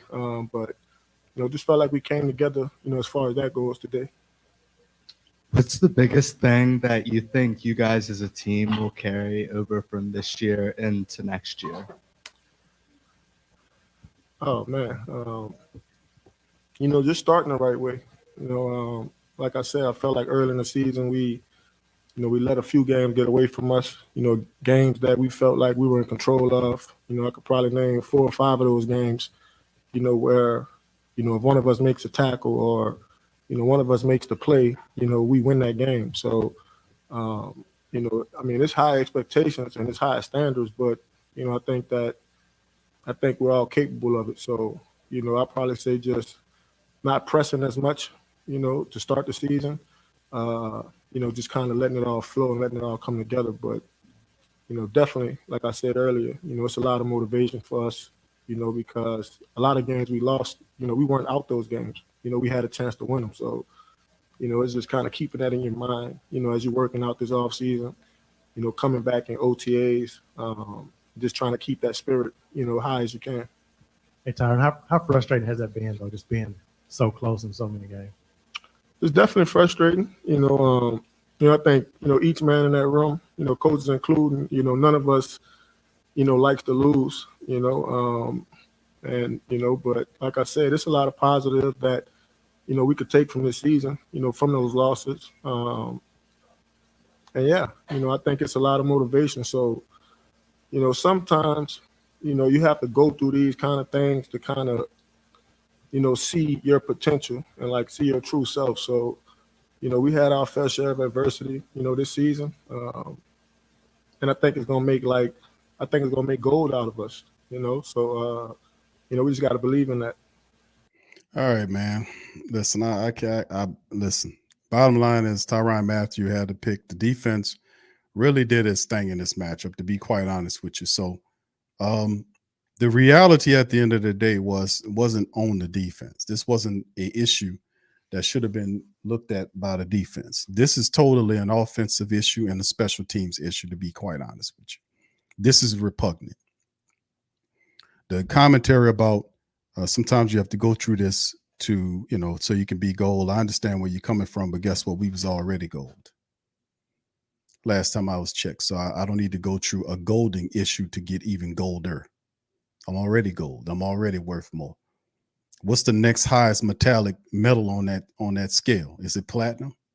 Whatever it is, that's what we are ascending to be. We were already golden. The defense handled this business. It took care of what it was supposed to. It provided interceptions. It put offenses in short fields, and the offense died.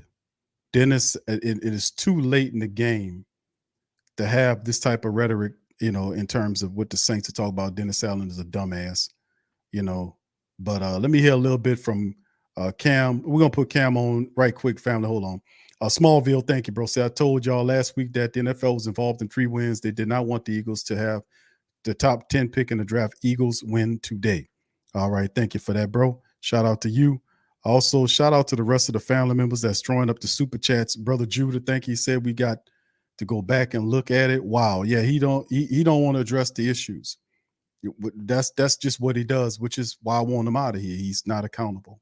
So anyway, let's hear from Cam Jordan, fam. And end up getting beat in the fourth. How many games have we seen that this year? There's like I said, it just seemed like the games we lost, this is exactly how it happened. You let somebody who shouldn't have been in the race stay in the race, and that's how you end up losing. Do you see a good team in there? Obviously, this change every Shout out year. Jerome. You still look in that locker room and Easily. I mean, easily. You can look at players that have, made strides in the defense or on the offensive side of the ball. We have good players. We have got some potential great players in this locker room. And again, in the wins, you see a lot of what we needed to do. Time of possession, get into the red zone, score. Team gets into a red zone, whatever it is, big plays are made on defense. It's got to go both ways. I think that there's a lot of potential in our locker room. We didn't capitalize on potential each and every game, and there's nobody else you can blame for except us. I don't think, albeit maybe one game, there was a chance for us to say, hey, we actually got beat this game. I think each and every game we've had some sort of control on it, some sort of ability to take control of the game. And when we didn't capitalize, we ended up losing. And that's what happens. You have to be able to capitalize on every opportunity. Cam, after a season this challenging, what would be your biggest motivations this offseason? To win a Super Bowl. What do you mean? To come back this offseason, after this offseason, to come back, rally everybody who's a part of our team, who ends up on the 53-man roster this next year, eradicate those mistakes of, penalties that ruin drives or extended drives, ruin drives on our offense or extended drives on our defense, defense side of the ball, and put together phenomenal games each and every time you touch the film. I mean, every time you touch the field, it's always the idea that we're going to play a perfect game, but it's impossible to play a perfect game, isn't it? But we can all strive for perfection. Cam, how weird was today's game? Just it seemed like they didn't even bother to try to pass the ball for most of the game. Yeah, Sam Darnold, I think, did a good job of getting out of the pocket clearly. And when he was rolling out of the pocket, he wasn't completing anything. He started making plays with the feet down the field. They became more effective on the ground and clearly through the air. I don't know what it was. They had under 75 yards going into halftime. I'm talking about total offense. And then you come out and lose a game in the second half. That's irksome. That's probably going to peeve me the most going into this game, going into this offseason, knowing that our last game we should have beat the brakes off somebody and didn't. And I don't have any right to say we should have because we did not. Shoulda, woulda, always is never coulda. Your offense. Cam, you mentioned the motivation going into the offseason, but what's the message that you share with your teammates as you close out this year? Take it to the offseason. Let this loss burn. There's nothing to be proud of going 7-10. Not making the playoffs for the second time in a row. Let it burn. Let it stay in your mind. Let it simmer. Let it carry over into your workouts. Let it carry over into whatever you got to do to get your mind right. Take some time, heal your body, And at the same time, let it be not even at the back of your mind, let it be at the front of your mind. We have to be able to come in and take command from jump. You think about the entire season, what happens. I think defense made some plays, but if there's plays to be made, we can always make more. I think that, early on this first half of the season, we didn't have enough turnovers. I think early on, whatever it was, we were working on some things. Second half of the season, you saw a completely different energy around the team, and that's the energy you need from jump. Not to finish the way we wanted, it's going to be irksome for a while. Since mid-November, you guys defensively have not given up more than 20 points in a game for the last 5 or 6 games. Mm-hmm. Was that a sense of urgency from y'all? Is that something that you can build on? I wish that was the energy we brought from September on. Again, if there's plays to be made, we have to capitalize on those opportunities. November on, I'm not going to say there's a turning point in there. We just knew that we had to be more than what we were. And albeit we fought back from 3 and whatever we were to 7, is that a pat on the back? we're not looking for anything more than trying to get a win each and every game. So we failed to reach our potential this season. There's no shortcomings about that. All we have is to look at ourselves this offseason, figure out how we can get better rapidly, and come back with a vengeance this upcoming wherever. Cam, do you feel like you guys are close or maybe a little bit further away? I'm always thinking we're close. I'm always thinking that my team is going to win. There's not been a game, a play, a drive, a series that I don't believe in what our offense is doing, what our defense is doing, what our special teams doing. I still think we got some of the best special teams players in the nation. I still think we have potential in our offense to when we really clicked, it was lights out. I still think that, our defensive side of the ball stepped up in a big way. And if we could do that from jump, there should be nobody that be messing with us. I think that in each and one of these games, again, we have been in position to win them. It's not like we're down 2-3 touchdowns, losing by 30, 40 points or whatever it is. These are games that are coming down to one possession. I think if you look at the 10 games, I don't know how many of them were more than one possession switches. We can go all the way back to London. I mean, this is on us. It's always going to be on us. You've missed the playoffs back-to-back years. There potentially could be – there's changes every year, but there could be changes. Would any change surprise you via player, coach, anything, after 2 non-playoff seasons? No, not at all. I mean, you see locker rooms change after a winning season. You see locker rooms for sure change after a devastating losing season. Part of this game is not knowing what's going to happen next season. That's why you have to cherish the locker room that you're in now. That's why you have to cherish the time you're able to get on the field. That's why each and every one of these plays is that much more important, because you don't know when it's going to be the last. If you never strap up again, did you play to your fullest potential? Did you give everything you had? That's for each individual player. I mean, the mortality of football is real. You go into the offseason thinking you're okay, but, you could end up on a different team. You could end up on, whatever the next plan is. You never know God's plan. You just have to work your butt off and make sure you're capitalizing on each opportunity he gives us. And that's from year 1 to year 12. Locker room is always going to change. That's from you see superstars across the league get traded or whatever it is, cut, traded, end up to another team, demand a trade, whatever that is. You see coaches who say they're going to be there, end up retiring or wanting out or whatever it is. There's always going to be a locker room change. I can't say that we're all going to be back together. I can tell you that I'm going to bring the same mindset that I've always brought to the offseason is relax, heal, spend time with the family, refocus, hone in, get back to football, and try and dominate each time you touch the field. All right, fam. That was Cam Jordan right there, chiming in, as you can see, visibly upset. And if anything like me, I'm visibly upset as well. Here go the dumbass of the hour outside of Dennis Allen. Here's this guy. Let's see what he talking about, where he threw that damn ball at, man. Here we go. And kind of, having trouble moving the ball in the third quarter and later in games. Yeah, I mean, you can't put your finger on one thing. Yes, I can. The way we started this game, I mean, exactly how you want to start. It's a couple weeks in a row to have a strong first drive, getting the touchdown. And, we had opportunities at other points in the game too, and we just didn't able to take advantage of them, didn't make the play when we needed to. And, I mean, at the end of the day, that hurt us. I felt like we should have come in at halftime in that game. The score should have looked a lot different than what it did. This Can you guy. detail the two deep balls where there wasn't a receiver Thank in you, the Mike area? Triplett. Was Mike Triplett that the really idea on stuck both out there in plays that to go damn deep? press And then what didn't happen on both of those? Yeah, I mean, there's a couple chances where I have to get the ball out of my hands quicker than I'd like to, and taking shots down the field. I mean, it's what we were trying to do on those certain plays, and so sometimes, I mean, when you have to get the ball out of your hands before you want to, I mean, the ball's not always going to be exactly. You can't see exactly where they're coming out of the route and all that kind of stuff. What? What the hell did he say? There's an adjustment. I mean, it depends on how they're playing, the route. I mean, they can take different angles and different things. And so, yeah, that's. What? This guy drunk? Well, that was going to be what I was asking about, but I don't know if this is fair to ask like Dude, an hour after. that's not an answer. But like, how did this season unfold for you? I know it wasn't exactly what you were anticipating here, but have you thought about it at all? I guess throughout the run of it.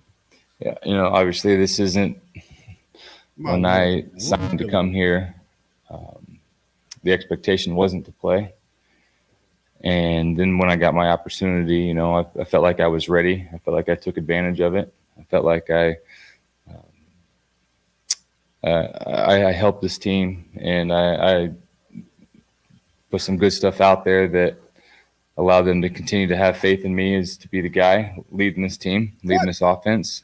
And so I think what we're going to do now that the season is over, we're going to look back, and today was another perfect example of it, and look back to the several plays in the games that we lost that we could say, man, if we would have made that play, if we would have made this one play, then the game would have been a whole lot different.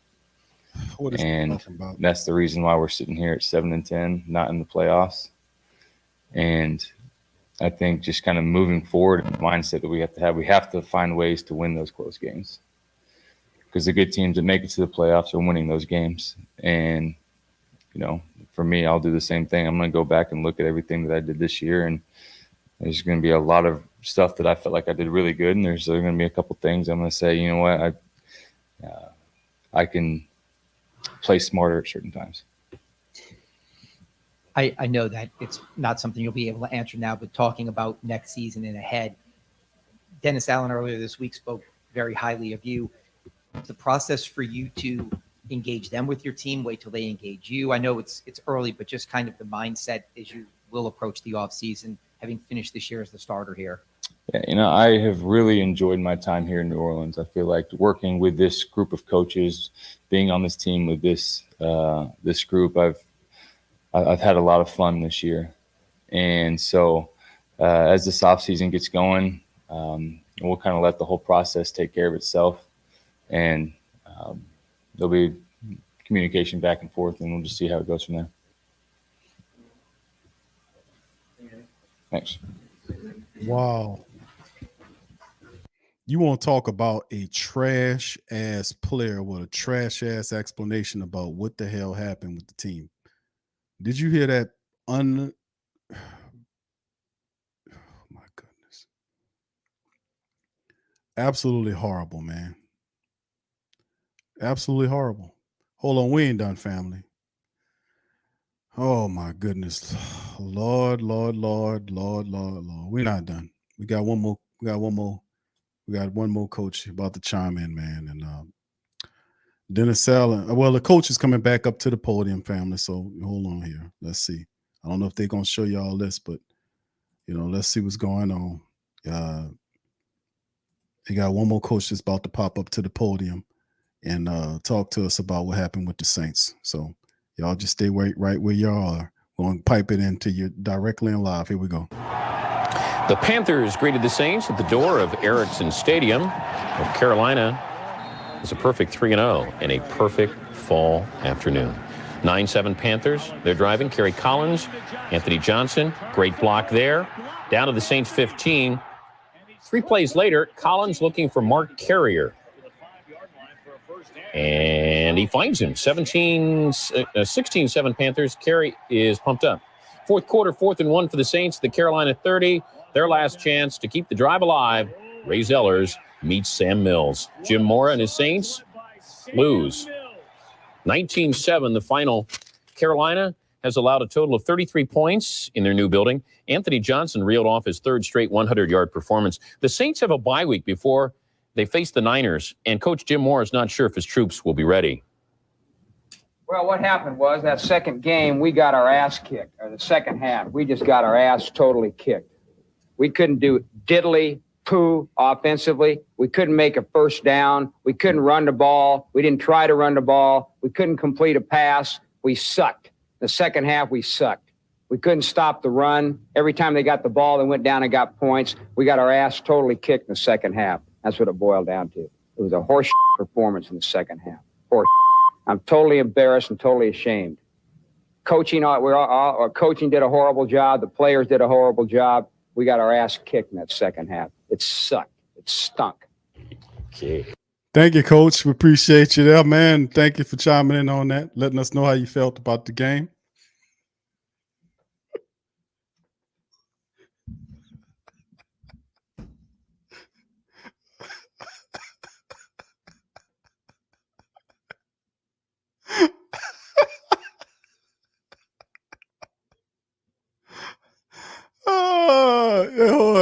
I'm sorry, man. I'm sorry. Hold on. We got to bring them back, man. We got one more again. What happened was that second game, we got our ass kicked, or the second half. We just got our ass totally kicked. We couldn't do diddly poo offensively. We couldn't make a first down. We couldn't run the ball. We didn't try to run the ball. We couldn't complete a pass. We sucked. The second half, we sucked. We couldn't stop the run. Every time they got the ball, they went down and got points. We got our ass totally kicked in the second half. That's what it boiled down to. It was a horse performance in the second half. Horse. I'm totally embarrassed and totally ashamed. Coaching did a horrible job. The players did a horrible job. We got our ass kicked in that second half. It sucked. It stunk. Okay. All right.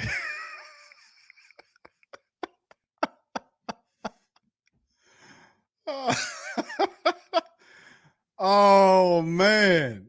Hey, and we lost to the after that game. I thought it was fitting. Y'all know I got the gift to do that, to be able to put stuff together where that loss happened after a loss to the Carolina Panthers. And that's when you got that famous rant for Jim Mora. So what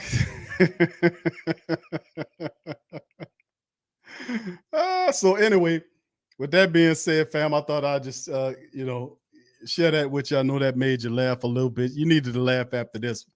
Saints offense fall flat versus the Panthers, 10-7, finish 7-10. How about them numbers for you? How about those numbers for your butt? How you like them?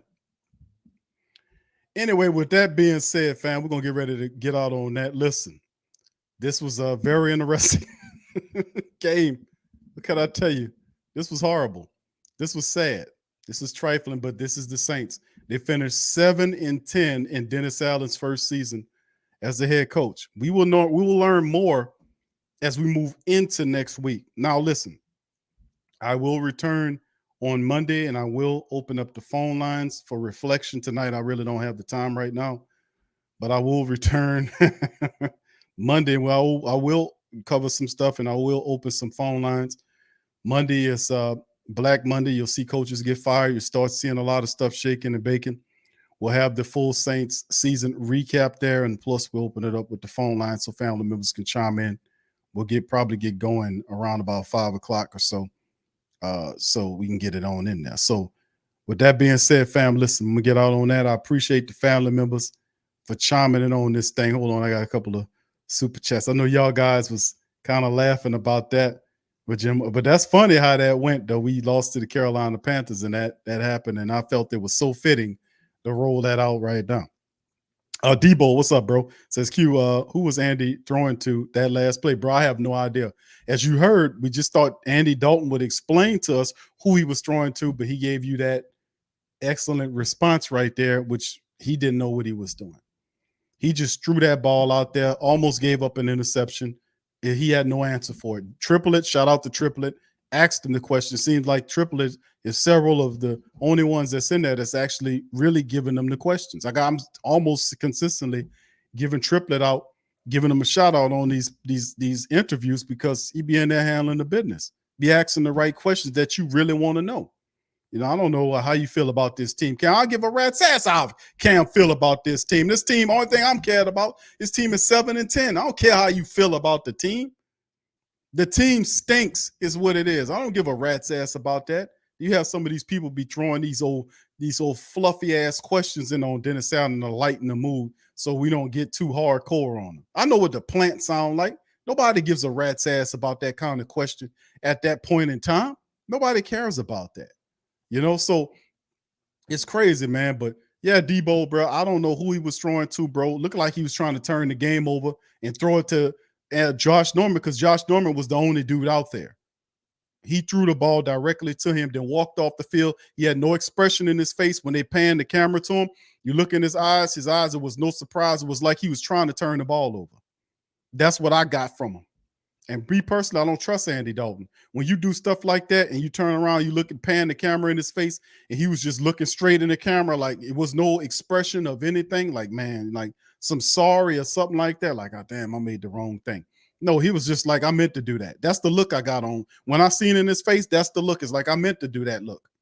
I don't trust Andy Dalton, and a lot of these people are very weird, man. Anyway, Michael says, see, I could respect if Bum DA came out like more, but his clown pissing down. Yeah. You're right, Michael. And the reality is, bro, man, he's not real. That's the whole thing. He's not real. He all of these dumb commentaries. He don't know how to apologize for porous things. He come out with these half lame brand ass things that he's not. And if this is how you approaching me after losses. And your explanation of losses to me, imagine what he's telling these players. If he can't even tell the Who Dat Nation, listen, man, I'm sorry about finishing the year this poorly. I had higher expectations. I screwed up. Listen, you don't get none of that from that guy. None of that. So if you don't get none of that from him, what is he telling them players? There is no accountability with this character. That's why I want him up out of here. And we're going to, and being that they hard head, they don't want to listen, take their money away. Make it hard for them. Cool Sports Poem says, we're going to see how serious our front office is about winning. If changes are not made, at least at the OC and QB, then they're not serious. You really think, bro, that the Saints are going to make changes at the QB position? I mean, at the head coach and the OC position? We'll see. Dennis Allen has made a history of this season of totally ignoring things that are glaring needs. The rushing attack, the hole in the rushing in the middle of the interior of the defensive line that can't steadily hold people. He did nothing this entire season of bringing veterans in to fill the hole. He let it go the entire season. And that's supposed to be his field of expertise. The most simplest things in the world, he totally looks past them and don't do nothing about them because he's over his head. He's over his head, and you got a general manager that is not accustomed to being a micromanaging GM. And I am asking him to be micromanager, but it's a line that you allow this guy to have before you go in there and says, listen, I'm pulling all of the power from you, and we're going to be on your back until you make something pop. Put pressure on them. And when you put pressure on them, they make changes out of desperation. These types anyway. So I don't know, bro, how it all plays. I know Miguel Loomis gave him a team that was worthy of 10 wins, and all he did was turn them into a 7-win team. He gave him 10 losses, though. This team was talented. It was at least a 10-win season, a team, and he ran them into the ground. At least 3 games you can call on right now the Saints should have won. At least 3. There are more, but at least 3 of them they should have won. And you've seen one of them tonight they let get out of their hands, and then he gets up there in front of the podium and spills something like that. We'll see, bro. Time will tell. Tasha, thank you, says the Petty Board approves that rant. All-time favorite of mine. Yes, indeed. I agree with you. Thank you, Tasha. Shout out to you. Shout out to Debo. Says, Q, please, can you tell Dalton and Winston, please? I know, bro. Please stop. I know, bro. If time is coming for a change, I think it's definitely going to be a change at the head coach. I mean, at the QB position.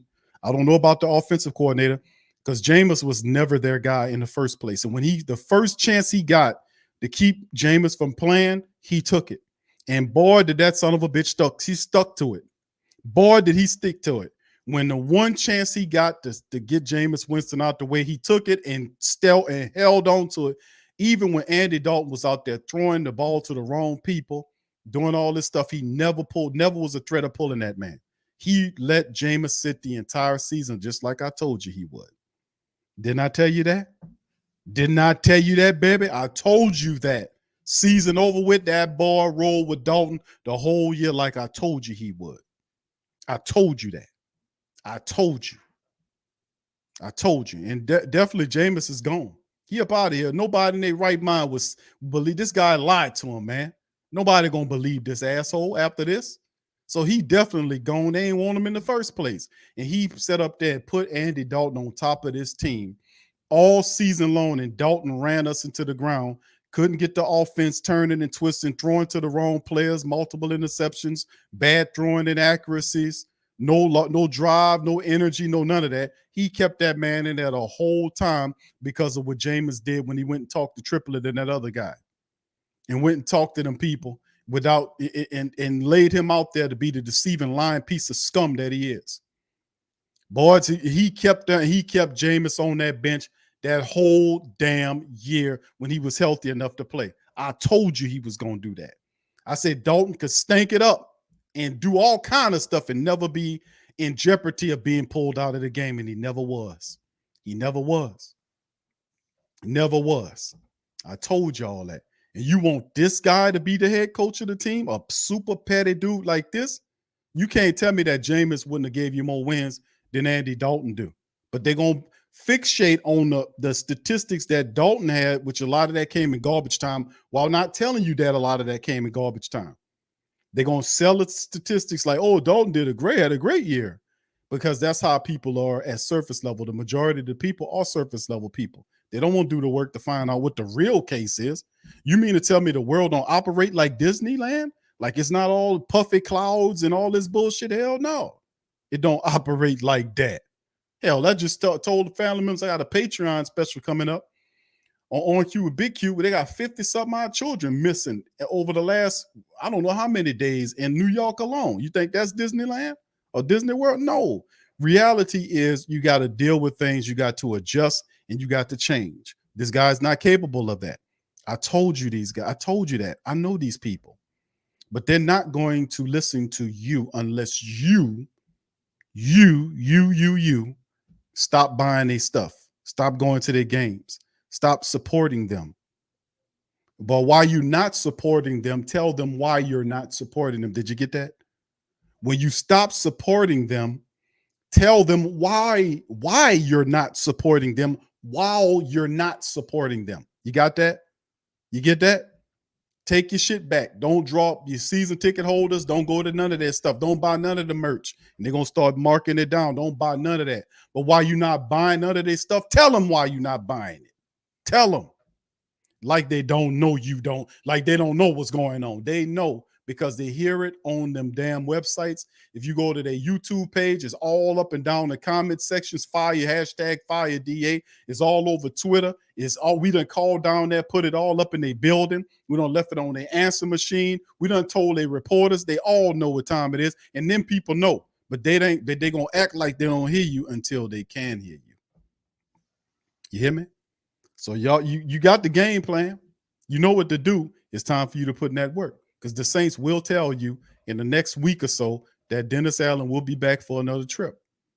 And then you will respond to tell him, well, I hope he paying for your tickets. I hope whatever you paying him that you hiding behind the books, that he pays for all your goddamn ticket sales. I hope he spent all his money on the tickets and all your stuff. Because we damn sure and all, they getting the dome all beautified for you so you can go up in there and spend for that old $10 popcorn and that $15 nachos with the $3 cheese. The $10 damn bottle, $8, $9 bottle of pop that you're going to get on up out of there, all that. They got all that going to be sitting up there nice and pretty for you. Come on up in here and buy this high-ass shit up in here. That what they, you know, and then pay $25 to park in buildings that we paid for and then get your car vandalized while you're there. So you watch them lose a game and then go outside to a busted out ass window in your car that you got to pay $500 for just to replace the windshield on the deductible. You hear what I'm telling you? You hear what I'm saying to you? All right, you got the game plan. You know what you need to do. But anyway, with that being said, fam, I'm gonna get out on that. Saints go down 10-7 in the season finale. They get swept by the Carolina Panthers in the final game. The Panthers sweep them now. The Saints finish 7-10 on the season. This is it. Of course, we have to figure out what the Saints are going to do officially, but we already know they're going to stick to Dennis Allen. We already know that. Right now, Peyton is a big piece of the wheel going forward because we need to figure out exactly what we're going to do with Peyton in terms of the picks, the compensation, so we can move toward the draft. So it's a lot of stuff turning around. I do expect Jameis Winston to be out of here real soon. They didn't want him. They have an opt-out on the after this contract is over with. There's an opt-out between the first and the second year where the Saints will end up paying him $15 million for nothing. They paid that man $15 million for a couple of games. $15 million for a couple of games.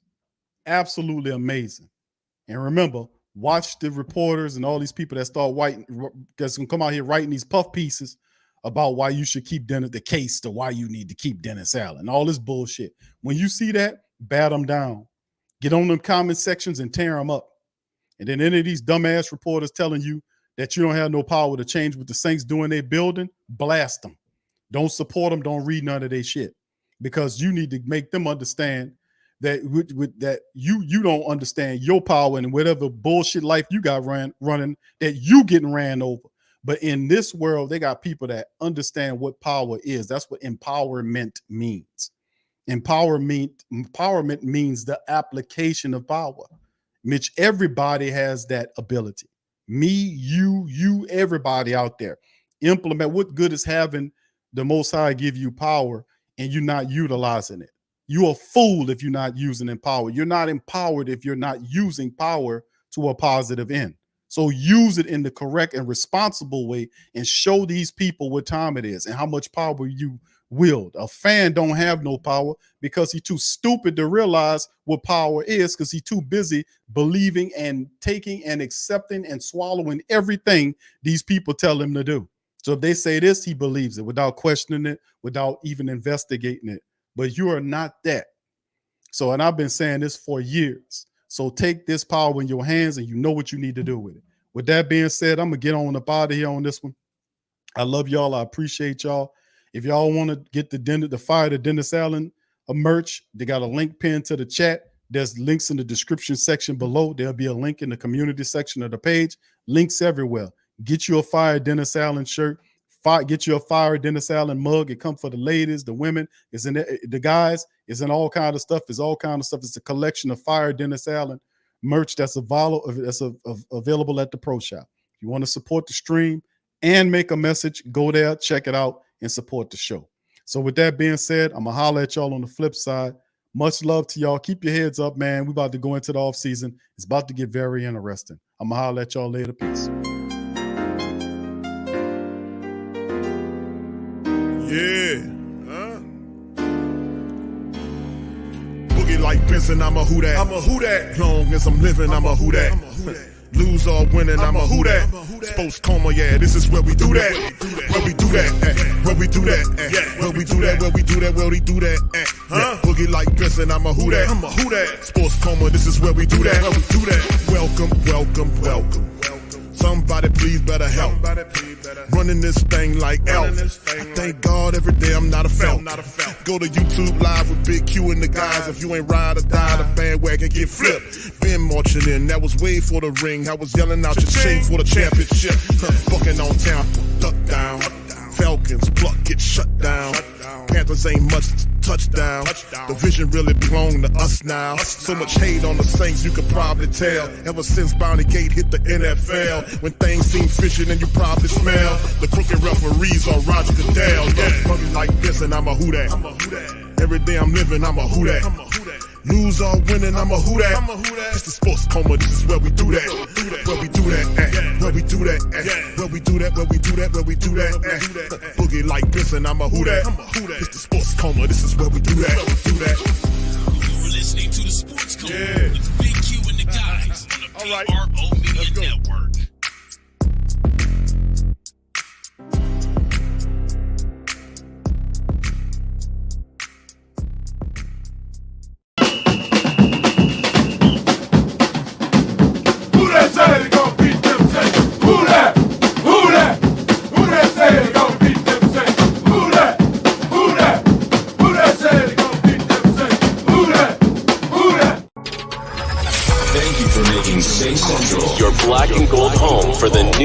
Saints.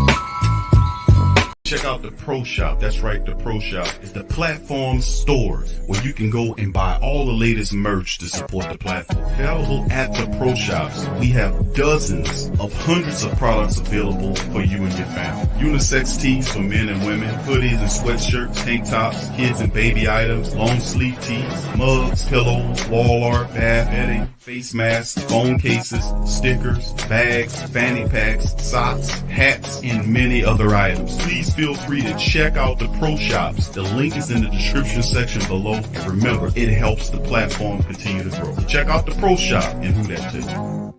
TheWhoThatDaily.com. That's right, TheWhoThatDaily.com. Your one-stop shop for everything New Orleans Saints, New Orleans Pelicans, LSU Tigers, and even the top flight boxing news. So if you're a Who That and you're looking for a place to stay up on your team, WhoThatDaily.com is your site. TheWhoThatDaily.com for the